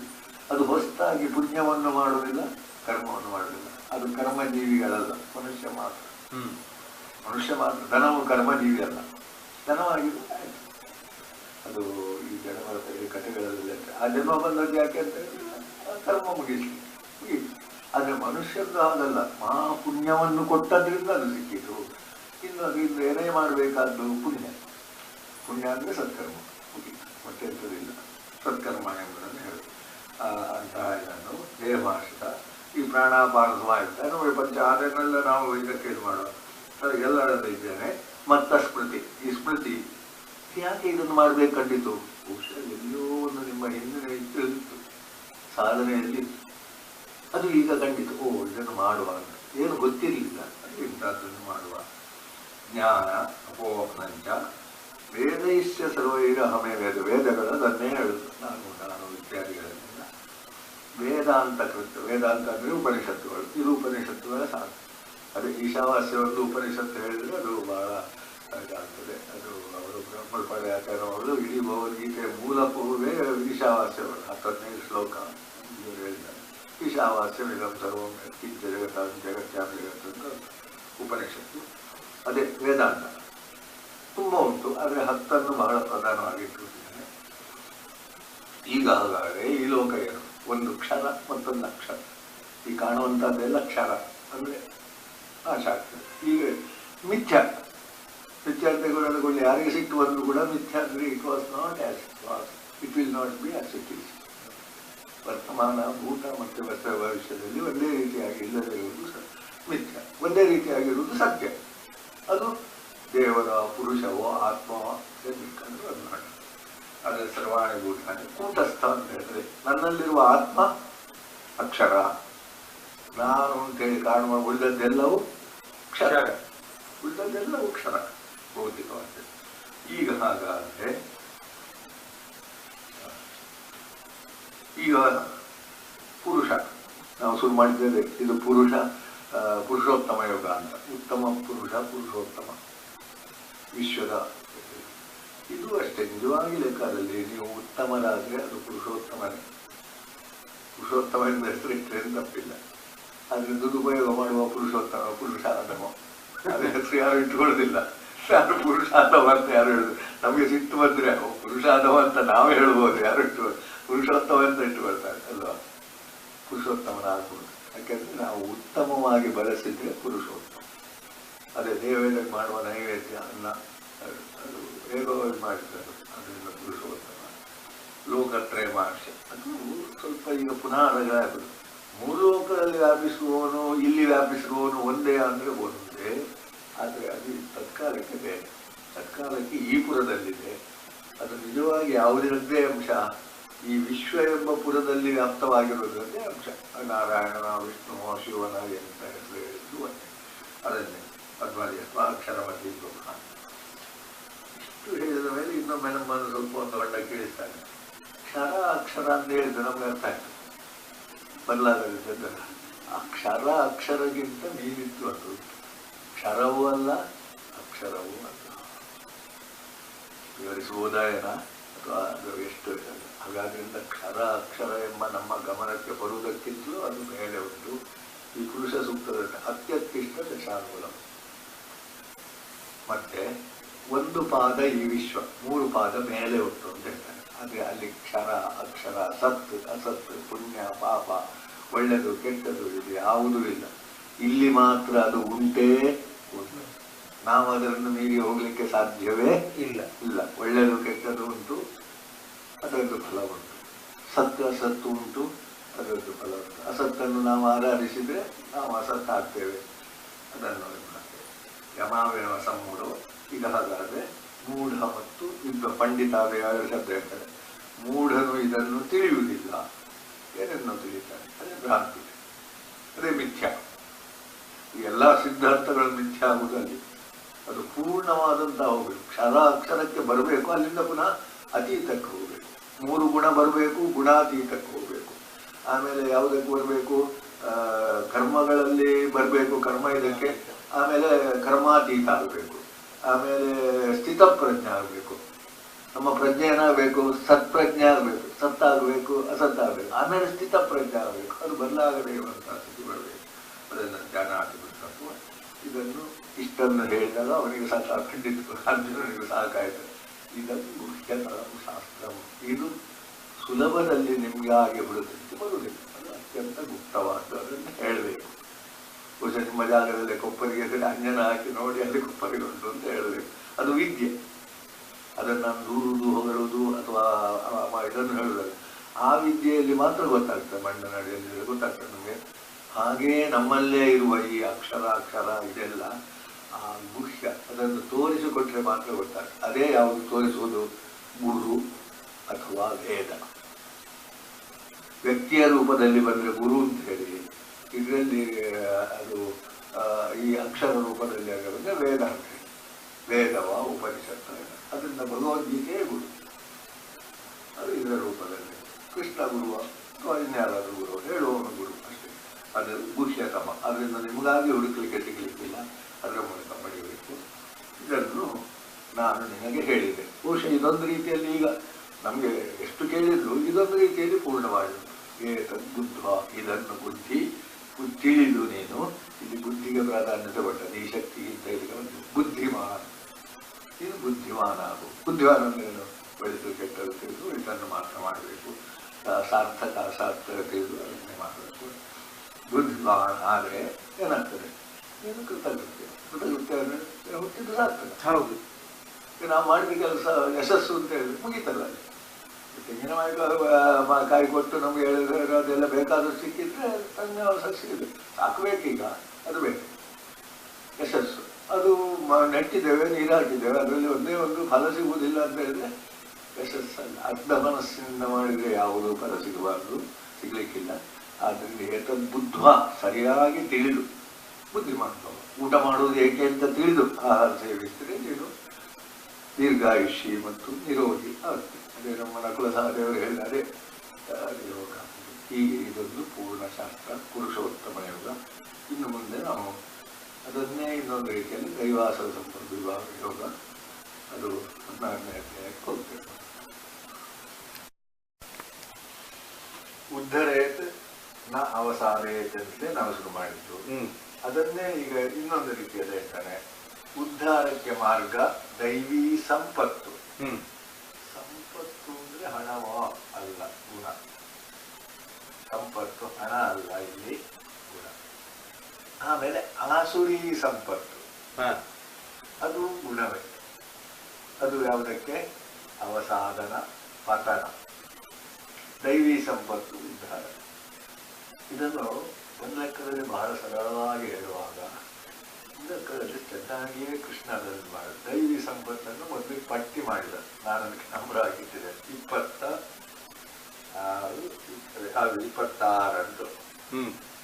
ಅದನ್ನಷ್ಟೇ ಈಗ ನಾವು ಓದು ಸಾಧ್ಯ ಇದ್ರೆ ದಿನಾಲು ಅದನ್ನು ಒಂದು ಬರೆದಿಟ್ಟು ಓದಬೇಕು. ನನ್ನಲ್ಲಿ ಇದು ಹೆಚ್ಚು ಉಂಟಾ ಅದು ಸರಳವೇ. ಹೌದು, ಉಂಟ ಇಲ್ಲೋ ಒಂದು ಇನ್ನೊಂದು ಅದನ್ನು ಹೆಚ್ಚು ಮಾಡ್ಲಿಕ್ಕೆ ಪ್ರಯತ್ನವಾದ್ರೂ ಮಾಡ್ಬೋದಲ್ಲ. ಮತ್ತೆ ಅದು ನಮಗೆ ನೆನಪಾಗಿ ತುಂಬಾ ಒಳ್ಳೆಯದು. ಅಭಯಂ, ಸತ್ವ ಸಂಶುದ್ಧಿ, ಸತ್ವದಲ್ಲಿ ಶುದ್ಧಿ. ಜ್ಞಾನ ಯೋಗ ವ್ಯವಸ್ಥಿತಿ, ಜ್ಞಾನದ ಬಗ್ಗೆ ಚಿಂತನೆ. ಹೇಗಾದ್ರೂ ಅಲ್ಲ, ಏನಾದ್ರೂ ಅಲ್ಲ. ದಾನಂ ಅನ್ನೋದಲ್ಲ ಅಂತ ಕೊಡುದು. ದಮ, ಎಳೆದ ಕಡೆಗೆ ಹೋಗುವುದಲ್ಲ, ಅದನ್ನು ಹಿಡಿತದಲ್ಲಿ ಇಟ್ಕೊಂಡು. ಸ್ವಾಧ್ಯಾಯ, ದಿನಾಲು ಒಳ್ಳೆಯ ವಿಷಯವನ್ನು ಸ್ವಲ್ಪ ಆದ್ರೂ ಮಾಡಬೇಕು. ಆಮೇಲೆ ತಪಃ, ತಪಃ ಅಂದ್ರೆ ಸಾಕು ಅಂತ ಗಂಡಗುಳ್ಳೆ ನಿಲ್ಲಿಸುವುದಲ್ಲ, ಅದು ಅಷ್ಟಾಗಬೇಕು ಅಂತೆಲ್ಲ ಒತ್ತಾಯ ಪೂರ್ವಕ ಕೂತ್ಕೊಳ್ಳುವುದು ತಪಸ್ಸು. ಅದು ಮತ್ತೆ ವರ್ಷಗಟ್ಟಲೆ ಜೀವನಗಟ್ಟಲೆ ಅದು ಅಭ್ಯಾಸ ಆಗ್ತದೆ. ಹೌದು, ಈಗ ಮೊದಲು ಒಂದು ಸಂಧ್ಯಾ ಅಂದ್ರೆ ಸ್ವಲ್ಪ ಹೊತ್ತು ಕೂತ್ಕೊಳ್ಳು ಅಂತ ಹೇಳಿದ್ರೆ ಬ್ರಹ್ಮಚಾರಿಗೆ ಸುಲಿಗೆ ಆಗುದಿಲ್ಲ. ಆದ್ರೆ ಮತ್ತೆ ಅದು ಮಾಡದೇ ಇದ್ರೆ ಆಗುದಿಲ್ಲ ಎಂಬ ಸ್ಥಿತಿ ಬರ್ತಾನೆ. ತಪಸ್ಸು ಸಹಜ ಆಗ್ತದೆ. ಹಾಗೆ ಅಧ್ಯಯನವು ತಪಸ್ಸು. ತಪ ಎಂಬುದನ್ನು ನಾವು ತೊಡಗಿಸಿಕೊಳ್ಳುವ ವಿಷಯ ನಮಗೆ. ಆಮೇಲೆ ಆರ್ಜವಂ, ಆರ್ಜವ ಅಂತ ಹೇಳಿದ್ರೆ ಸಹಜವಾದಂತಹ ಇದೆ ಆರ್ಜವ. ಆರ್ಜವ ಅಲ್ಲಿ ಈ ತೊಂದರೆಗೆ ಕಾರಣವಾಗದಿರುವಂತಹ ನಾವು ಗಡಗಡ ಮಾಡಿಕೊಂಡು ನಡೆಯುವುದು ಆರ್ಜವ ಅಲ್ಲ. ಅದು ಶಬ್ದ ಜಾರಿಗಳಿಗಾಗುತ್ತೆ. ನಾವು ಮೃದುವಾಗಿ ಮಾತಾಡುವುದು ಸಹಜ ಎಂದ್ರೆ ಆರ್ಜವರು ಕಾಲ ಅಂತ ಹೇಳ್ತಾರೆ. ಅದು ವಿವರಿಸಲಿಕ್ಕೆ ಇದನ್ನು ಹೋದರೆ ಅದೇ ಒಂದು ದೊಡ್ಡ ವಿಸ್ತಾರ ಇದಾಗ್ತದೆ. ಅಹಿಂಸಾ, ಉದ್ದೇಶಪೂರ್ವಕ ಹಿಂಸೆ ಮಾಡುವುದಲ್ಲ. ನೋವಾಗುವ ವಿಷಯ ಅಲ್ಲ ಅಲ್ಲಿ ಪ್ರಧಾನವಾದ. ಯಾಕೆ ಅಂತ ಉಂಟು, ಅದರಿಂದ ಆಪರೇಷನ್ ಇತ್ಯಾದಿಗಳು ಅಹಿಂಸೆಯಲ್ಲಿ ಬರ್ತವೇನಾ? ಹಿಂಸೆಯಲ್ಲಿ ಅದು ಅಹಿಂಸೆಯಲ್ಲಿ ಬರ್ತದೆ. ಯಾಕಂದ್ರೆ ಅವನಿಗಾಗುವ ದೊಡ್ಡದಾದಂತಹ ತೊಂದರೆಯನ್ನು ತಪ್ಪಿಸಲಿಲ್ಲ. ಮುಳ್ಳು ಕಂತಿದ ಗುಳ್ಳೆ ಅದನ್ನು ತೆಗೆಯುವಾಗ ನೋವಾಗ್ತದೆ, ಅದು ನೋವಾಗ್ತದೆ, ತೆಗೆದು ಬೇಡ, ಮಕ್ಕಳು ಕೂಗ್ತಾರೆ. ತೆಗೆಯದಿದ್ರೆ ಅದು ಸಾಮಾನ್ಯ. ತೆಗೆದು ಅದಕ್ಕೊಂದು ಚೂರು ಹಚ್ಚಿದ್ರೆ ಅದು 2 ದಿವಸದಲ್ಲಿ ಅಹಿಂಸದಲ್ಲಿ ಬರ್ತದೆ. ಸತ್ಯ, ಅಕ್ರೋಧ, ಸಿಟ್ಟು ಬರುವುದು ಬ್ಯಾಕ್ ಬರುದು. ನಾನು ಹೇಳಿದಾಗ ಆಗಬೇಕು ಅಂತ ಹೇಳಿದಾಗ ಸಿಟ್ಟು. ಅಹಂ ಜಾಸ್ತಿ ಆದಾಗ ಮಾತ್ರ ಕ್ರೋಧ ಬರುವುದು. ಅಹಂ ಇಲ್ಲದಿದ್ರೆ ಕ್ರೋಧ ಇಲ್ಲ. ಈ ಲೋಕ ಎಲ್ಲ ಸರಿ ಉಂಟು, ಯಾಕಂದ್ರೆ ದೇವರದು ಅಂತ ಹೇಳಿದ್ರೆ ಕ್ರೋಧ ಬರ್ಲಿಕ್ಕೆ ಆಗಿಲ್ಲ. ಅದು ನಮಗೆ ಬಿಟ್ಟದ್ದು. ಆಮೇಲೆ ಶಾಂತಿ, ತ್ಯಾಗ, ಅಪೈಶುನ. ಸಿಗ್ತದೆ ಇಲ್ಲಿ ನಮಗೆ ಬೇಕು ಅಂತ ನಾನು ಹಿಡ್ಕೊಂಡು ಹೋದ್ರೆ ಪೈಶುನ ಆಗ್ತದೆ. ಕೊಟ್ಟರೆ ಕೊಂಡೋಗ್ಬೋದ ಏನ, ಅಗತ್ಯವೂ ಇಲ್ಲ. ನಮ್ಮದಲ್ಲದನ್ನು ಬೆಳೆಯುವುದು. ನಮ್ಮ ಅಕೌಂಟಿಗೆ 1 ರೂಪಾಯಿ ಹೆಚ್ಚು ಕಡಿಮೆ ಆದ್ರೆ ಅದನ್ನು ಹಿಂದೆ ಕೊಡಬೇಕು. ನಾವು ಸಣ್ಣದಲ್ಲಿ ನೋಡಿದ್ವಿ, 1 ಪೈ ಅಂತದ ವ್ಯಾಪಾರದಲ್ಲಿ ಹೆಚ್ಚಾಗಬೇಕು. 1 ಮಧ್ಯಾಹ್ನ ಹೋಗಿ ಅವರ ಮನೆಗಳಿಗೆ 1 ರೂಪಾಯಿ ಹೆಚ್ಚು ಉಂಟು ಅಂತ ಕೊಟ್ಟು ಬರ್ತಾರೆ. ಅದು ಅಪೈಶುನದ ಲಕ್ಷಣ. ಹೌದು, ಈಗಲೂ ಇದ್ದಾರೆ. ನನ್ನ ಆಫೀಸ್ನಲ್ಲಿ ಒಮ್ಮೆ ನನಗೂ ಆಗಿದೆ, ಬೇರೆಯವರಿಗೂ ಆಗಿದೆ. ಅದು ಪಾರ್ಕಿಂಗಿಗೆ ನಮಗೆ ಕಟ್ ಮಾಡ್ತಾರೆ ದುಡ್ಡು, ವೆಹಿಕಲ್ ಪಾರ್ಕಿಂಗಿಗೆ. ಅದು ನಾನು ಮತ್ತೆ ಇನ್ನೊಂದು 2-3 ಜನ ನಾವು ಪ್ರತಿ ತಿಂಗಳು ನಮ್ಮ ಪೇ ಸ್ಲಿಪ್ ಯಾರು ನೋಡ್ತಾರೆ? ಯಾರು ನೋಡುದಿಲ್ಲ. ಯಾವತ್ತೋ ಒಂದು ದಿನ ನೋಡುದು. ಅದು 8 ತಿಂಗಳು ಇವರು ಕಟ್ಟೆ ಮಾಡಲಿಲ್ಲ. ಆಮೇಲೆ ನಾವು ಎಲ್ಲ ಅವರಿಗೊಂದು ವಿಚಾರವನ್ನು ತಿಳಿಸಿ ಇಮೇಲ್ ಮಾಡಿ, ಇನ್ನು ಒಟ್ಟಿಗೆ ಕಟ್ಟು ಮಾಡಬೇಡಿ, 3-4 ಸಾವಿರ ರೂಪಾಯಿ ಆಗ್ತದೆ. ಒಟ್ಟಿಗೆ ಕಟ್ಟು ಮಾಡಿದ್ರೆ ನಮ್ಗೆ ಕಷ್ಟ ಆಗ್ತದೆ. ನೀವು ಏನು ಕಂತಿನಲ್ಲಿ ಕಟ್ಟು ಮಾಡಿ ಅಂತ ನಾವು ಕೇಳಿಕೊಂಡೆವು. ಆ ಪ್ರಾಮಾಣಿಕತೆ ನಾವು ತೋರಿಸಿದ್ರಿಂದ ಅವರು ಕಟ್ಟೆ ಮಾಡ್ಲಿಲ್ಲ ಅಂತ. ಅದು ಬೇರೆ. ಪ್ರಾಮಾಣಿಕತೆ ತೋರಿಸದಿದ್ರೆ ನಮ್ಗೆ ಸಂತೋಷ ಆಗ್ತದೆ. ಕಟ್ಟು ಮಾಡಲಿಲ್ಲ ಅಲ್ವಾ, ನನಗೆ ಲಾಭ ಆಯ್ತು. ಅದು ಪೈಶುನದಲ್ಲಿ ಬಂತು. ಸರಿ ಅಂತೇಳಿ ಕಂಡ್ರೆ ಪೈಶುನ ಬಂತು, ಗಮನಕ್ಕೆ ತಂದುಕೊಳ್ಳಿ ಮುಗಿಯಿತು. ಕಟ್ಟ ಆಗಲಿಲ್ಲ ಎಂಬುದು ಬೇಡ, ಹೌದೌದು, ಅಲ್ಲ ಹೋಗ್ಬೇಕಾದ್ದು ಹೋಗ್ಬೇಕು. ನೆನಪಿಲ್ಲದೆ ಅದನ್ನು ತೆಗೆದುಕೊಳ್ಳದಿದ್ರೆ ನಾವು ನೆನಪು ಮಾಡಿ. ಹೌದು, ನಾನು ನೆನಪು ಮಾಡಿದೆ, ಬಟ್ ಅವ್ರು ಕಟ್ ಮಾಡ್ಲಿಲ್ಲ. ನೀವಲ್ಲ ಅಂತ ಬಿಟ್ರೆ ಇಲ್ಲ ಬೇಡ, ನಾವು ಅಂತ ಅತಿ ಹೋಗಬಾರ್ದು. ಅದು ಅವರಿಗೆ ಬಿಟ್ಟ ವಿಷಯ. ನಾವು ಬೇರೆಯವರದ್ದು ಹೌದು, ಆದರೆ ಅದು ಅವ್ರು ಕೊಟ್ಟರೆ ನಮ್ಮದಾಯ್ತಲ್ಲ. ಅವರು ಗೊತ್ತಿಲ್ಲದೆ ಅವರ ಕೈಯಿಂದ ನಮಗೆ ಬಂದರೆ ಮಾತ್ರ ಖಂಡಿತ ಗೊತ್ತು ಮಾಡಬೇಕು, ಮತ್ತು ಅದೇ ದೊಡ್ಡ ವಿಷಯ. ಅದರಿಂದ ಪೈಶುನ ಎಂಬುದು ನಮ್ಮ ಪ್ರವೃತ್ತಿಯಲ್ಲಿ ನಿಜವಾದ ಅಧಿಕಾರ ಇಲ್ಲದ್ದು ನಮಗೆ ಸಿಕ್ಕಿದಾಗ ನಮಗೆ ಸಂತೋಷ ಆಗುವುದು ಪೈಶುನ. ನಮ್ಮದಲ್ಲದ್ದು ನಮಗೆ ಸಿಕ್ಕಿದಾಗ ಆಗುವುದು ಶೌಚ. ಅದು ಹೇಗೆ ಸಿಕ್ಕಬೇಕಾಗುತ್ತೆ, ಅದು ಪೈಶುನ ಅಂತ ಆಗ್ತದೆ. ಯಾರ್ದೋ ಮನೆಯಲ್ಲಿ ಹೂ ಕೊಯ್ದು ತಗೊಂಡು ಹೋಗುದು ಮಾಡೋದು, ಯಾರು ಬೆಳೆಸಿದ್ದು. ಕಾರಣ ಗುಡ್ಡೆಯಲ್ಲಿದ್ದದ್ದು ಪೈಶುನ ಅಲ್ಲ, ಗುಡ್ಡೆಯ ಹೂತು ಗೊತ್ತಾಗ ಪೈಶುನ ಅಲ್ಲ, ಅಂದರೆ ಪೈಶುನ. ಆಮೇಲೆ ದಯಾ ಭೂತೇಶು, ನನ್ನಾಗೆ ಜೀವ ಅಂತ ಹೇಳಿದ್ರೆ ಸರಿ ಅಷ್ಟೇ. ನನಗೆ ಈಗ ರುಚಿಸಿದ್ರೆ ನಾವು ಆಗ್ತದೆ, ಅದಕ್ಕೇನು ಮಾಡುವಾಗ ಸಸ್ಯದೊಂದು ಯಾಕೆ ಇದು ಮಾಡಬೇಕು ಸರಿ ಅನ್ನೋದು ಉತ್ತಮ. ಈ ಇದಕ್ಕೆ ನಾವು ಆಟ ಇದ್ದು ಕೂತ್ಕೊಳ್ತೇವೆ, ಅದಲ್ಲ. ಆ ಸೀರಿಯಲ್ ಒಂದು ಎಂಥದ್ದು, ಅದು ಮುಗಿಯೋಡೆ ಕೂತ್ಕೊಳ್ಬೇಕು. ಅದು ಬರುವಾಗ ಎಲ್ಲ ಕೆಲಸ ಬಿಟ್ಟು ಬಂದು ಆ ಸೀರಿಯಲ್ಗೆ ಲೋಲು ಪತ್ರ ಇರ್ತದೆ.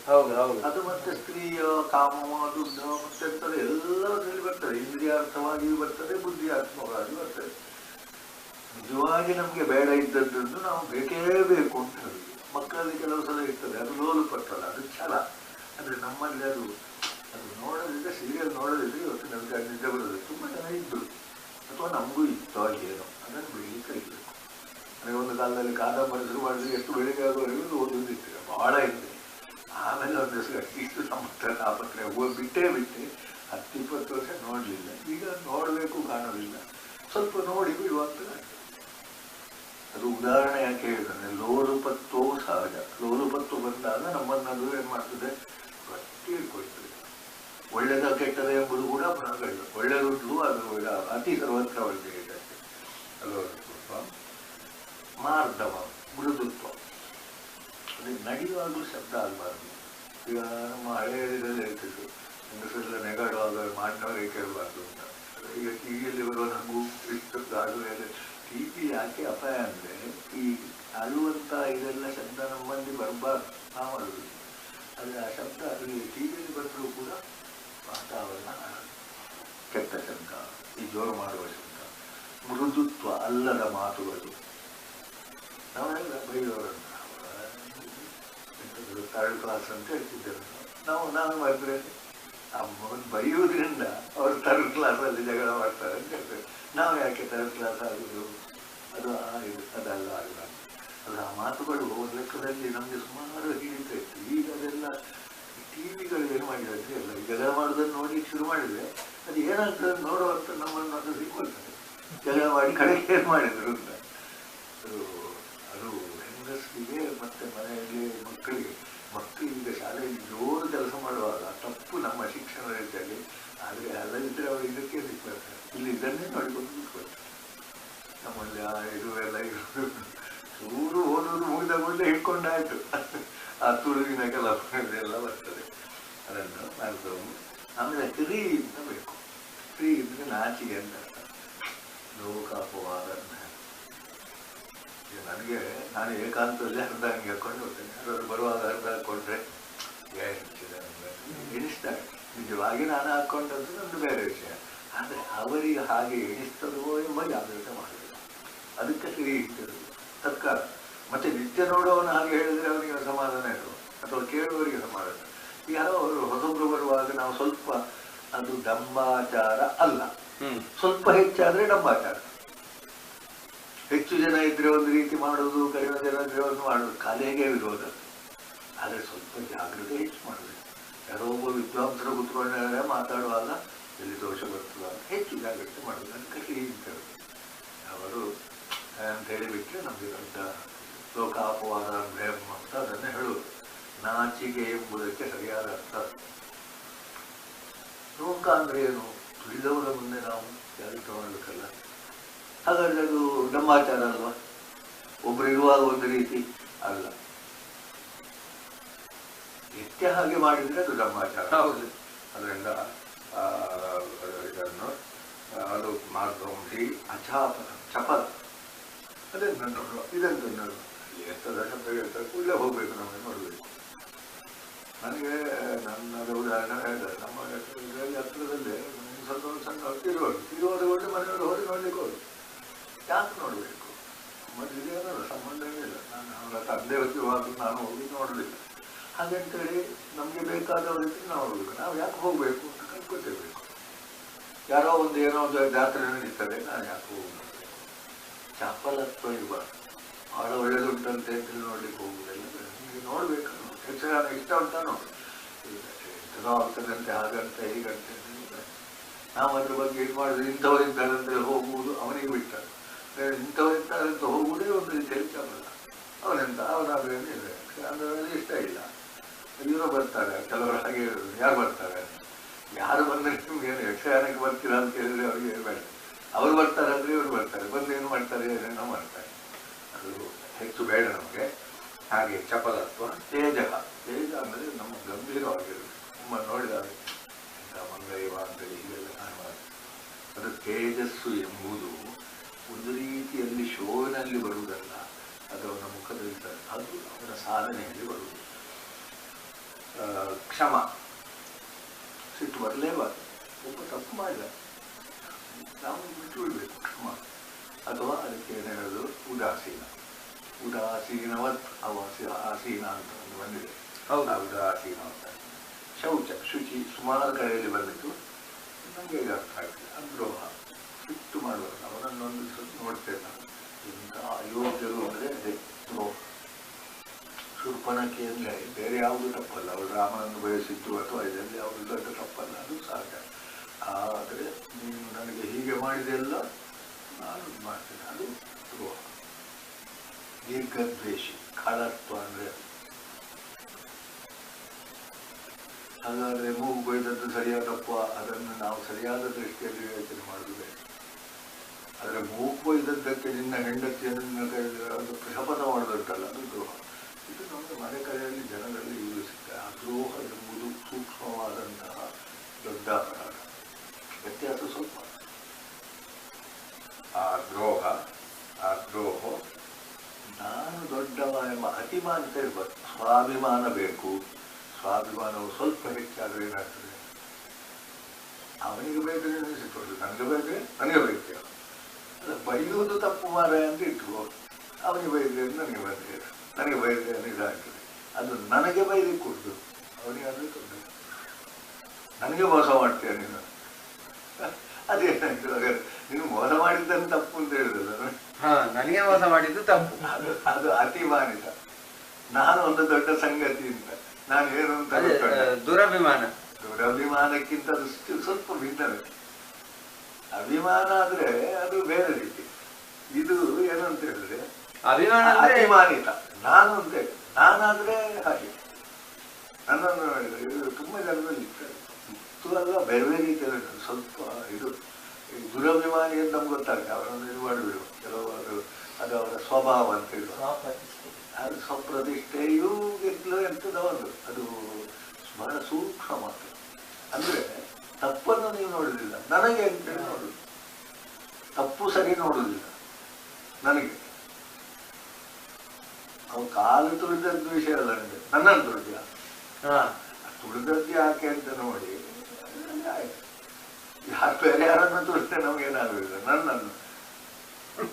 ಆಗ ನಮ್ಗೆ ನೀನು ಕಣ್ಣಾಗುದಿಲ್ಲ, ತುಳಿದದ್ದು ಯಾಕೆ ಅದು ತರ್ಸಿನಲ್ಲಿ ನಾವು ಕಾಲಿಗೆ ಬಿಟ್ಟು. ಆದ್ರೆ ನನಗೆ ಅದಾಗುವ ನಮ್ಗೆ ಅದು ಇದು ಬಹಳ ಸೂಕ್ಷ್ಮ. ತಪ್ಪು ಅಲ್ಲ, ತಪ್ಪು ಹೌದದು ಅತಿಮಾನಿತ. ಇದನ್ನು ದೈವಿ ಸಂಪತ್ತು ನನ್ನ ಲೆಕ್ಕದಲ್ಲಿ 26. ಇದನ್ನು ನಾವು ನೆನಪಿಟ್ಟುಕೊಂಡ್ರೆ ಸರಿ, ಮತ್ತೆ ಅರ್ಥ ಆಗುತ್ತದೆ. ಇದನ್ನು ವಿವರಿಸಬಹುದು, ವಿವರಿಸುವುದಕ್ಕಿಂತ ಅರ್ಥ ಆಗುತ್ತದೆ.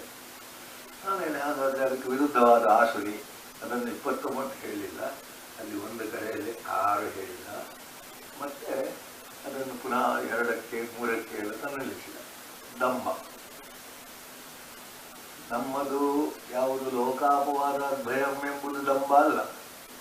ಅದು ಸ್ವಲ್ಪ ಹೆಚ್ಚಾದರೆ ನಾನು ದೊಡ್ಡವ ಅಂತ ಕಾಣಬೇಕು, ಅವ್ರು ನನಗೆ ಮರ್ಯಾದೆ ಕೊಡಬೇಕು ಅಂತ ಏನೆಲ್ಲ ತೋರಿಸುವುದುಂಟು. ಪಂಡಿತನ ಹಾಗೆ ತೋರಿಸಿ, ಪಂಡಿತ ಮಾನಿನ ಅಂತ ಒಂದು ಹೇಳ್ತಾರೆ. ಪಂಡಿತರಾಗಿ ತೋರಿಸುವುದು. ನನಗೆ ಗೊತ್ತೆಂಥದ್ದು ಇಲ್ಲ ಅವನು,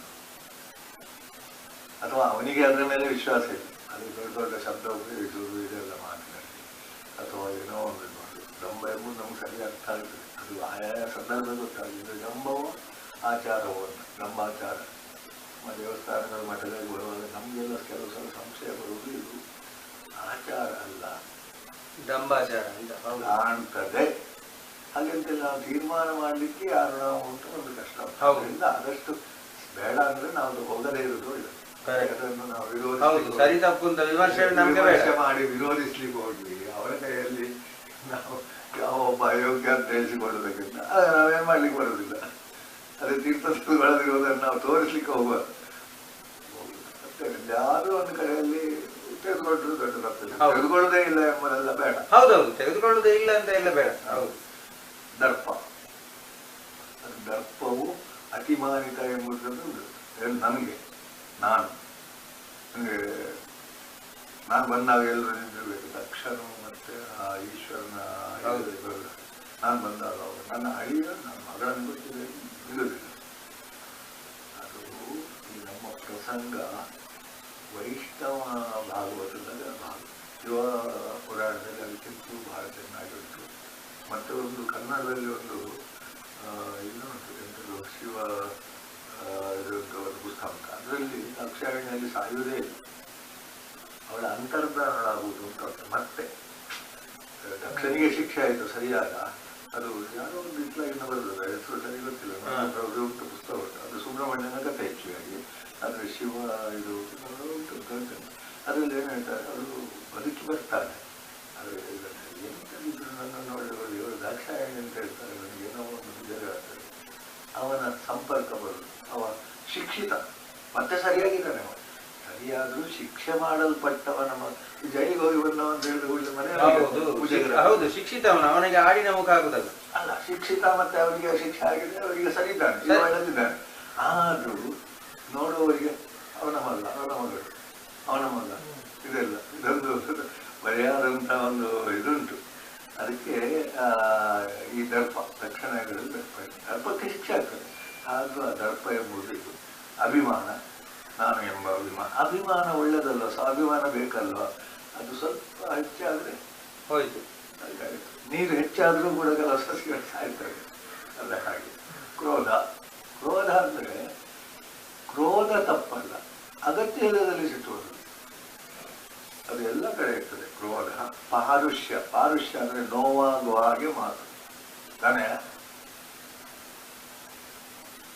ಎತ್ತರ ಒಂದು ಇತ್ತು ನಮ್ಮ ಹಿರಿಯರಲ್ಲಿ, ಸ್ವಲ್ಪ ಇತ್ತು. ಮಕ್ಕಳಲ್ಲಿ ಯಾರು ಹೇಳಲು ಸ್ವಲ್ಪ ಹೇಳೋದಿಲ್ಲ, ಎಲ್ಲರಲ್ಲ, ಶತ್ರುಗಳಲ್ಲಿ ಅದು ಜಾಸ್ತಿ ಇತ್ತು. ಪಾರುಷ್ಯ, ಪುರುಷ ಎಂದದು.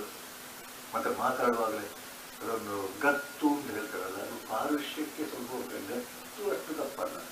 ಪಾರುಷ್ಯ ನಾವು ಜಾಗೃತಿ ಮಾಡೋದು ಮನೆಯಲ್ಲಿ, ಮಕ್ಕಳಿಂದ ಹಿಡಿದು ಎಲ್ಲರವರೆಗೆ ಅವರಿಗೆ ಮನಸ್ಸಿಗೆ ನೋವಾಗದ ಹಾಗೆ ನಾವು ಮಾತಾಡೋದು. ಮೃದುತ್ವ ಎಂಬುದು ಪಾರುಷ್ಯ ಎಂಬುದು ಒಂದು ಇರುತ್ತೆ. ಅಜ್ಞಾನ, ನಮ್ಗೆ ಗೊತ್ತಿಲ್ಲ. ಇದು ಅದು ಎಂಥದ್ದು ಗೊತ್ತಿಲ್ಲ, ತೆಗೆದು ಹೇಳುದು ಆಚೆ ಆಗ್ತದೆ. ನಾನು ಅದು ಶಕ್ತಿ ಹೋಗಿತ್ತು. ನಮ್ಗೆ ಗೊತ್ತಿಲ್ಲದಲ್ಲಿ ನಾವು ಯಾಕೆ ಗೊತ್ತಿಲ್ಲ ಅದನ್ನು ಮುಟ್ಟುವುದು ಬೇಡ. ಒಂದು ಸುಮ್ಮನೆ ಒಂದು ಎಂಥದ ಒಂದು ಕೀಟ ಉಂಟು, ಗೊತ್ತಿಲ್ಲ, ಅದು ಇವರಿಗೆ ಕಚ್ಚಿತು, ಮತ್ತೆ ಅದನ್ನು ಕೊಂದು ಎಂತ ಮಾಡಲ್ಲ. ಗೊತ್ತಿಲ್ಲದಲ್ಲಿ ಆಳ ನೋಡದೆ ನೀರಿಗೆ ಬೀಳಬೇಡ, ಗುಣ ನೋಡದೆ ಮನುಷ್ಯನ ಹತ್ರ ವ್ಯವಹಾರ ಮಾಡಬೇಡ. ಅದನ್ನು ಒಳ್ಳೆಯದು ಕೇಳು, ಬಿಟ್ಬಿಡು. ಅವನಂತ ಹೆಚ್ಚು ವ್ಯವಹಾರ ಮಾಡಬೇಡ. ನಾವು ಕೊಡ್ತೇವೆ, ಎಲ್ರಿಗೂ ಕೊಡ್ಲಿಕ್ಕೆ ಹೋಗಬೇಡ. ಅದನ್ನು ಗುಣ ನೋಡದೆ ಕೊಡುವುದು ಬೇಡ, ತೆಗೆದುಕೊಳ್ಳುವುದು ಬೇಡ. ಅದು ಇದು ಇದೆಲ್ಲ ಇತ್ಯಾದಿ ಅಂತ ಹೇಳಿ ಅದನ್ನು ಹೆಚ್ಚು ಲೆಕ್ಕ ಹಾಕಲಿಲ್ಲ. ಯಾಕಂದ್ರೆ ಇದು ನಮ್ಗೆ ಹೆಚ್ಚು ಸುಲಭದಲ್ಲಿ ಗೊತ್ತಾಗ್ತದೆ. ಇದು ಆಸುರಿ ಸಂಪತ್ತು. ಇದರಿಂದ ಏನಪ್ಪ ಎಲ್ಲ ಉಂಟು, ಇಲ್ಲಿ ಯಾವ್ದಾದ್ರು ಇಲ್ಲ. ದೈವಿ ಸಂಪತ್ತು ವಿಮೋಕ್ಷಾಯ, ಬಂದ ಆಸುರಿ ಸಂಪತ್ತು ಬಂಧನಾಯ. ಬಂಧನಾಯ ಈ ದರ್ಪದಲ್ಲಿ ಅದು ಬಂಧನ. ಮೊನ್ನೆ ಒಂದು ಉದಾಹರಣೆ ಕೇಳಿದ್ರೆ, ಈಗ ಕರೆಂಟ್ ಕೊಡಿ ಅಂತ ಹೇಳಿದ್ರೆ ಒಳ್ಳೆ ಅವನು ಅರೆಸ್ಟ್ ಮಾಡಿದ್ದೆ, ಅದು ದರ್ಪ ಅಲ್ವಾ. ದರ್ಪದಲ್ಲಿ ಈಗ ಶಿಕ್ಷೆ ಯಾರಿಗೆ ಹೆಚ್ಚಾದ್ದು, ಅವರನ್ನು ಒಂದು ದಿವಸ ಅರೆಸ್ಟ್ ಮಾಡಲಿ. ಈಗ ಅವನ ಬಗ್ಗೆ ಎಲ್ಲರೂ ಚೀತು ಅಂತ ಹೇಳುದಿಲ್ಲ, ಮತ್ತೆ ಅದು ಬಂಧನ. ಅದು ಒಂದು ಉದಾಹರಣೆ. ತುಂಬಾ ರಾಜಕೀಯದಲ್ಲಿ ತುಂಬಾ ಸಿಗ್ತದೆ. ಹೌದೌದು, ರಾಜಕೀಯದಲ್ಲಿ ಇರುವುದೇ ಅದೇ. ಹೌದು, ನಾವು ಈಗ ಅದನ್ನು ನಮ್ಗೆ ಅಂತ ಆಗಬಾರ್ದು ಅಂತ ಜಾಗ್ರತೆ ಬೇಡ. ನಾವು ಸಣ್ಣ ಬಗ್ಗೆನಲ್ಲಿ ಅದು ಸಿಕ್ಕಿ ಬೀಳ್ಬಹುದು ಇದರಿಂದ. ಆದ್ರಿಂದ ಅದು ಬಂಧನ ಆಗಿದೆ. ಆಸುರಿ ಸಂಪತ್ತು ಇತ್ಯಾದಿ ಹೇಳಿದವೆಲ್ಲ ಬಂಧನ. ದೈವಿ ಸಂಪತ್ತು ಒಂದೊಂದನ್ನು ಅದು ಹೆಚ್ಚು ಹೇಳಿದ್ದು ಅದಕ್ಕೆ ಒಂದೊಂದನ್ನು ಅದು ಸ್ವಲ್ಪ ಮಾಡಿ ನೀವು 3 ವರ್ಷ ಬಿಡುಗಡೆ ಆಗ್ತಾ ಇರ್ತದೆ. ಪಾಪದಿಂದ ಬಿಡುಗಡೆ ಆದೀತು, ಬಂಧನದಿಂದ ಬಿಡುಗಡೆ ಆಯಿತು, ಎಲ್ಲರಿಂದ ಬಿಡುಗಡೆ. ಈಗ ಒಂದು ಕಾಲದಲ್ಲಿ ತಂದೆ ತಾಯಿಯನ್ನು ಬಿಡ್ಬೋದು, ನಮ್ಮ ಕೆಲಸ ಎಲ್ಲ ಮಾಡಿದ ಮೇಲೆ ಬಿಡ್ಬೋದು. ಈಗಿನ ಒಂದು ಪೆನ್ಷನ್ ಸಿಸ್ಟಮ್ ಸುಮಾರಷ್ಟು ನಮಗೆ ವಿಮೋಕ್ಷ ರಿಟೈರ್ ಆದ್ಮೇಲೆ ಮತ್ತೆ ಯಾರೋ ಮುಖ ನೋಡ್ಬೇಕು. ಮೊನ್ನೆವರೆಗೆ ಪೆನ್ಷನ್ ಇಲ್ಲದಿರುವಾಗ ಮುದುಕರು ಯಾರು ನೋಡ್ಬೇಕು, ಮಕ್ಕಳು ಯಾರು ನೋಡ್ತಾರೆ. ಈಗ ಅವನಿಗೆ ಬೇಕಾದಷ್ಟು ಸಿಗುವುದು ಎಂಬುದೇ ಒಂದು ಒಳ್ಳೆಯ ಸ್ಕೀಮ್, ಅದು ಎಕನಾಮಿಕ್ಸ್ ನಲ್ಲಿ. ಆದರೆ ನಮ್ಮಲ್ಲಿ ಅದು ಏನು ಅಂದರೆ ಈ ಎಲ್ಲ ಗುಣಗಳು ನಮ್ಮನ್ನು ಬಂಧಿಸುವುದು ಇಲ್ಲ. ಮಕ್ಕಳನ್ನು ಹೀಗೆ ನಾವು ಬೆಳೆಸಿದ್ರೆ ಅವರು ನಮ್ಮನ್ನು ಅಲಕ್ಷ್ಯ ಮಾಡಲಿಕ್ಕೆ ಸಾಧ್ಯವೇ ಇಲ್ಲ. ನನಗೆ ಸರಿ ಗೊತ್ತುಂಟು, ವೃದ್ಧಾಶ್ರಮಕ್ಕೆ ಅವರ ತಂದೆ ತಾಯಿಯನ್ನು ಹಾಕಿದ್ದಾರೆ. ಈಗ ಅವರ ಸ್ಥಿತಿ ಅದಕ್ಕಿಂತ ದುಸ್ಥಿತಿ, ಕೇಳುವವರಿಲ್ಲ ಅಂತ. ದುಡ್ಡು ಉಂಟು, ಮನೆ ಉಂಟು, ಎಲ್ಲ ಉಂಟು. ತಂದೆ ತಾಯಿಗಳನ್ನು ವೃದ್ಧಾಶ್ರಮಕ್ಕೆ ಹಾಕಿದವನನ್ನು ಅವನ ಮಕ್ಕಳು ಮಾಡ್ತಾರೆ. ಈಗ ಕೈಲಿ ಬೇಕಾದಷ್ಟು ಕರ್ತವ್ಯ. ಅದರಿಂದಲೇ ಏನದು ಆ ದೈವಿ ಗುಣ ಬೇಕು. ವೃದ್ಧರನ್ನು ನಾವು ಸೇರಿಸಬೇಕು. ಪೆನ್ಷನ್ ಅದನ್ನು ಬಳಿಗಿಟ್ಟರೆ ಮಕ್ಕಳ ಕರ್ತವ್ಯ ಏನು? ಮಕ್ಕಳನ್ನು ಎಷ್ಟು ಪ್ರೀತಿಯಿಂದ ನಾವು ಸಾಕಿದ್ದೇವೆ, ಅವರಿಗೆ ಅದು ಗೊತ್ತಿಲ್ಲ, ಮರ್ತೋಗಿದೆ. ಆದರೆ ನೆನ್ಪು ಮಾಡಬೇಕಲ್ಲ, ನನ್ನ ಬೆಳೆದದ್ದೇ ಹೇಗೆ ಅಂದರೆ ಅಪ್ಪ ಅಮ್ಮನ ಪ್ರೀತಿ. ಈಗ ಅವರು ದುರ್ಬಲರಾದಾಗ ನಾವು ಅವನನ್ನು ನೋಡಬೇಕು. ಮುದುಕರ ರಗಳೆ ಬೇಡ. ಈ ವೃದ್ಧಾಶ್ರಮ ಎಂಬುದೇ ದೊಡ್ಡ ಅಪರಾಧದ ಮಹಾ ಒಂದು ಪ್ರದರ್ಶನ. ಯಾಕಂದ್ರೆ ಮನೆ ಅಂದರೆ ಕಿರಿಕಿರಿ ಅಷ್ಟೇ. ದುಡ್ಡು ಉಂಟು, ಒಬ್ಬ ನರ್ಸನ್ನು ಇಡುವ. ನರ್ಸು ನೋಡುವುದಕ್ಕೂ ಮನೆಯಲ್ಲಿ ಸೊಸೆ ಅಥವಾ ಒಳ್ಳೆಯ ಒಂದು ಎಂಚೊಳ್ಳ ರಜ್ಜ ಅಂತ ಹೇಳುವುದಕ್ಕೂ ಎಷ್ಟು ವ್ಯತ್ಯಾಸ. ಮಾತು ಸಾಕಾಗ್ತದೆ, ಬಹಳ ಶುಶ್ರೂಷೆ ಏನು ಬೇಕಾಗುವುದಿಲ್ಲ ಕೆಲವು ಮಾತು. ಅದನ್ನು ಹಾಗೆ ದೈವಿ ಸಂಪತ್ತು. ಇನ್ನು ನಾವು ಯಾರ ಹತ್ರ ಸಂಪರ್ಕ ಮಾಡುವ ನೋಡಿದ ಗೊತ್ತಾಗ್ತೀವಿ. ಒಂದು ಆಸುರಿ ಸಂಪರ್ಕ, ದೈವಿ ಸಂಪರ್ಕ. ಆಸುರಿ ತಪ್ಪಂತ ಗೊತ್ತಾದ್ರೆ ನಾವು ಸ್ವಲ್ಪ ದೂರದಲ್ಲೇ ಹೋಗಬೇಕು. ಮನೆಗೂ ಒಳಗೆ ಕರೆಯುವುದು ಬೇಡ ಬೇಡ. ಅದು ಈಗಿನ ಕಾಲದಲ್ಲಿ ಅಂತದ್ದೆಲ್ಲ ಅಲ್ಲ. ಕಳ್ಳತನ ಮಾಡುವವರಂತೂ ಗೊತ್ತಾದ್ರೆ ಮನೆ ಒಳಗೆ ಹೋಗ್ಲಿಕ್ಕೆ ಬಿಡುವುದು ಇಲ್ಲ. ದೊಡ್ಡವರನ್ನೇ ನಾನು ಹೆಸರು ಹೇಳೋದು ಬೇಡ. ಇನ್ನು ನಮ್ಮ ಮನೆಯಲ್ಲಿ ದೇವಸ್ಥಾನಕ್ಕೆ ಹೋಗುವಾಗ ಅವರನ್ನು ಮನೆಯಲ್ಲಿ ಬಿಟ್ಟು ದೇವಸ್ಥಾನಕ್ಕೆ ಹೋಗ್ಲಿಕ್ಕೆ ಆಗಿಲ್ಲ.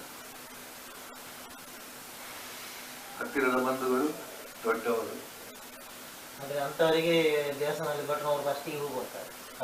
ಅಲ್ಲ, ಅದಲ್ಲ ನಾನು ಹೇಳಿದ ಇದು ವಿಷಯ ಬೇರೆ. ಮನೆಯಲ್ಲಿ ನೆಂಟರು ಬಂದಾಗ ನಮಗೆ ತುಂಬಾ ಸಂಬಂಧಗಳು, ಇವರಿಗೆಲ್ಲ ದೇವಸ್ಥಾನ ಅವರನ್ನು ಒಬ್ಬರನ್ನು ಬಿಟ್ಟು. ಆದ್ರಿಂದ ಈ ಆಸುರಿ ಸಂಪತ್ತು ಅಂತ ನಿಮ್ಮ ಗಮನಕ್ಕೆ ಬಂದ್ರೆ ಅವರ ಬಗ್ಗೆ ಜಾಗೃತಿ ನಾಕಷ್ಟೇ. ದೈವಿ ಸಂಪತ್ತು ಅಂತ ನಮಗೆ ಗಮನಕ್ಕೆ ಬಂದ್ರೆ ಅವರು ಇವರು ಒಂದೇ ಅಲ್ಲ. ಅವರನ್ನು ಹೇಗೆ ಬೇಕಾದ್ರೂ ನೀವು ಪರೀಕ್ಷದವರನ್ನು ಕರೆದು ಬರುವುದಿಲ್ಲ ಮನೆಯೊಳಗೆ. ಹಾಗೆಯವರೆಗೆ ನಿಂತುಕೊಂಡಿದ್ದಾರೆ ಎಂತ ಮಾಡ್ತಾರೆ. ಅದಕ್ಕೆ ಕರೀಬಹುದು. ಆದ್ರೆ ಅವರಿಗೆ ಆಗಿದೆ. ಅದೊಂದು ಸ್ವಲ್ಪ ದೈವಿ ಸಂಪತ್ತು. ಬೇರೆಯವರಿಗೂ ಉಪದ್ರ ಆಗಬಾರ್ದು. ನನಗೆ ಆಗ ಸ್ವಲ್ಪ ತಡ ಆದಾಗ ನನಗೆ ಅವರು ನಿಮ್ಮಿಂದಲೂ ಅವನ ಬಗ್ಗೆ ಸ್ವಲ್ಪ ಇದ್ದಾರೆ ಅವರೇ. ಆದರೆ ಅವೆಲ್ಲ ಅವನೊಂದು ವಿಷಯ ಹೇಗೆ ಇರಲಿ, ಅವನಿಗೆ ಎಂಥದೇ ಆಗಲಿ, ಆಸುರಿ ಸಂಪತ್ತು ದೈವಿ ಸಂಪತ್ತನ್ನು ಗೊತ್ತಾಗ್ತದೆ. ಅದರಿಂದ ಅಂಥವರ ಬಗ್ಗೆ ಮಾಡಬೇಕು. ಈಗ ಇದು ಎಂಥದ್ದು ಅಂತ ನಾವು ಈಗ ಪ್ರಶ್ನೆ ಹಾಕ್ಬೋದು. ಅದು ಕೂಡಲೇ ದೇವರಿಗೆ ಬುದ್ಧಿ ಇಲ್ಲ, ಎರಡನೇ ಯಾಕೆ ಮಾಡ್ತಾರೆ ಇಲ್ಲ. ಅದು ಏನು ಅಂತ ಹೇಳಿದ್ರೆ ಸೃಷ್ಟಿಯಲ್ಲಿ ಅದು ಉಂಟು. ಗುರುತಿಸು ಅಲ್ಲ, ನೀನೇನು ಅಂತ ಗುರುತಿಸು. ಅದರಿಂದ ಇದಕ್ಕೆ ಬಾ. ಉದ್ಧರೇದ ಆತ್ಮನಾತ್ಮ. ಇದು ಇತ್ತು, ಉಂಟು, ಹುಟ್ಟಿನಲ್ಲಿ ಬಂದಿದೆ. ನನಗೆ ಬಂದಿದೆ ಎಂಬುದನ್ನು ಹೇಳಲಿಕ್ಕೆ ದಾಕ್ಷಿಣ್ಯ ಬೇಡ. ನನ್ನಲ್ಲಿ ಈಗ ಇಷ್ಟು ಆಸುರಿ ಸಂಪತ್ತು ಉಂಟು ಅಂತ ಗುರುತಿಸು. ದೈವಿ ಸಂಪತ್ತು ಉಂಟು ಗುರುತಿಸು. ಕೂಡ ಆಗಲಿಲ್ಲ ಅಂತ ಗುರುತಿಸು. ಅದನ್ನು ವೃದ್ಧಿ ಮಾಡು. ದೈವಿ ಸಂಪತ್ತನ್ನು ಬೆಳೆಸು, ಇದನ್ನು ಕಡಿಮೆ ಮಾಡು ಅಷ್ಟೇ. ಪಾಪ ಕ್ಷಯ, ಪುಣ್ಯ ಸಂಚಯ, ವರ್ಧನ. ಅದೇ ವೃದ್ಧಿ ಕ್ಷಯ. ಆರೋಗ್ಯವನ್ನು ವೃದ್ಧಿಸಬೇಕು, ರೋಗವನ್ನೇನು ಮಾಡಬೇಕು, ಕ್ಷಯ ಮಾಡಬೇಕು, ಕಡಿಮೆ ಆಗುವ ಹಾಗೆ ನೋಡಬೇಕು. ಈಗ ಹಲ್ಲು ನೋವೆಲ್ಲ ಬಂದಿದೆ, ಅದಕ್ಕೆ ಕಡಿಮೆ ಆಗಲಿಕ್ಕೆ ಏನು ಅಂತ ಮಾಡಬೇಕಷ್ಟೇ. ಎಲ್ಲರಲ್ಲಿ ಅಷ್ಟೇ. ದುಃಖವನ್ನು ಕಡಿಮೆ ಮಾಡಬೇಕು, ಸುಖವನ್ನು ಹೆಚ್ಚು ಮಾಡಬೇಕು ಸಹಜ. ಹಾಗೆ ಪಾಪಕ್ಷಯ ಕ್ಷಯ, ಆಸುರಿ ಸಂಪತ್ತಿನ ಕ್ಷಯ ಆಗ್ತಾ ಹೋಗುವ ಹಾಗೆ ನಿತ್ಯ ನಾವು ಜಾಗ್ರತೆ ಮಾಡಬೇಕು. ಇದು ನಮ್ಮ ಮೂಲ ಉದ್ದೇಶ. ಇಲ್ಲಿ ಒಂದು ಉದ್ದೇಶದಲ್ಲಿ ಅದೇ ಒಂದು ಪೂರ್ಣವಾದಂತಹ ಮಾರ್ಗ ಆಗ್ತದೆ. ಆದ್ದರಿಂದ ಈಗ ಅದನ್ನೆಲ್ಲ ಸರಿಯಾಗಿ ಹೇಳಿದ್ದೇನೆ ನಾನು. ಆದರೆ ಅದು ಪಟ್ಟಿ 76 ಸಾಕು, ಅದನ್ನು ಇಟ್ಟರೆ ಸಾಕು, ನಿಮಗೆ ಅರ್ಥ ಆಗ್ತದೆ. ಆದರೆ ಆಸುರಿ ಸಂಪತ್ತು ಶಬ್ದ ಹೇಳಿದರೆ ಸಾಕು, ಅದನ್ನು ಸ್ವಲ್ಪ ವಿವರಿಸಬೇಕು ಅಂತ ತಾನೇ ಕಷ್ಟ. ನಿಮಗೆ ಹೇಳಿದಷ್ಟು ಸುಲಭ ಇಲ್ಲ. ಅವನನ್ನು ನೋಡಿದಾಗ ನಮ್ಮಲ್ಲಿದ್ದರೂ ಕೂಡ ನಮಗೆ ಪಕ್ಕ ಗೊತ್ತಾಗುವುದಿಲ್ಲ. ಹಾಗಾದರೆ ಆಸುರಿ ಸಂಪತ್ತು ಏನು ಅಂತ ಹೇಳ್ತಾನಂದ್ರೆ, ಪ್ರವೃತ್ತನಾಗಬೇಕು ಯಾವುದಕ್ಕೆ, ನಿವೃತ್ತನಾಗಬೇಕು ಯಾವುದಕ್ಕೆ ಅಂತ ಗೊತ್ತಿಲ್ಲ. ಟಿವಿಯಲ್ಲಿ ಯಾವ ಕಾರ್ಯಕ್ರಮ ಮಾಡಬೇಕು ಅಂತ ಗೊತ್ತಾಗೋದಿಲ್ಲ. ಸಿಕ್ಕಿದ್ದನ್ನು ನೋಡುವ, ಅದು ಜಗಳ ಮಾಡೋ ಸೀನು ಬಂದರೆ ನಮಗೆ ಮತ್ತೆ ಊಟ ಮಾಡಲಿಕ್ಕೆ ಹೊತ್ತು ಕೂಡ ಗೊತ್ತಾಗೋದಿಲ್ಲ. ಎಂಥದಾಯ್ತು ನೋಡುವಂತ ಕುತೂಹಲವೋ ಎಂಥದಿರ್ತದೆ, ಕುಂಡಂಟಾಯರನ್ನು ಕುತಿ ಅಭಿಯ ಎಂಥದ. ಅದನ್ನು ವಿಸ್ತಾರ ಮಾಡುವುದು ನಾನು ಹೆಚ್ಚು ಮಾತಾಡೋದಿಲ್ಲ. ಯಾಕೆ ಗೊತ್ತಂದ್ರೆ ನನಗೆ ಅದು ಅರ್ಥ ಆಗಲಿಕ್ಕೆ ಕೇಳೋದಿಲ್ಲ. ನಾನು ಹೆಚ್ಚು ಆದಷ್ಟು ಕಡಿಮೆ ಮಾಡೋದಿಲ್ಲ. ಅವ್ರು ನಾವು ಹೇಳೋದನ್ನು ಸ್ವೀಕರಿಸಲಿಕ್ಕೆ ಆಗಿಲ್ಲ. ಯಾಕಂದ್ರೆ ಅವ್ರದ್ದನ್ನು ತಯಾರು ಮಾಡಿದ್ದುಂಟು, ಅಂತ ಸ್ವಲ್ಪ ವಿರುದ್ಧ ಆದರೆ ಅವ್ರಿಗೆ ಸಿಟ್ಟು ಬರ್ತದೆ. ಅಂತ ಅವ್ರು ಎಂಥದನ್ನು ತಯಾರು ಮಾಡಿದ್ದಾರೆ. ಈ ಪ್ರಸಂಗದಲ್ಲಿ ಜಗಳ ಮಾಡಲೇಬೇಕು ಅಂತ ಮಾಡಿದ್ದಾರೆ. ಎಂಥದಕ್ಕೆ ಜಗಳ ಮಾಡೋದು ಗೊತ್ತಿಲ್ಲ, ಬಿಡುವ ಅದನ್ನು. ಅದರಿಂದಲೇ ಅದನ್ನು ಏನು ಮಾಡಬೇಕು ನಾವು, ಈ ಪ್ರವೃತ್ತಿ ಯಾವುದು ನಿವೃತ್ತಿ ಯಾವುದು ಗೊತ್ತಾಗುವುದು. ನಾನು ಇಲ್ಲಿ ಬಂದಿದ್ದೇನೆ, ಏನು ಮಾಡಬೇಕು ಅಂತ ಸ್ವಲ್ಪ ಮೊದಲಾದ್ರೆ ನಾನು ಎಲ್ಲೆಲ್ಲ ಸಿಕ್ಕೊಂಡು ಬರ್ತಿದ್ದೆ. ಈ ನನ್ನ ಕಾರಣವಾಗ್ತದೆ. ಇಲ್ಲೆಲ್ಲ ಆಚೆವರೆಗೆ ಹೋಗಿ ಬರೋದು ಮಾಡೋದು ವ್ಯಾಯಾಮ ಆಗ್ತದೆ. ಈಗ ಅದು ನಮಗೆ ಬಿಟ್ಟ ವಿಷಯ. ನೀವು ಹೇಳುವುದು ಅಲ್ಲ, ಮಾಡಬೇಕು. ಇಲ್ಲಿ ಬಂದ ಮುಂಚೆ ಏನು ಮಾಡಬೇಕು, ನಾನು ಮನೆ ಹೋಗ್ಬೇಕಾದ್ರೆ ನಾನು ಎಷ್ಟು ಮಾಡ್ತೇನೆ ಅದೆಂತ ನೋಡಿ ಹೇಳ್ತೇನೆ. ನಾನು ಅದು ಎಷ್ಟು ಮಾಡ್ಬೋದು, ಏನು ಮಾಡ್ಬೋದು ನಮಗೆ ಬಿಟ್ಟ ವಿಷಯ. ಈಗ ನಿಮ್ಮ ಮನೆ ಬಂದಾಗ ನಾನು ಹೇಗಿದ್ದೆ ಎಂಬುದು ನನಗೆ ಎಲ್ಲರೂ ಹಾಗೆ ಆಗ್ಬೋದು. ಪ್ರವೃತ್ತಿ ಯಾವುದು ನಿವೃತ್ತಿ ಯಾವುದು ಅಂತ ನಮಗೆ ಗೊತ್ತಾಗಬೇಕು. ಪ್ರವೃತ್ತಿಯಲ್ಲಿ ಏನಾದರೂ ರಗಳೆ ಆದರೆ ಅದು ಆಸುರಿ. ನಾವು ಸೀದಾ ಅಡಿಗೆ ಮನೆಗೆ ಹೋಗ್ತೇನೆ, ಅದು ಎಲ್ಲೋ ಒಂದು ಚೂರು ರಗಳೆ ಆಗುತ್ತದೆ ಅಂತ ಹೇಳಿದ್ರೆ ಹೋಗ್ಬಾರ್ದು. ಅದು ಕೂಡ ಒಂದೆರಡು ದಿನಗಳು ನೋಡ್ಬೇಕು. ಅವರಿಗೆ ರಗಳೆ ಆಯಿತು ನಮ್ಮ ಲಕ್ಷಣ ಒಂದೇ, ಮತ್ತೆ ಅದು ಆ ಮನೆಗೆ ಹೋಗದಿದ್ರು ಒಳ್ಳೆಯದು. ಸರಿ ಮಾಡ್ಲಿಕ್ಕೆ ಹೋಗುದಲ್ಲ ನಾವು. ಹೌದು, ಕರೆಕ್ಟ್. ಜಗಳ ಮಾಡ್ಲಿಕ್ಕೂ ಹೋಗುದಲ್ಲ. ಅದು ಹಾಗೆ ಹೀಗೆ ನಾವೇನು ಉಂಟ ಅದನ್ನು ಮಾಡ್ಬೋದು. ಅದರಿಂದಲೇ ಪ್ರವೃತ್ತಿ ನಿವೃತ್ತಿ ಗೊತ್ತಾಗಬೇಕು. ಯಾರಿಗೆ? ದೈವಿ ಸಂಪತ್ತಿದ್ದವನಿಗೆ ಗೊತ್ತಾಗ್ತದೆ. ಆಸುರಿ ಸಂಪತ್ತಿನವನಿಗೆ ಬೇಡವಾದ್ರಲ್ಲಿ ಪ್ರವೃತ್ತನಾಗುತ್ತಾನೆ, ಬೇಕಾದ್ರಲ್ಲಿ ನಿವೃತ್ತನಾಗ್ತಾನೆ. ನಾವು ನಿನ್ನೆ ನೋಡ್ಲಿಲ್ಲ, ಒಬ್ರು ಬಂದು ಇದು ಶುರು ಮಾಡಿದ ಕೂಡಲೇ ಅದು ಖಾಲಿ ಮಾಡಿದ ಜಾಗ ಅಲ್ವಾ? ಹೌದು. ಈಗ ಬಂದಾಗ ನಾನು ತಡ ಆಯಿತು ಬೇಗ ಬರಬೇಕು ಅಂತ ಎನಿಸುವಂತಹದ್ದು ಅದು ಪ್ರವೃತ್ತಿ ಸರಿ. ಶುರು ಮಾಡಿದ ಕೂಡಲೇ ಅದು ಹೋಗ್ಬೇಕಾದಂತ ಅದು ಬೇಡ ಎಂಬುದು ಅದು ಆಸುರಿ ಸಂಪತ್ತಿನ ಲಕ್ಷಣ. ಅವರನ್ನಲ್ಲ ನಾವು ಹೇಳುದು. ನಾವು ಸ್ವಲ್ಪ ಅಂತಹದ್ದು ಬೇಡ ಅಂತ ಕಂಡ್ರು ಸ್ವಲ್ಪ ಕೂತ್ಕೊಳ್ಬೇಕಾದ್ದು ಯಾವುದು, ಬೇಕು ಅಂತ ಕಂಡ್ರು ಎದ್ದು ಹೋಗ್ಬೇಕಾದ್ದು ಯಾವುದು ಅದು ನಮ್ಗೆ ಗೊತ್ತಿರಬೇಕು. ಮಾತಾಡುವುದನ್ನು ಮುಂದುವರಿಸಬೇಕು ಯಾರಲ್ಲಿ, ಮಾತಾಡುವುದನ್ನು ಆದಷ್ಟು ಕಡಿಮೆ ಮಾಡಬೇಕು ಯಾರಲ್ಲಿ. ಅದು ಸುಳ್ಳು. ನಾನು ಸ್ವಲ್ಪ ಕೆಲಸ ಉಂಟು ಅಂತ ಎದ್ದುಕೊಂಡು ಹೋಗುದು ತೊಂದರೆ ಇಲ್ಲ. ಹೌದು, ಮನಸ್ಸು ಕಷಾಯ ಆಗ್ತದೆ ನಮಗೆ. ಅದು ಬೇಡ. ಅವರನ್ನು ಬೈಯುವುದು ಬೇಡ. ಸ್ವಲ್ಪ ಕೆಲಸ ಉಂಟು ಮತ್ತೆ ಮಾತಾಡುವ ಅಂತ ಹೇಳಿದ್ರೆ ಸರಿ. ಅವರಿಗೆ ಏನು ತೊಂದರೆ ಆಗಲ್ಲ. ಅದು ಅಹಿಂಸೆಯಲ್ಲಿ ಬರ್ತದೆ. ಅವರಿಗೆ ಹಿಂಸೆ ಮಾಡೋದು ಬೇಡ ಅಂತಹದ್ದು. ಈಗ ಇವರಿಗೇನು ಅಂತ ಹೇಳೋದು ಅಂತ ಹೇಳಿದ್ರೆ, ಇವರಿಗೆ ಲೋಕ ಏನು ಗೊತ್ತುಂಟ, ಅದೆಲ್ಲ ಎಂತ ಮಾಡಿದ್ರೆ ಎಂತದಿಲ್ಲ. ಹೆಣ್ಣು ಗಂಟು ಸೇರಿದ್ರೆ ಜೀವ ಹುಟ್ಟುತ್ತದೆ, ಜೀವ ಹುಟ್ಟಿದ್ದು ಬದುಕ್ತದೆ, ಬದುಕಿದ್ದು ಮಜಾ ಮಾಡ್ತದೆ ಅಥವಾ ದುಃಖ ಮಾಡ್ತದೆ, ಮತ್ತೆ ಸಾಯ್ತದೆ, ಮುಗಿಯಿತು. ಭವಿಷ್ಯ ಎಷ್ಟೋ ಮತಗಳು ಅದಕ್ಕಿಂತ ಹೆಚ್ಚಿಲ್ಲ. ಹುಟ್ಟು ಅದರಲ್ಲಿ ಏನಂತಾರೆ, ನಮ್ಮಲ್ಲಿ ಈ ಒಂದು ಪುನರ್ಜನ್ಮ ಮತ್ತು ಈ ಆತ್ಮ ಮೋಕ್ಷ ಬಂದಾಗ ನಮ್ಮದು ಪೂರ್ಣಕ್ಕೆ ಬರ್ತದೆ. ನಮ್ಮದು ಸುತ್ತೂ ಪೂರ್ಣ ಆಗ್ತದೆ. ಆಮೇಲೆ ಕೇಂದ್ರಕ್ಕೂ ಹೋಗಿ ಮುಟ್ತದೆ. ಕೇಂದ್ರಕ್ಕೆ ಹೋದ ಮೇಲೆ ಸುತ್ತಲಿಕ್ಕೆ ಇಲ್ಲ. ಕೇಂದ್ರಕ್ಕೆ ಹೋದ ಮೇಲೆ ಸುತ್ತಲಿಕ್ಕೆ ಇಲ್ಲ, ಸುತ್ತು ಬರಲಿಕ್ಕೆ ಇಲ್ಲ. ಸುತ್ತುವುದಂದ್ರೆ ಅದರೊಳಗೆ ಸುತ್ತುತ್ತದೆ ಅಂತ ಹೇಳುವುದು ನಮ್ಮದಲ್ಲ. ಈ ನಾವು ಚಕ್ರದಲ್ಲಿ ಮುಂದೆ ಮುಂದೆ ಹೋಗುದು, ಸುತ್ತು ಬರ್ತದೆ. ಆದ್ರಿಂದ ಈ ಸುತ್ತಿ ಏನು ಗೊತ್ತುಂಟ, ಚಕ್ಕುಲಿ. ನಾವು ಒಳಗೆ ಹೋದ್ರೆ ಹೊರಗಡೆಯಿಂದ ಒಳಗೆ ಹೋದ್ರೆ ಕೇಂದ್ರಕ್ಕೆ ಹೋಗ್ತದೆ. ಸುತ್ತು ಸಣ್ಣ ಆಗ್ತಾ ನಮ್ಮ ಜೀವನದಲ್ಲಿ ಮತ್ತೆ ಒಂದು ಆರಾಮ ಆಗ್ತಾ ಒಂದು ದಿವಸ ಪೂರ್ಣ ವಿರಾಮ, ಸಾವಲ್ಲ ವಿರಾಮ. ನಮ್ಗೆ ಇನ್ನು ಮಾಡ್ಬೇಕಾದ್ದೇನಿಲ್ಲ. ಸಾಯೋ ಹೊತ್ತಿಗೆ ಅದಾಗಲಿಲ್ಲ ಇದಾಗಲಿಲ್ಲ ಅಂತ ಹೇಳುವಂಥದ್ದು ಇಲ್ಲ. ವಿರಾಮ ಅದು ನಾವು ಕೇಂದ್ರಕ್ಕೆ ಬಂದರೆ. ಇಲ್ಲದಿದ್ದರೆ ಈ ಸುತ್ತಿನಲ್ಲಿ ಹೊರಗೆ ಹೋಗ್ತಾ ಹೋದ, ನಾವು ಸುತ್ತಿನಲ್ಲಿ ಒಳಗೆ ಹೋಗ್ತಾ ಹೋದ ಹಾಗೆ ಕೇಂದ್ರಕ್ಕೆ ಮುಟ್ಟಿ ವಿರಾಮ ಹೊರಗೆ ಹೋಗ್ತಾ ಬಂದಾಗಲಿದೆ ಅದು ತುಂಬ ನಮಗೆ ಅಂಧಕಾರವಾಗಿ ಹೋಗ್ತದೆ. ಎಷ್ಟು ಹೋದರೂ ಮುಗಿ ಆ ಹೊರಗೆ ಹೋದಷ್ಟಕ್ಕೆ ಮುಗಿದು ಹೆಚ್ಚಾಗ್ತಾ ಹೋಗ್ತದೆ, ಎಲ್ಲ ನಾವು ಇದು ಹೆಚ್ಚಾಗ್ತಾ ಹೋಗ್ತದೆ. ಅದರಿಂದಲೇ ಆ ದೃಷ್ಟಿಯಿಂದ ಅದು ಈ ಪ್ರವೃತ್ತಿ ನಿವೃತ್ತಿ ಇದನ್ನು ಅವರೇನು ಹೇಳ್ತಾರೆ ಅಂದರೆ ಇದು ಜಗತ್ತು ಏನಿಲ್ಲದಿದ್ರೆ ಏನು ಸುಖ ದುಃಖ ಮುಗೀತು. ಸುಖಕ್ಕೆ ಏನಾಗ್ತದೆ ಅದು ಮಾಡಿ, ಕಳ್ಳತನ ಆದೀತು, ಇದು ಆದೀತು ಎಂತ ಹೀಗೆ ಹೇಳ್ತಾರೆ. ವಿನಃ ಆಸುರಿ ದೈವಿ ಸಂಪತ್ತನ್ನು ಗುರುತಿಸಲಿಕ್ಕೆ ಅವರಿಗೆ ಬರುವುದು ಇಲ್ಲ. ಸತ್ಯ ಹೇಳಬೇಕು ಯಾಕೆ? ಸತ್ಯ ಹೇಳಿದವ ಸತ್ತು ಹೋದಾನು, ಸುಳ್ಳು ಹೇಳಿದವ ಎಂತದ ಅನ್ನ ತಿನ್ನ ಗಾದೆ ಉಂಟು. ಅದು ಯಾರ್ದು? ಆಸುರಿ ಸಂಪತ್ತಿನವರು.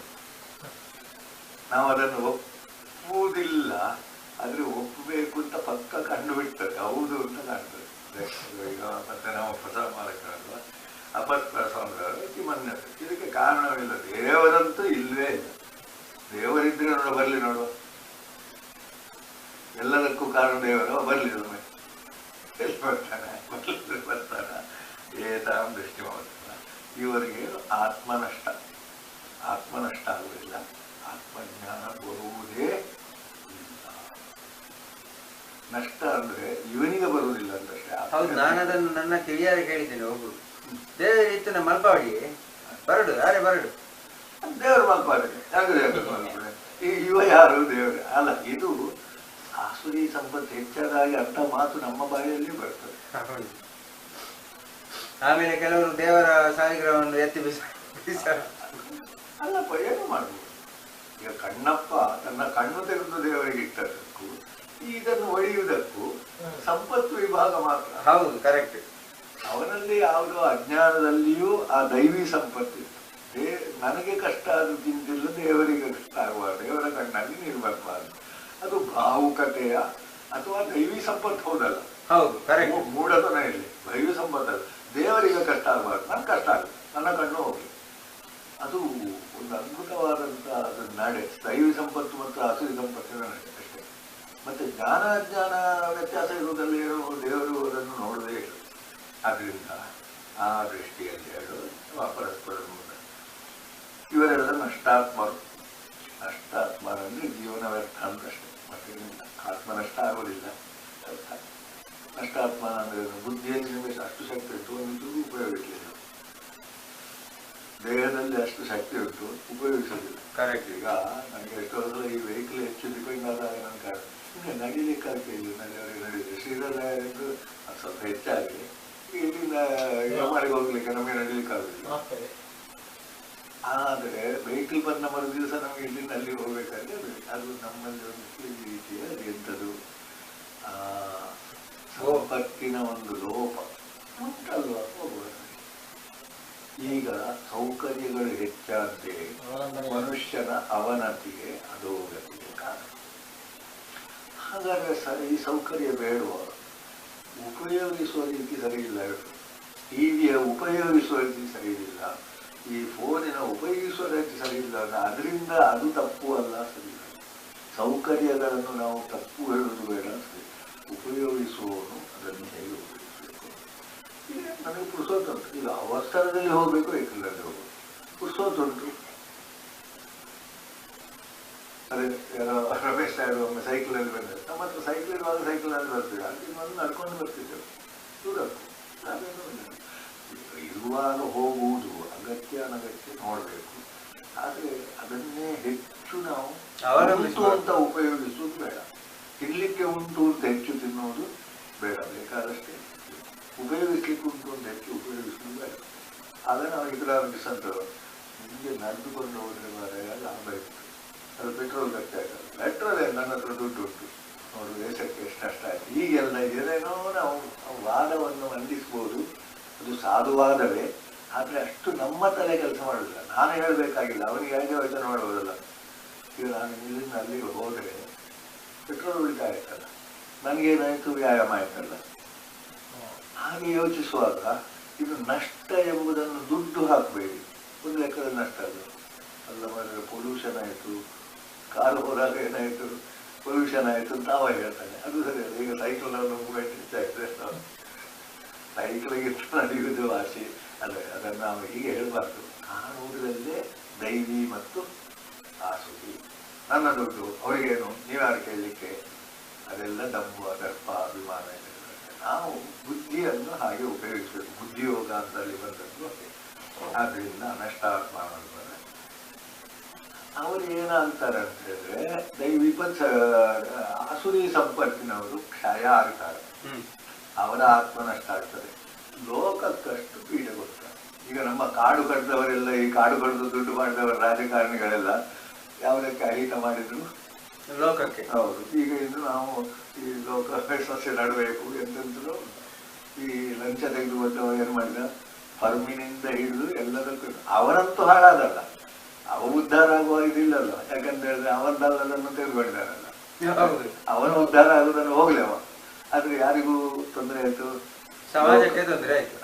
ಅದರಿಂದಲೇ ಆತ್ಮನೋ ಮೋಕ್ಷಾರ್ಥಂ ಜಗತ್ತಿತಾಯ, ಅದು ಬಹುಶಃ ಅದನ್ನು ಹೆಚ್ಚು ಜಾಸ್ತಿಗೆ ತಂದದ್ದು, ಅದು ಉಪನಿಷತ್ತಿದ್ದು ವಿವೇಕಾನಂದರು. ಇದನ್ನು ಯಾಕೆ ಬದುಕಬೇಕು, ಆತ್ಮನೋ ಮೋಕ್ಷಾರ್ಥಂ, ಬಂಧನ ಆಗಬಾರ್ದು. ಈಗ ಕಾರ್ನಲ್ಲಿ ಹೋದ ಕೂಡಲೇ ಪೆಟ್ರೋಲ್ ಹಾಕಿಸ್ಬೇಕಲ್ಲ, ಹಾಗೆಂತೇಳಿ ತೆಗಿಬಾರ್ದು ಅಂತ ಹೇಳಿದ್ರೆ ಪುನಃ ಬೇರೆ ರೀತಿ ಬರ್ತದೆ. ಅದರಿಂದ ಅದು ಮಿತಿಯಲ್ಲಿ ಎಲ್ಲವೂ ಇರಬೇಕು.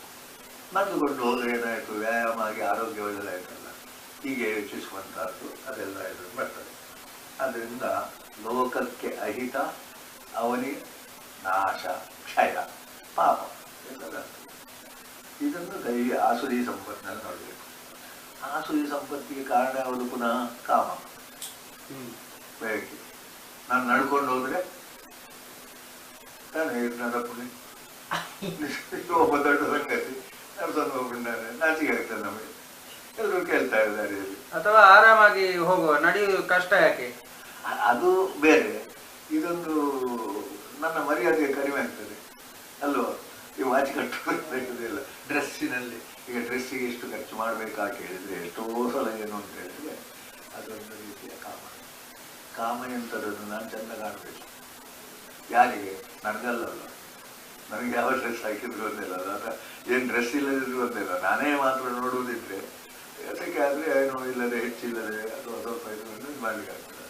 ಆದರೆ ಅಲ್ಲಿರುವಂಥ ಕಾಮ ಒಂದು ಉಂಟಲ್ಲ, ಅದೇ ವಿಶ್ವೋ ಡಂಬ, ಅದು ಆಸುರಿ ಸಂಪತ್ತಲ್ಲೇ ಬರುವಂಥ ದಂಬ ಮಾನ ಮದಾಮಿತ ಪ್ರವರ್ತಂತೆ ಅಶುಚಿವ್ರತ, ಅಶುಚಿಯಲ್ಲಿ ತೊಡಗಿದವರು ಇವರು. ಅದೇ ಈಗ ವೇಗ ಹೆಚ್ಚು ಉಪಯೋಗಿಸಿ ಏನಾಯಿತು, ಪೊಲ್ಯೂಷನ್ ಆಯಿತು. ಕಾಡು ಕಟ್ಟು ಮಾಡಿ ದುಡ್ಡು ಮಾಡಿದ್ರಿಂದ ಏನಾಯಿತು, ಪ್ರಕೃತಿಯಲ್ಲಿ ಬ್ಯಾಲೆನ್ಸ್ ತಪ್ಪಿತು ಇತ್ಯಾದಿ ನಮ್ಮ ಈ ಪ್ರಚಾರದಲ್ಲಿರುವಂಥ. ಮತ್ತೆ ಒಬ್ಬನ ಕಾಮಕ್ಕೆ ಈ ನೈತಿಕತೆ ಬಲಿಯಾಯಿತು. ಹೌದು, ಯಾರನ್ನು ನಂಬಲಿಕ್ಕಾಗುದಿಲ್ಲ, ಯಾರು ಕಳ್ಳ ಅಂತ ನಂಬಲಿಕ್ಕೆ, ಕಳ್ಳತನ ಮಾಡಿದ್ರು ಕೆಲವರು. ನಮಗೆ ಅದನ್ನು ನಮ್ಮಲ್ಲೆಲ್ಲ ಈ ತಟ್ಟಿ ಇದ್ದದ್ದು, ಬಾಗಿಲು ಎಲ್ಲ ಇಲ್ಲ ಅದೆಲ್ಲ, ಅಥವಾ ಮನೆ ಯಾರನ್ನೂ ಬಿಟ್ಟು ಮನೆಯನ್ನು ಬಿಟ್ಟು ಹೋಗ್ತಿತ್ತು ಅಲ್ಲ, ಮನೆಯಲ್ಲಿ ಹೆಚ್ಚಿರಲಿಲ್ಲ. ಈಗ ಸರಿಯಾಗಿ ಬೀಗ ಹಾಕದೆ ಮಲಗಿದ್ರೆ ಎಂಥದ್ದು ಉಳಿತಾರೆ. ಈಗ ಎಷ್ಟು ಲಾಕ್ಗಳು ಇಲ್ಲವೇ ಇಲ್ಲ. ಅದು ಏನಾಯಿತು, ಒಬ್ಬರು ಇಬ್ಬರು ಅಂತದನ್ನು ಮಾಡಿ ಮನೆಯೊಳಗೆ ಬರ್ಲಿಕ್ಕೆ ಕೂಡು ಅಂತಾಗಿದೆ. ಈಗ ನಮಗೆ ಎಂತ ಕೊಂಡೋಗ್ತಾನೆ ಗೊತ್ತಿಲ್ಲ, ಕಂಡು ಇವರೆಲ್ಲ ಇದ್ದಾರೆ. ಆದ್ದರಿಂದ ಲೋಕ ಇದಕ್ಕೆ ಇವರಿಗೆ ಏನು ಅಂತ ಹೇಳಿದ್ರೆ, ಇವರಿಗೆ ಅದೊಂದು ಕಾಮದಿಂದ ಸಮಾಧಾನ ಇಲ್ಲ. ಇಷ್ಟಷ್ಟು ಸಿಕ್ತಿದ್ರೆ ಆಗ್ತಿತ್ತು ಅಂತ ಒಂದು ಹರಿದಾಸರು ಹೇಳುವಂಥದ್ದು, ಅಥವಾ ಒಂದು ಕತೆ ಉಂಟು. ಒಂದು ಹೆಂಗಸು ಮಗುವನ್ನು ಹೆಗಲ ಮೇಲೆ ಇಟ್ಕೊಂಡು ಹೋಗ್ತಿದ್ದಂತೆ. ಹತ್ತಿರದಲ್ಲಿ ಅವರು ಬುಟ್ಟಿಯಲ್ಲಿ ಎರಡು ಹಣ್ಣು ಇಟ್ಕೊಂಡು ಹೋಗ್ತಿದ್ರು. ಮಗು ಅಲ್ಲ, ಅದು ಎರಡು ಇಟ್ಕೊಂಡು ಬಂದರು. ಮನೆಗೆ ಬಂದ ಕೂಡಲೇ ತಾಯಿ ಏನು ಮಾಡಬೇಕಿತ್ತು, ಅದನ್ನು ಅದು ಸರಿಯಲ್ಲ ಅಂತ ಹೇಳಿ ಹಿಂದೆ ಕೊಡಿಸ್ಬೇಕು. ಇನ್ನೊಂದು ತೆಗೆದಿದ್ರಲ್ಲಿ ನನಗೂ ಒಂದು ಆಗ್ತಿತ್ತು, ಎರಡು ಯಾರಿಗಾಯ್ತು, ಇಬ್ಬರಿಗಾಯ್ತು. ಈಗ ನಾವು ಮೂವರಿದ್ದೇವೆ, ಇನ್ನೊಂದು ಅದನ್ನು ಮಾಡಿ ಮಾಡಿ ಅವರು ದೊಡ್ಡ ಕಳ್ಳ ಆಗಬೇಕು. ಅವನಿಗೆ ಮತ್ತೆ ಏನಾಯಿತು, ನೇಣು ಶಿಕ್ಷೆ ಬಂತು. ಅದೊಂದೊಂದು ಕಡೆಗೆ ಕೇಳುವುದುಂಟಲ್ವ, ಕೇಳುವಾಗ ಏನು ನಿನಗೆ ಅಪೇಕ್ಷೆ ಅಂತ, ನನ್ನ ತಾಯಿಯನ್ನು ಒಮ್ಮೆ ನೋಡಬೇಕು ಇರುತ್ತೆ ಆಯ್ತಾ. ಅವಳು ಆ ಇದರಲ್ಲಿ ಕಂಬಿಯಲ್ಲಿ ಒಳಗೆ ಕಿವಿ ಹಾಕಿದ್ರೆ ಅದು ಕಿವಿಯನ್ನು ಕಚ್ಚಿ ತೆಗೆದಂತೆ. ಆಗ ಇವರೆಲ್ಲ ಹೇಳಿದ್ರು ಒಬ್ಬ ಮಹಾಪಾಪಿ ಅಂತ ಆಯ್ತು. ಯಾಕೆ ಹಾಗೆ ಮಾಡಿದ್ರು? ಅವಳು ನನಗೆ ಆಗ ಬುದ್ಧಿ ಹೇಳ್ತಿದ್ದೆ, ನಾನೀಗ ಇಷ್ಟು ಕಳ್ಳನಾಗಿ ನಾನು ಸಾಯ್ಬೇಕಾಗಿಲ್ಲ. ನಾನು ಈಗ ನೇಣಿಗೆ ಹೋಗ್ಲಿಕ್ಕೆ ಕಾರಣ ಯಾರು? ಅಮ್ಮ. ಅಮ್ಮ. ಅದು ದುಷ್ಪೂರ ಕಾಮ, ಅದನ್ನು ಪ್ರಚೋದನೆ ಮಾಡು. ಈಗ ಅಮ್ಮನನ್ನು ಬಿಡುವ, ನಮ್ಗೆ ಸುರುವಿಗೆ ಮನಸ್ಸು ಹೇಳ್ತಲ್ಲ, ಆಗಲೇ ನಾವು ಆ ಮನಸ್ಸನ್ನು ಏನು ಮಾಡಬೇಕು? ಅಮ್ಮ ಎಂಬುದ ಬದಲಿಗೆ ಮನಸ್ಸು ಇಟ್ಟು ಅದು ಬಹಳ ಸುಲಭ. ಈಗ ಅಮ್ಮ ಎಂಬುದಕ್ಕೆ ನಾವು ಇದು ಮಾಡಿದ್ರೆ ಅದನ್ನು ಕಥೆ ಹೇಳ್ತೇವೆ, ನಾವು ಹೇಳ್ತೇವೆ ಬರ್ತೇವೆ. ಆದರೆ ಅಮ್ಮ ಯಾರು? ಮಾಡಿಸುವ ಅಮ್ಮ ಯಾರು? ಮನಸ್ಸು, ಕೈ ಕಾಲು. ಈಗ ಅದು ತೆಗಿಲಿಕ್ಕೆ ಮಾಡಿದ್ದು ಯಾರು? ಅದು ಅಮ್ಮ, ಮನಸ್ಸು. ಅದನ್ನು ತಿದ್ದಬೇಕಾದ ಯಾರನ್ನು? ಮನಸ್ಸು. ಆ ಅಮ್ಮನನ್ನಲ್ಲ, ಮನಸ್ಸೆಂಬ ಯಜಮಾನ, ಪ್ರಚೋದಕ ಅಥವಾ ನಾನು ಅದನ್ನು ಇದು ಮಾಡಬೇಕು. ಕಾಮಮಾಶ್ರಿತ್ಯ, ಕಾಮ ಬರ್ತದೆ, ಅದನ್ನೇನು ಮಾಡಬೇಕು? ನಿಯಮನ ಮಾಡಬೇಕು. ಅದರಿಂದ ಚಿಂತೆ ಮಾಡಬೇಕು. ಕಾಮಭೋಗದ ಆಶಾಪಾಶ ಶತೈರ್ಬದ್ಧ, ಇದೆಲ್ಲ ಆಸುರಿ ಸಂಪತ್ತು. ಅದು ಮುಗಿಯುವುದೇ ಇಲ್ಲ. ಒಂದಾದರೆ 10, 10 100, 100 1000. ಒಂದಿರುವಾಗ ಕೆಲವು ಸಲ 2 ಸಾಕು ಕಾಣ್ತದೆ, 2 ಆಗ 4 ಸಾಕು ಕಾಣ್ತದೆ. ಆಮೇಲೆ ಅದು ಮಲ್ಟಿಪ್ಲಿಕೇಶನ್, ಅದು ಹೆಚ್ಚಾಗ್ತದೆ. ಆದ್ದರಿಂದ ಶ್ರೀಮಂತರ ಕಾಮನೆಗಳು ನಮಗೆ ಕಲ್ಪಿಸ್ಲಿಕ್ಕೂ ಬರುತ್ತದೆ. ಬಯಕೆಗಳು ನಮಗೆ ಕಲ್ಪಿಸಲು. ನಾವು ಬಡವನ ಬಯಕೆ ಸ್ವಲ್ಪ, ಇವತ್ತೊಂದು 10 ರೂಪಾಯಿ ಸಿಕ್ಕಿದ್ರೆ, ಅಥವಾ 10 ರೂಪಾಯಿ ಈಗಾಗಲಿಲ್ಲ, ನಮ್ಮ ಸಣ್ಣ ಪ್ರಾಯದಲ್ಲಿ 10 ರೂಪಾಯಿ ದೊಡ್ಡದಿತ್ತು, ಅಥವಾ 1 ರೂಪಾಯಿಂದ ಹಿಡಿದು 100 1000 ಇರ್ತದೆ. ಆದರೆ ನಮಗೆ ಕಲ್ಪನೆ ಇಲ್ಲ, ಅವ್ರಿಗೆ ಯಾವ ಎಷ್ಟು ಕೋಟಿ ಅಂತಲೇ ಗೊತ್ತಿಲ್ಲ. ಮಲ್ಟಿಕೋ ಕಾಮನೆ ಇಷ್ಟ ಆಗಬೇಕು. ಅದರಿಂದ ಕಾಮಕ್ರೋಧ, ಈ ಆಶೆ ಬಂತಾದ್ರೆ ಬೆನ್ನ ಹಿಂದೆ ಅವ್ರು ಬಂತು, ಕಾಮ ಬಂತು. ಅದೇ ಆಶೆ, ಕಾಮ, ಕ್ರೋಧ ಬಂತು, ಇತ್ಯಾದೆಲ್ಲ ಕಾಮಭೋಗ. ಹಾಗಾದ್ರೆ ಅವ್ರಿಗೆಲ್ಲ ಜ್ಞಾನ ಮುಗಿದು ಹೋಯ್ತದೆ. ಜ್ಞಾನ ಇಲ್ಲ ಅಂತ ಹೇಳುವಷ್ಟು ಅದು ಮುಚ್ಚಿ ಹೋಗ್ತದೆ, ಜ್ಞಾನ ಆಗ್ತದೆ. ಅದು ಬೇಕು, ಇದು ಬೇಕು, ಇದು ಬೇಕು. ಸಾಯುವ ಹೊತ್ತಿಗೂ ಬೀಗದ ಕೈ ತೆಗೆದುಕೊಳ್ಲಿಕ್ಕೆ ಸಾಧ್ಯ ಇಲ್ಲ. ಮಗ ಇಲ್ಲಿಂದ ದುಡ್ಡು ಗಂಡಾಡ್ತಾನೆ. ದೇವಿ ಭಾಗವತಲ್ಲೇ ಬರ್ತದೆ, ವೈಶ್ಯ ಮತ್ತು ಸುರತ ವೈಶ್ಯ ರಾಜ ಇಬ್ಬರಿಗೂ ಅಲ್ಲಿ ಹೋಗಿ ಅವರಿಗೆ ಎಲ್ಲ ಇವರು ಮನೆಯಿಂದ ಹೊರಗೆ ಹಾಕಿದ್ದಾರೆ. ಆದರೆ ಅವ್ರಿಗೆ ಹೇಗಿದ್ದಾರೋ ಏನೋ. ಅದಕ್ಕಾಗಿ ಆ ದೇವಿ ಮಹಾತ್ಮೆ ಸಪ್ತಶಕ್ತಿ ಯಾಕೆ ಒಳ್ಳೆಯದು ಅಂತ ಹೇಳಿದ್ರೆ, ಅದು ಹೇಳಿದ ಉದ್ದೇಶ ಏನು ಅಂದರೆ, ಈ ನಮಗೆ ಈ ಮೋಹದಿಂದ ಇಲ್ಲಿ ಆಶ್ರಮದಲ್ಲಿ ಬಂದರೂ ನಮಗೆ ಅದು ನೆನಪು ಬಿಡುವುದಿಲ್ಲ. ಅದಕ್ಕೆ ಮಹಾಮಾಯೆ ಕಾರಣ. ಈ ಮೋಹಕ್ಕೆ ಕಾರಣ ಅವಳು ನಿದ್ರಾದೇವಿಯೋ ಇದೆ. ಅದು ನಾವು ಸಾಮಾನ್ಯ ಪಾರಾಯಣ ಮಾಡುವಾಗಲೂ, ಪಾರಾಯಣ ಮಾಡುವುದರಿಂದ ದೊಡ್ಡ ಲಾಭ ಉಂಟಾ ಇಲ್ಲವೋ ಗೊತ್ತಿಲ್ಲ, ನಮಗೆ ಪುಣ್ಯ ಬರ್ತದೆ. ಆದರೆ ಅದರ ಅರ್ಥ ಮಾಡಿಕೊಂಡಾಗ ಸರಿ ಇರ್ತದೆ. ಆಗ ಒಬ್ಬನಿಗೆ ನನ್ನ ರಾಜ್ಯ ಬೇಕು ಖಂಡಿತು, ಅದಿತ್ತು ಇಹಲೋಕದ ಸುಖ. ಮತ್ತೊಬ್ಬನಿಗೆ ಅದು ಬೇಡವೇ ಬೇಡ, ನನಗೆ ಜ್ಞಾನ, ವೈಶ್ಯನಿಗೆ ದೇವರು ಹೇಳ್ಕೊಡ್ತಾನೆ, ಅವರಿಗೆ ಬೇಕಿದ್ದನ್ನು ಕೊಡ್ತಾರೆ. ಶ್ರದ್ಧೆ ಇದ್ದವನಿಗೆ, ಎಲ್ರಿಗಲ್ಲ. ನಾವೇನಾದರೂ ಒಳ್ಳೆಯ ಕರ್ಮ ಮಾಡಿದರೆ ದೇವರು ಬೇಕಿದ್ದನ್ನು ಮಾಡಿ. ಆಗ ನಾವು ಯಾವುದನ್ನು ಸರಿಯಾಗಿ ಉಪಯೋಗಿಸಬೇಕು, ಬುದ್ಧಿಯನ್ನು. ಧ್ರುವ ಒಂದೊಂದು ಸಲ ಕೂಗ್ತಾನೆ, ನಾನು ದೇವರು ಸಿಕ್ಕಿದ ಮೇಲೆ ನಾನು ಅದನ್ನು ನೆನಪು ಮಾಡಿದೆ ಅಲ್ವಾ, ನನಗೆ ರಾಜ್ಯ ಬೇಕೋ ಅಥವಾ ಇದು ಬೇಕು ಅಂತ ನೆನಪು ಮಾಡಿದೆ. ಬಾಯಲ್ಲಿ ಹೇಳುವಾಗ ಹೇಳಿದೆ ನನಗೆ ಏನು ಬೇಡ, ಆದರೆ ಶುರು ಮಾಡಿದ್ದೆ ಯಾವುದಕ್ಕೆ? ತಂದೆಯ ತೊಡೆಯಲ್ಲಿ ಕೂತ್ಕೊಳ್ಳಿಕ್ಕೆ ಅಥವಾ ಇದಕ್ಕೆ ಅಂತ. ಆ ಕಥೆಯಲ್ಲಿ ಎರಡೂ ಒಳ್ಳೆದುಂಟು. ಅವನು ಏನು ಬೇಡ ಹೇಳ, ಆದರೆ ದೇವರು ಕೊಡುವಾಗ ಏನು ಕೊಟ್ಟ? ಅವನು ಶುರು ಮಾಡಿದ್ದನ್ನು ಕೊಟ್ಟ, ಎರಡನೇದನ್ನು ಕಟ್. ಹೌದು, ಅವನ ದರ್ಶನದ ಲಾಭವನ್ನು ಕೊಟ್ಟ. ಭಾಗವತದಲ್ಲಿ ಒಳ್ಳೆಯ ಕಥೆಗಳು ನಮಗೆ ವೈಷ್ಣವ ಶೈವ ಶುರು ಮಾಡಿ ನಾವು ಸಿಕ್ಕಾಕ. ಈ ಸಂಘಗಳೆಲ್ಲ ನಮ್ಮ ತಲೆ ಹಾಳು ಮಾಡ್ತದೆ.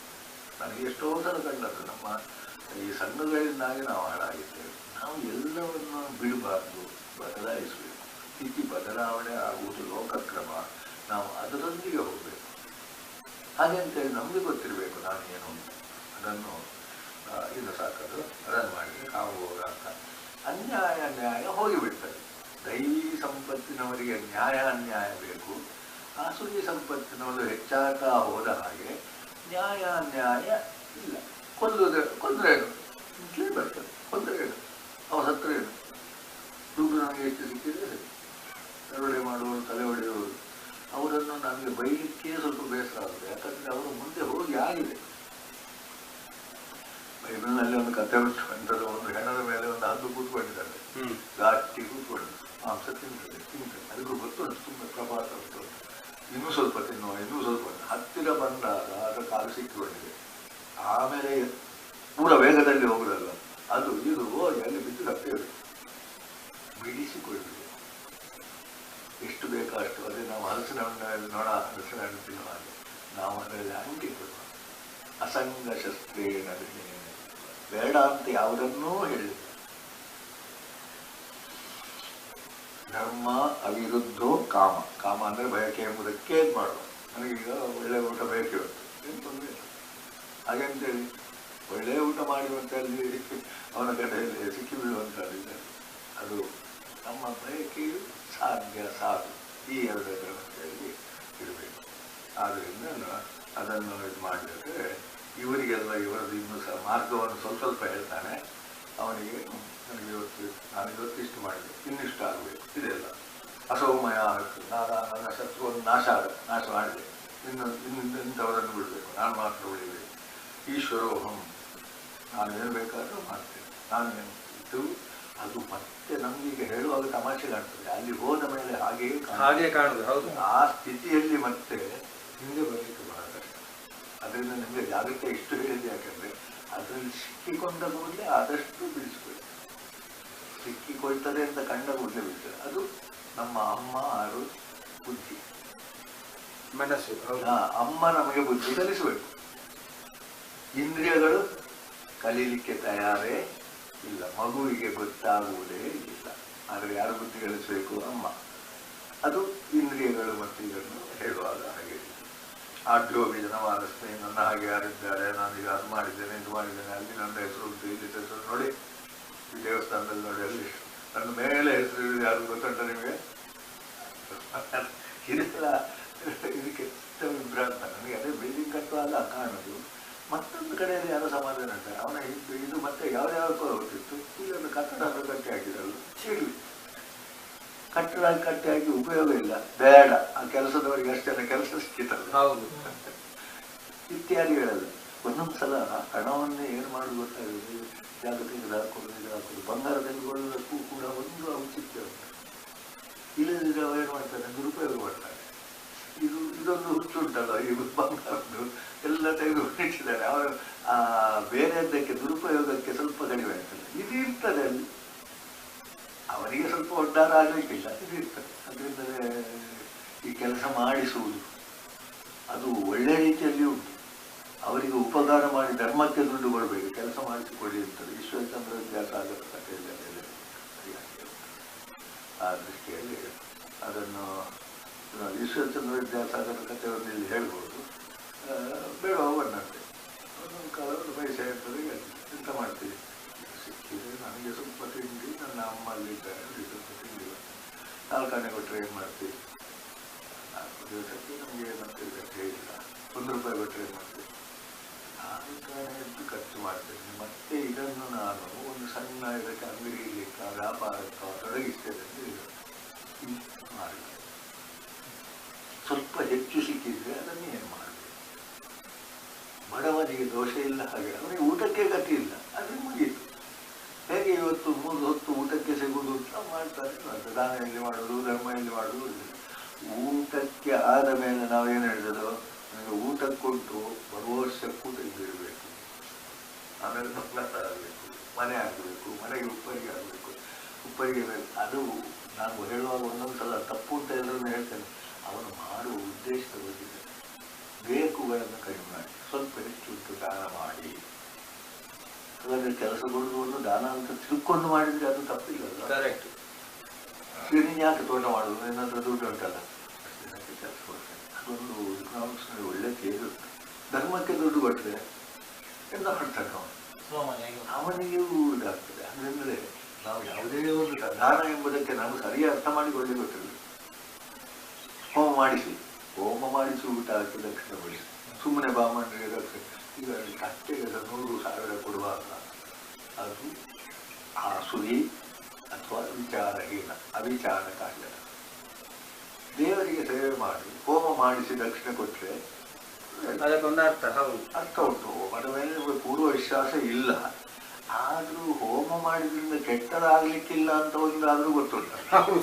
ಈಗ ಮಂತ್ರ ನಿಮಗೆ ಬಲ ಆಗ್ತಿರಲಿಲ್ಲ, ನವಗ್ರಹ ಸಿದ್ಧಿ ಆಗಬೇಕಂತ ಇಲ್ಲ, ಆದರೆ ಮಾಡಿ ನಾನಲ್ಲಿ ಹೋಗಿಬಿಟ್ಟು ಹೋದರೆ ನವಗ್ರಹ ಸೂಕ್ತವನ್ನು ಸಿಕ್ಕಿತು ಓದಿಬಿಡುದು. ಯಾಕೆ ನವಗ್ರಹಗಳ ಅನುಗ್ರಹ ಆಗಲಿ ನಾನು ಬಯಸುವುದಲ್ಲ, ಅಲ್ಲಿ ದೇವಸ್ಥಾನಕ್ಕೆ ಬಂದವರಿಗೆ ದೋಷ ಇದ್ದರೆ ಅಲ್ಲಿ ಇದಾಗ್ತದೆ ಅಂತ ನಮ್ಮ ಶಾಸ್ತ್ರದ ಸಿದ್ಧಾಂತದ ಆಧಾರದ ಮೇಲೆ ಮಾಡೋದು. ಅದರ ಬದಲಿಗೆ ನಾನಲ್ಲಿ ಪಂಚಾಯತಿಗೆ ಮಾಡಿಕೊಂಡು ಅವರಿಗೆ ಬೈದು ಇವರಿಗೆ ಬೈದಿದ್ರೆ ನಾನಲ್ಲಿ ಹೋಗಿ ಮಾಡಿದಂಥ ತಪ್ಪಾಗ್ತದೆ.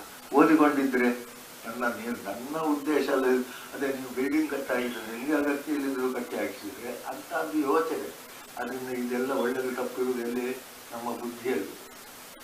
ಇದು ಯಾಕೆ ಹಾಗೆ ಮಾಡ್ತೀನಿ ಅಂತ ಹೇಳಿದಾಗ ಅದರಿಂದ ಈ ಗೂಲಿ ಭೋಜನ ಇದೆಲ್ಲ ಅದೇ ಇವರಂತ ಲಾಟೆ ತಟ್ಟೆ ಹೇಳುವಾಗ ಅಲ್ಲಿ ಬಿಟ್ಟು ಒಂದುಂಟು ಅದು ಇಲ್ಲಿ ಹೋಗಿ ಇದೆಲ್ಲ ನಮ್ಮ ವಿಚಾರಗಳು ದೈವಿ ಸಂಪತ್ತಿನಲ್ಲಿ ಬರ್ತದೆ. ಅದರ ಬದಲಿಗೆ ಉಂಟು ಅಂತ ಹೇಳೋದು ಇದು ಮಾಡೋದು ಅದು ಹಾಗೆ ಹೇಳುವುದು ಆ ಸುಳ್ಳಿ ಸಂಪತ್ತಿನಲ್ಲಿ ಬರ್ತದೆ. ಅವರ ಭಕ್ತರು ಒಪ್ಪುವುದಿಲ್ಲ. ಅಂದರೆ ನಾನು ಅಂತ ಹೇಳಿಲ್ಲ, ಅವರೆಲ್ಲ ಒಳ್ಳೆಯದು, ನಾನು ಎಲ್ಲ ಒಳ್ಳೆಯದು. ಆದರೆ ಅವರ ಸಾಯೋಕ್ಕೆ ಅಷ್ಟು ಸಂಪತ್ತಲ್ಲಿ ಕೂಡಿ ಹಾಕಿದ್ದಾರಲ್ವಾ, ಅದು ಲೋಭ ಅಂತ. ನಾನು ಸುಮ್ಮನೆ ನಮ್ಮ ಪುಳ್ಳಿದ್ದವರು ಮಾತಾಡಿ ಅವರು ಸತ್ತ ಸಮಯದಲ್ಲಿತ್ತು. ಅವ್ರ ಕಡೆಗೆ 9 ವರ್ಷ ಬಹಳ ಕಷ್ಟ ಅನುಭವಿಸಿದ್ರು. ಯಾಕೆ ಆ ಲೋಭ ಎಂಬುದು ಇತ್ತು ಅಂತ ನಮಗೆ ಇಲ್ಲಿ ಕಾಣ್ತಾರೆ. ಬಂದದ್ದು ಹೋಗ್ಬೇಕು. ಈಗ ಚಿನ್ನದ್ದು ಲೋಟ ಅದು ದೊಡ್ಡ ಉಪಯೋಗಕ್ಕೆ ಇರಲಿಲ್ಲ. ಇಲ್ಲಿ ಕಿರೀಟ ಮಾಡಿಸುವುದು, ಆಭರಣ ಮಾಡಿಸುವುದು ಅದನ್ನು ನಾನು ಒಪ್ಪುವುದಿಲ್ಲ, ನಾನು ಮಾಡುವುದಿಲ್ಲ. ಅದಾದರೂ ಕಡೆಗೆ ಅದೀತು ಅಂತ ಅದನ್ನು ಒಳಗೆ ಡಂಪ್ ಮಾಡುವುದು ಇದು ನಮಗೆ ಹೇಳುವಾಗ ಇದಾಗ್ತದೆ. ಎಷ್ಟೋ ನಮ್ಮ ಮನೆಯಲ್ಲಿ ನಾವು ಬೇಡವಾದನ್ನು ಪರ್ಚೇಸ್ ಮಾಡುವಂಥದ್ದು ಡ್ರೆಸ್ ಊಟ ಉಪಯೋಗ ಇಲ್ಲದ್ದು ಬೇಡ, ಉಪಯೋಗ ಇಲ್ಲದ್ದು ಬೇಕಾದಷ್ಟೇ ತೆಗೆದು. ಮತ್ತೊಂದು ಅವನಿಗೊಂದು ಇಂಡಸ್ಟ್ರಿಗೆ ಪ್ರೋತ್ಸಾಹ ಅಂತ ಹೇಳುವಂಥದ್ದು ಒಂದು ಮುಖ ಉಂಟು. ಎಲ್ಲ ಎಲ್ಲಿರುವುದು ಪಾಪ ಪುಣ್ಯಗಳು ನಮ್ಮ ಯೋಚನೆಯ ರೀತಿಯಲ್ಲಿ ಇರುವುದು. ಅದರಿಂದ ನಾನು ಇವತ್ತು ಇದಕ್ಕೆ ಸುಳ್ಳು ಹೇಳುವುದಿಲ್ಲ. ಗೀತಾ ವಿಚಾರಧಾರೆ, ಆ ವಿಚಾರಧಾರೆ ನಮ್ಮ ಜೀವನದಲ್ಲಿ ವಿಚಾರಧಾರೆ, ವಿವೇಕ, ವಿಚಾರ ಎಂಬುದು ಅಪರೀಕ್ಷಿತ ಕಾರಕ, ವಿಚಾರ್ಯಕಾರಿತ ಇತ್ಯಾದಿಗಳೇ ನಮಗೆ ಮುಖ್ಯ. ವಿಚಾರ್ಯಕಾರಿತ ಮಾಡಿದ ತಪ್ಪು ಅಂತ ನಿಮ್ಗೆ ಹೇಳಲಿಕ್ಕೆ ನೀವ್ಯಾರು? ನನ್ನ ವಿಚಾರದ ಪ್ರಕಾರ ಹೀಗೆ ಮಾಡಿ. ಅದೇ ರಾಬಿನ್ ಕಳ್ಳತನ ಮಾಡೋದು ಯಾಕೆ? ಅವನ ಹತ್ರ ಅದು ಬೇಕಾಗುತ್ತೆ, ಬಡವರಿಗೆ ಕೊಡಲಿಕ್ಕೆ ಅಂತ ಹೇಳ್ತಾರೆ. ಸರಿ ಅಂತ ಹೇಳಲಿಕ್ಕೂ ನಮ್ಗಾಗುವುದಿಲ್ಲ, ತಪ್ಪು ಅಂತ ಹೇಳಿ. ಆದರೆ ವಿಚಾರದ ಬಗ್ಗೆ ನಾವು ಸ್ವಲ್ಪ ಯೋಚನೆ ಮಾಡ್ಬೋದು. ಅದರಿಂದ ನಾವು ಒಬ್ಬರನ್ನು ಕೆಟ್ಟವ ಒಳ್ಳೆಯವ ಅಂತ ಹೇಳಲಿಕ್ಕೆ ಬರುವುದಿಲ್ಲ. ಸರಿ, ಈಗ ಇವತ್ತು ದ್ವೇಷ, ಇದು ಅದು ಮಾಡ್ತೇನೆ, ಇದು ಮಾಡ್ತೇನೆ, ದಂಭ, ಮಾನ, ಮಗ, ಅಷ್ಟು ಆ ಶಬ್ದ, ಆ 6 ಶಬ್ದವೇ ಸಾಕು ನಮಗೆ. ಅದರಲ್ಲಿ ಇದನ್ನೇನು ಮಾಡ್ತಾರೆ, ಈಗ ದೇವರು ಏನು ಹೇಳ್ತಾನೆ, ಆಯ್ತು ಅವ ಮಾಡಿದ, ಈ ಲೋಕದಲ್ಲಿ ಮೆರೆದ, ಅವನನ್ನು ಏನು ಮಾಡ್ತೇನೆ ನಾನು ಕ್ರೂರ ಅಂತ ಮೇಲೆ ಅಶುಭ ಆಸುರಿ ಯೋನಿಸು, ಮರವಾಗಿಯೋ ಕೀಟವಾಗಿಯೋ ಗೊಬ್ಬರದ ಹುಳುವಾಗಿಯೋ ಭಿಕ್ಷುಕನಾಗಿಯೋ ಒಂದು ಕತೆ ಹಾಗೆ. ಶ್ರೀಮಂತವ ತಿಪ್ಪೆಗೆ ಆಹಾರ ಬಿಸಾಡಿದ್ದಾನೆ, ದಾನ ಮಾಡಲಿಲ್ಲ, ಅವ ಈಗ ತಿಪ್ಪೆಯಲ್ಲಿ ತಿನ್ನುವನಾಗಿ ಹುಟ್ಟಿದ್ದಾನೆ. ನೀವು ಅವನನ್ನು ಉದ್ಧಾರ ಮಾಡಬೇಡ, ಇವತ್ತು ಬೇಕಾದ್ರೆ ಒಂದು ಕೊಡು, ನಿನ್ನ ಹತ್ರ ಇದ್ದರೆ. ಅವನಿಗೆ ನಿತ್ಯ ಆಹಾರ ಧರ್ಮಕ್ಕೆ ಹಾಕಿದ್ರೆ ನೀನು ಕೂಡ ಮಹಾಪಾಪಿ ಆಗ್ತೀವಿ. ಅವನಿಗೆ ಯಾಕೆ ಧರ್ಮಕ್ಕೆ ಹಾಕ್ಬೇಕು? ಕೆಲಸ ಮಾಡಿ ತಿಂದೆ, ಕೆಲಸ ಕೊಡು, ಅದಾಗಲಿ.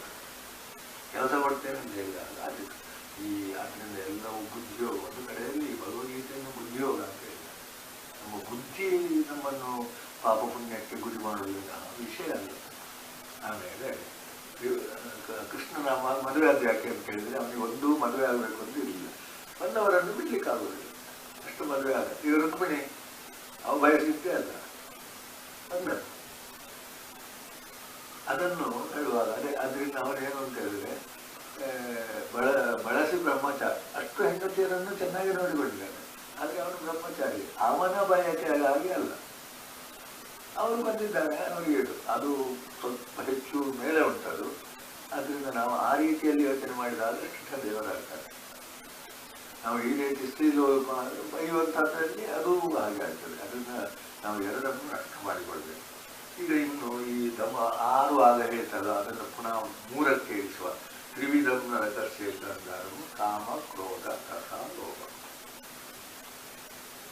ಇದು ನಮಗೆ ಪಕ್ಕ ಕಾಣ್ತದೆ. ಕಾಮವ ಕ್ರೋಧವ. ಕಾಮ ಆದರೆ ಏನಾಗಬೇಕು? ಧರ್ಮ ಅವಿರುದ್ಧ ಆಗಬೇಕು. ಕ್ರೋಧ ಆದರೆ ಏನು ಮಾಡಬೇಕು? ಸರಿಯಾದ ವಿಷಯಕ್ಕೆ ಸಿಟ್ಟು ಬರಬೇಕು. ಮೊದಲು ಯಾರ ಮೇಲೆ ಸಿಟ್ಟು ಬರಬೇಕು? ನಮ್ಮ ಮೇಲೆ. ನಾನು ಹೀಗೆ ಮಾಡಿದೆ, ನಾಲೆಗೆ ಕಚ್ಚಿಕೊಳ್ಳುವುದು ಅಂತೆಲ್ಲ ಉಂಟು. ತಪ್ಪು ಬಂದಾಗ ನಾಲೆಗೆ ಕಚ್ಚಿಕೊಳ್ಳುವುದು, ಅದು ನಾಲೆಗೆ ಕಚ್ಚುವುದು ಅಂತ ಅರ್ಥ ವಿಷಯ. ನಮಗೆ ನಾವೇ ಶಿಕ್ಷೆ ಕೊಡುದು ಅಷ್ಟೇ. ಕ್ರೋಧ, ಲೋಭ. ಲೋಭ ಅದೇ ಅನ್ನೆಸರಿ ನಾವು ಸಂಗ್ರಹ ಮಾಡಬೇಕು. ಬೇಕು, ಯಾಕೆ ಬೇಕು ಅಂತ ಹೇಳಿದಕ್ಕೆ ಉತ್ತರ ಮೊದಲೇ ಬೇಕು. ಯಾಕೆ ಬೇಕು? ಉದ್ದೇಶ ಬೇಕು. ನನಗೊಂದು ದನ ಬೇಕು ಹಾಲಿಗೆ, ಮತ್ತೊಂದು ದನ ಬೇಕು ಯಾಕೆಂತ ಹೇಳಿದ್ರೆ ಅದು ಅದಕ್ಕೆ ಇನ್ನು ದನವನ್ನು ಸಾಕುವುದೇ ಪುಣ್ಯ ಎಂತದೇ ಆಗಲಿ. ಅದು ಲೋಭದ ಪ್ರವೇಶ ಆಗಬಾರ್ದು. ಬೀದಿ ದನಗಳನ್ನು ಸಾಕ್ತೇನೆ ಎಂಥದ್ದು ಇದೆಲ್ಲ ಹಾಗೆ ಮಾಡೋದು ಬೇಡ. ನಾವು ನಮಗೆ ಅಸಾಧ್ಯವಾದ್ದನ್ನು, ನಮಗೆಲ್ಲ ಬೇಕಾದದ್ದನ್ನು ಮಾಡಬೇಕು. ಹಾಗೆ ಮಾಡುವುದನ್ನು ನಾವು ಮೆಚ್ಚುವುದಾಗಿ. ಇದರಿಂದ ನಾವು ಏನು ಮಾಡಬೇಕು? ವಿಮುಕ್ತರಾಗಬೇಕು. ಇದು ದಿನನಿತ್ಯ ಕಷ್ಟ ಏನಿಲ್ಲ. ಕಾಮವೋ, ಕ್ರೋಧವೋ, ಲೋಭವೋ ನಾನು ಮಾಡುವುದು ಯಾವುದರಿಂದ ಅಂತೇಳಿ ನಾನೊಂದು ತೆಗೆದುಕೊಂಡು ಬರ್ತೇನೆ ಮನೆಗೆ. ಅದು ಲೋಭವೋ ಅವಶ್ಯಕವೋ ಅಥವಾ ಈ ಗುಡಿ ಕೈಗಾರಿಕೆಗೆ ಪ್ರೋತ್ಸಾಹವೋ ಆಯಿತು. ಇನ್ನೊಂದು ದುಡ್ಡು ಉಂಟು ಅವರಿಗೆ ಪ್ರೋತ್ಸಾಹ. ಅಂದರೆ ಈ ಹಳ್ಳಿಯವರು ಮಾಡಿದ ಬುದ್ಧಿ ಈ ಪ್ಲಾಸ್ಟಿಕ್ ಎಲ್ಲ ತಂದು ನಾವು ಇಲ್ಲಿ ಮನೆಯಲ್ಲಿ ಹಾಕಿ ಶೋ ಮಾಡಿ ಅವರ ಮನೆಯಲ್ಲಿ ಅದು ಉಂಟು ಮಾಡಲೇದು. ಕುರ್ಚಿ ಎಷ್ಟು ಬೇಕು ಅಷ್ಟೇ ಇರಲಿ. ಮತ್ತೆ ಇನ್ನೊಂದು ಹೊತ್ತು ಬಂದ ಕೂಡಲೇ ನಮಗೆ ಬೇಕು ಅಂತ ಹೇಳುವುದೆಲ್ಲ ಲೋಭದಲ್ಲಿ ಬರ್ತದೆ. ಯಾಕೆಂದರೆ ಈ ವ್ಯತ್ಯಾಸ ಸೂಕ್ಷ್ಮ ಅಂತ ಧರ್ಮದಲ್ಲಿ ಅಲ್ಲ, ನಾಲ್ಕರಲ್ಲಿ. ಅದರಿಂದ ನಾವು ವಿಮುಕ್ತರಾಗಬೇಕು. ಅದರಿಂದ ಬಿಡಿಸ್ಬೇಕು ಅಂತ ಹೇಳುವುದೇ ಇಲ್ಲ. ಇಲ್ಲಿ ನಾವೇ ವಿಮುಕ್ತರಾಗಬೇಕು. ಉದ್ಧರೇ ಆತ್ಮನಾತ್ಮಾನಂ. ಅದನ್ನು ಶುರು ಮಾಡಿದ ನಮಗೆ ಇದೊಂದು ದಾರಿ ಅಂತ ಗೊತ್ತಾಗ್ತದೆ. ಆದ್ದರಿಂದ ಅದರಿಂದ ಶ್ರೇಯಸ್ಸು ಸಿಗ್ತದೆ, ಪರಾಗತಿ ಸಿಗ್ತದೆ. ನೀವು ಉದ್ಧಾರ ಆಗ್ತೀರಿ, ಮೋಕ್ಷಕ್ಕೂ ಹೋಗ್ತೀರಿ. ಇಷ್ಟೆಲ್ಲ ಹೇಳಿದ್ರಪ್ಪ, ಏನೀಗ ಇನ್ನು ಅದನ್ನು ಒಂದು ಹೊಸ ಮುಖ ಹೇಳ್ತಾರೆ. ಶಾಸ್ತ್ರ ವಿಧಿ ಮತ್ತು ಸಜ್ಜ. ಈ ಶಾಸ್ತ್ರ ಅಂದ್ರೇನು? ಶಾಸನಾಥ ಸ್ತ್ರಾಯತೆ ಇದೆ ಶಾಸ್ತ್ರ. ಅರ್ಥ ಆಯ್ತಾ? ಗೋಡೆಗೆ ತಲೆ ತಾಗಿಸಬೇಡ. ಬೇಕಾದ್ರೆ ಯಾವುದಕ್ಕೆ ತಲೆ ತಾಗಿಸೋ ನೀನು? ನಿಮ್ಮಿಗೆ ತಲೆ ತಾಗಿಸೋ, ನಿಮಗೆ ಸ್ವಲ್ಪ ಬಡಿ. ಯಾಕಂದ್ರೆ ಅದು ವ್ಯಕ್ತಿ ಇವರಿಗೆ ತಲೆ ತಾಗಿದ್ರೆ ಅದು ಶಿಕ್ಷೆ ಕೊಡ್ತದೆ. ಸುಳ್ಳು ಹೇಳಬೇಡ. ಸುಳ್ಳು ಹೇಳಿದ್ರೆ ನಾನು ತಪ್ಪಿಸಿಕೊಳ್ತೇನೆ, ಆಯ್ತು, ಎಷ್ಟು ದಿವಸ ಅದು ಮತ್ತೆ ಕಡೆಗೆ ಒಟ್ಟಾಗಿ ಬರ್ತದೆ. ಕಳ್ಳತನ ಮಾಡ್ತೇನೆ, ನಾನು ಸಿಕ್ಕಿ ಬೀಳುವುದಿಲ್ಲ ಕಳ್ಳನಾಗಿ, ಅದೆಲ್ಲ ಇಲ್ಲ. ಆದ್ರಿಂದ ಶಾಸ್ತ್ರ ಏನು ಹೇಳ್ತದೆ, ಈ ನಮ್ಮ ದೈವಿ ಸಂಪತ್ತಿನ ಅಷ್ಟನ್ನು ಹೇಳ್ತದೆ, ಇನ್ನೂ ಹೇಳ್ತದೆ. ಇಂಥ ಹಿರಿಯರು ಮಾಡಿದ್ದನ್ನು ಮಾಡುವುದು ಇದೆಲ್ಲ ಶಾಸ್ತ್ರ ಓದಬೇಕೆ ಯಾಕೆ? ಪುರಾಣ ಓದಬೇಕೆ ಯಾಕೆ? ಅದರಲ್ಲಿ ಹೇಳಿದ್ದನ್ನು ಮಾಡು. ಸಾಧ್ಯ ಸಾಧು ನೋಡು. ಈಗ ಸಂಧ್ಯಾ ವಂದನೆ ಮಾಡಬೇಕು. ನಿಂದ ಆಫೀಸ್ವರೆಗೆ ಎಷ್ಟು? 5 ಮಿನಿಟ 3 ಮಿನಿಟ ಮಾಡು. ಇದು ನಮ್ಮ ಮಾರ್ಗ. ನಮ್ಮ ಪುರೋಹಿತರುಗಳು, ನಮ್ಮ ಹಿರಿಯರೆಲ್ಲ ಹಾಗೆ ಹೇಳಿಕೊಡ್ತೀನಿ. ನನಗೆ 1-2-3 ಕೈಯಲ್ಲಿ ಅವಕಾಶ ಇಲ್ಲ. ನಿಮಗೆ ಏನು ಸಾಧ್ಯ ಮೊದಲು ಹೇಳಿ, ಅಷ್ಟಕ್ಕೆ ಸರಿಯಾಗಿ ಮಾಡಿ. ಅಷ್ಟೊತ್ತಿಗೆ ನಾನು ಇಸ್ಪೀಟ್ ಆಡ್ತೇನೆ. ಒಂದು ಇಸ್ಪೀಟ್ ಆಡ ಇಲ್ಲ, ನಾವು ಸಣ್ಣದಿರುವಾಗಿತ್ತು. ಅದು ಮಾತ್ರ ಶಾಸ್ತ್ರ ವಿರುದ್ಧ. ಸಮಯ ಸ್ವಲ್ಪ ಉಂಟು, ಏನು ಮಾಡಬೇಕು? ಸಮಯ ಸ್ವಲ್ಪ ಇಲ್ಲದಿದ್ದಾಗ ನಿಮಗೆ ಇದು ಬರುವುದಿಲ್ಲ. ಆದ್ದರಿಂದ ಶಾಸ್ತ್ರ ವಿಧಿ ಬರ್ತದೆ. ಹಾಗಾದರೆ ಶಾಸ್ತ್ರ ಬಿಟ್ಟು ನಾವು ಮಾಡಿದ ಹಾಗೆ ಕಾಮಕಾಂತ ನನಗೆ ಇಷ್ಟ ಆಗ್ತದೆ ಅಂತ ಮಾಡೋದು. ತಿನ್ನುವುದು ಇಷ್ಟ ಆಗ್ತದೆ ಅಂತ, ನಾವು ಹೋಗುವುದು ಇಷ್ಟ ಆಗ್ತದೆ ಅಂತ, ನಾವು ಮಾಡುವುದು ಇಷ್ಟ ಆಗ್ತದೆ ಅಂತ, ಅದಾಗಲಿಕ್ಕೇ ಇಲ್ಲ. ಕಾಮ ಬಯಕೆ ಅಲ್ಲ. ನಾವು ಏನು ಮಾಡಬೇಕು ಅಂತ ಹೇಳುವಾಗ ಮೊದಲೊಂದು ಹೇಳಿದ್ದೇವೆ, ಪೂರ್ವತರಂಕೃತಂ. ಅವನು ಬೀಡಿ ಹಿಡಿತಾನೆ, ನಾನು ಬೀಡಿದ್ದೇನಲ್ಲ, ಪೂರ್ವತರಂಕೃತಂ. ಅದನ್ನು ನಾವು ಸುಮಾರು ತಿಳ್ಕೊಂಡೇವೆ. ಈಗ ಶಾಸ್ತ್ರ ಪ್ರಮಾಣ. ಶಾಸ್ತ್ರ ಒಪ್ತದೋ ಇಲ್ವೋ ನೋಡು. ಶಾಸ್ತ್ರ ಹೇಳಿದ್ದನ್ನು ಮಾಡ್ತೇನೆ ಅಂತ ಹೇಳಿದ್ರು ಅದು ಹುಚ್ಚಾಗಿದೆ. ಶಾಸ್ತ್ರ ಒಪ್ತದೋ ಇಲ್ವೋ, ಬೆಳಿಗ್ಗೆ ಎದ್ದು ಏನು ಮಾಡಬೇಕು ಎಂಬುದನ್ನು ಶಾಸ್ತ್ರ ಒಪ್ತದೋ ಇಲ್ವೋ ಹೇಳು. ನಾವು ಸುಳ್ಳಿಂದ ಶುರುವಾದರೆ ಬೆಳಿಗ್ಗೆ ಎದ್ದು ವೆಡ್ಡಿಟಿ ಎಂಬಲ್ಲಿ ನಮ್ಮ ಶಾಸ್ತ್ರ ಯೋಗ. ನೀರು ಕುಡಿಯುವುದೆಂದು ಕೂಡ ಆಯುರ್ವೇದ ಶಾಸ್ತ್ರ ಹೋಗ್ತದೆ. ಬೆಳಿಗ್ಗೆ ಎದ್ದ ಕೂಡಲೇ ಪ್ರಾತಸ್ಮರಣೆ ಮಾಡಬೇಕು, ನಾವು ಅದನ್ನು ಶುರು ಮಾಡಿರಲ್ಲ, ಅದು ಶಾಸ್ತ್ರ ಹೋಗ್ತದೆ. ಮಾಡಲಿಲ್ಲ ತೊಂದರೆ ಇಲ್ಲ, ಇನ್ನಾದರೂ ಮಾಡಿ ಶುರು ಮಾಡಿ ಮಾಡದಿದ್ರೂ ತೊಂದರೆ ಇಲ್ಲ. ಆದರೆ ಒಂದು ಪರೀಕ್ಷೆ ಮಾಡು, ಬೆಳಿಗ್ಗೆ ಎದ್ದು ಮಾಡೋದು ಶಾಸ್ತ್ರ ಸಮ್ಮತವೋ ವಿರೋಧವೋ ನೋಡು. ವಿರೋಧ ಆದರೆ ಮಾಡಬೇಡ. ಶಾಸ್ತ್ರ ಸಮ್ಮತವಾದ್ದನ್ನು ಎಲ್ಲ ಮಾಡ್ಲಿಕ್ಕೆ ಆಗ್ತದ ಇಲ್ವೋ ನೋಡ. ಆಗ್ತದಾದ್ರೆ ಶಾಸ್ತ್ರ ಹೇಳಿದ್ದನ್ನು ಮಾಡು. ಎಷ್ಟು ಅಂತ ಇಲ್ಲ ಅದಕ್ಕೆ. ಸ್ವಲ್ಪ ಮಪ್ಯಸ್ಯ ಧರ್ಮಸ್ಯ ನಾಯಕೆ ಮಹತ್ವ ಭಯ. ಶಾಸ್ತ್ರ ಸಮ್ಮತವಾದ್ದು ಧರ್ಮ, ಶಾಸ್ತ್ರ ವಿರೋಧವಾದ್ದು ಅಧರ್ಮ. ಸರಿಯಾಗಿ ಅದರಿಂದ ಸಿದ್ಧಿ ಸಿಗ್ತದೆ. ಯಾವಾಗ ನೀನು ಎಷ್ಟು ಮಾಡ್ತೀಯ ಅಷ್ಟಕ್ಕೆ ಸರಿಯಾಗಿ, ನಿಧಾನವ ಬೇಗವ ಗೊತ್ತಿಲ್ಲ. ಗೊತ್ತಾಗಬೇಕಾಗಿ ಇಲ್ಲ, ನಿಧಾನ ಆದರೂ ತೊಂದರೆ ಇಲ್ಲ. ಆ ಮಾರ್ಗ ಎಲ್ಲಿಗೆ ಹೋಗ್ತದೆ, ನಡೆದುಕೊಂಡೂ ತೊಂದರೆ ಇಲ್ಲ. ನಾವು ಉತ್ತರಕ್ಕೆ ಹೋದರೆ ಕಾಶಿಗ ಕೈಲಾಸಕ್ಕ ಹೋಗ್ತೇವೆ. ನಾವು ಈಚೆ ನಡೆದು ಆಚೆ ಕಾಶಿ ಸಿಗಬೇಕು ಅಂದ್ರೆ ಎಲ್ಲಿ ಸಿಗ್ತದೆ? ಆಗ ನಮ್ಮ ಬುದ್ಧಿ ಅಂತ ನೀನು ಹೋಗಿ ಭೂಮಿಗೆ ಸುತ್ತುವಂತ ಬಂದಲ್ಲಿ ಅದೆಲ್ಲ ಶಾಸ್ತ್ರ ವಿರುದ್ಧ. ಶಾಸ್ತ್ರ ಏನು ಹೇಳುದಂತ ಹೇಳಿದ್ರೆ, ಯಾವ ದಿಕ್ಕಿನಲ್ಲಿ ಉಂಟ ಆ ದಿಕ್ಕಿಗೆ ಹೋಗು, ದಾರಿ ಸಿಗ್ತದೆ. ಮತ್ತೆ ನೀವು ಸಾಧ್ಯ ಇದ್ದಷ್ಟು ಹೋಗು, ಅಷ್ಟೇ ಶಾಸ್ತ್ರ ಸಮ್ಮತ. ಆದ್ದರಿಂದ ಇದೊಂದು ಶ್ಲೋಕವನ್ನು ನೆನಪಿಟ್ಟುಕೊಳ್ಳೋದು, ನಾವು ಏನು ಮಾಡಬೇಕು ಏನು ಮಾಡ್ಬೋದು. ಶಾಸ್ತ್ರಂ ಪ್ರಮಾಣಂತೆ ಕಾರ್ಯ ವ್ಯವಸ್ಥಿತವು. ಈಗ ಜ್ಯೋತಿಷ್ಯ ಬೇಕಾ ಬೇಡ? ನನಗೆ ಜ್ಯೋತಿಷ್ಯ ಬೇಡ, ಹೇಳಬೇಡ. ಈಗ ಅದ ಅಂತ ಇರುವಾಗ ಒಂದು ಜ್ಯೋತಿಷ ಹೋಗ್ತೇವೆ. ಇದ ಅದ ದ್ವಂದ್ವ ಇರುವಾಗ ಒಂದೇ ಹುಡುಗಿ ಸಿಕ್ಕಿದ್ದು ಮದುವೆ ಆಗ್ಲಿಕ್ಕಿಲ್ಲ, ಎಷ್ಟೋ ಸಲ ಕೇಳುದು ಬೇಡ ಹೇಳ್ತಾರೆ. ಹಾಗಾದ್ರೆ ಅದರಿಂದ ಕೆಟ್ಟದಾಯಿತು, ಆದ್ದರಿಂದ ಗ್ರಹಚಾರ ಅಂತ ಒಪ್ಪಿಕೊ. ಆದರೆ ಅದ ಇದು ಅಂತ ಬಂದಾಗ ವಿನಃ ಶಾಸ್ತ್ರ ಜ್ಯೋತಿಷ್ಯ ನೋಡಿಯೇ ಮದುವೆ ಆಗಬೇಕು ಎಂಬುದನ್ನು ಹೇಳುವುದಿಲ್ಲ. ಮಾಡ್ತೇನೆ ಅಂತ ಹೇಳಿದ್ರೆ ಬೇಡ ಅಂತ ಹೇಳುವುದಿಲ್ಲ. ವೈದ್ಯಶಾಸ್ತ್ರ ಪಂಡಿತರ ಹತ್ರ ವೈದ್ಯರ ಹತ್ರ ಹೋಗ್ಬೇಕಾ? ನಾವೀಗ ಹೋಗಿಬಿಟ್ರೆ ವೈದ್ಯರ ಹತ್ರ ಹೋಗಿಬಿಟ್ರೆ ನಾವು ಕೂಡ ಏನಾಗ್ತೇವೆ, ಖಾಲಿ ಮಾಡಿಕೊಂಡು ಬರ್ತೇವೆ. ಅದೇ ಇನ್ನೂ ಒಂದೇನದ, ಈ ತುರಿಸುವುದಕ್ಕೆ ಅವ್ರ ಹತ್ರ ಹೋದ್ರೆ ಅವರು ಸುಮಾರು ಏನಾದ್ರು ಮಾಡ್ತಾರೆ. ಅದು ಎಲಪತಿಗೆ ಹೋದ್ರೆ ಬಿಡ್ತಾರೆ. ಎಂತಲ್ಲ ಆ ಕಾವೇರಿ ಮರದ ಒಂದು ಬ್ರಷ್ ಮಾಡಿ ಏನು ಮಾಡಿದ್ರೆ ಒಂದು 2-3 ದಿವಸದಲ್ಲಿ ಅದು ಇದಾಗ್ತದೆ. ಅಂಥದ್ದು ಬೇಕಾದಷ್ಟು ನಮ್ಮ ಮನೆಯಲ್ಲಿ ನಮ್ಮ ಅಮ್ಮನ ಹತ್ರ ಇತ್ತು, ನಾವು ಬಿಡ್ತಾ ಬಂದಿದ್ದೇವೆ. ಶಾಸ್ತ್ರ ಪ್ರಮಾಣ ಇತ್ತು, ನಾವು ಬಿಟ್ಟಿದ್ದೇವೆ. ಇನ್ನು ಪುನಃ ನಮಗೆ ದಾರಿ ಯಾವುದು? ಬಿಟ್ಟದ್ದನ್ನೇ ಪುನಃ ಆಯುರ್ವೇದದಲ್ಲಿ ಇದಾಗುವಾಗ ಸ್ವಲ್ಪ ಸಮಾಧಾನ ಆಗದೆ ನಮ್ಮ ಎಲ್ಲದಕ್ಕೂ ಅರ್ಥಶಾಸ್ತ್ರ ಆಗ್ಬೋದು, ಜೀವನ ಆಗ್ಬೋದು, ಎಲ್ಲದಕ್ಕೂ ಶಾಸ್ತ್ರ ಪ್ರಮಾಣ. ಶಾಸ್ತ್ರ ಯಾವುದು? ಸಂವಿಧಾನ. ಆಯ್ತಪ್ಪ, ಈ MLA ಆದವ ಯಾವುದನ್ನೇ ನೋಡ್ಬೇಕು, ಯಾವುದಕ್ಕೆ ಪ್ರಮಾಣ, ಯಾವುದರ ಪ್ರಮಾಣ ಪ್ರಕಾರ ಹೋಗ್ಬೇಕು ಸಂವಿಧಾನ. ಅವನ ಮೇಲೆ ನಮ್ಗೆ ಏನಾದ್ರು ಇದಾಗ್ತದೆ? ಕೋಟಿಗಟ್ಟಲೆ ಮತ್ತೆ ತೆಗೆದುಕೊಳ್ತಾರೆ, ಅದು ಅರ್ಥದ ಮುಖ. ಆದರೂ ಅವನು ಕೆಲಸ ಮಾಡಿ ತೆಗೆದುಕೊಳ್ತಾರೆ. ಕೆಲಸವೂ ಮಾಡುವುದಿಲ್ಲ, ತೆಗೆದುಕೊಳ್ತಾರೆ ಅಂತ ಹೇಳಿದ್ರೆ ಕಳ್ಳ ಅಲ್ವಾ? ಸ್ಥೇಯ ಅಲ್ವಾ?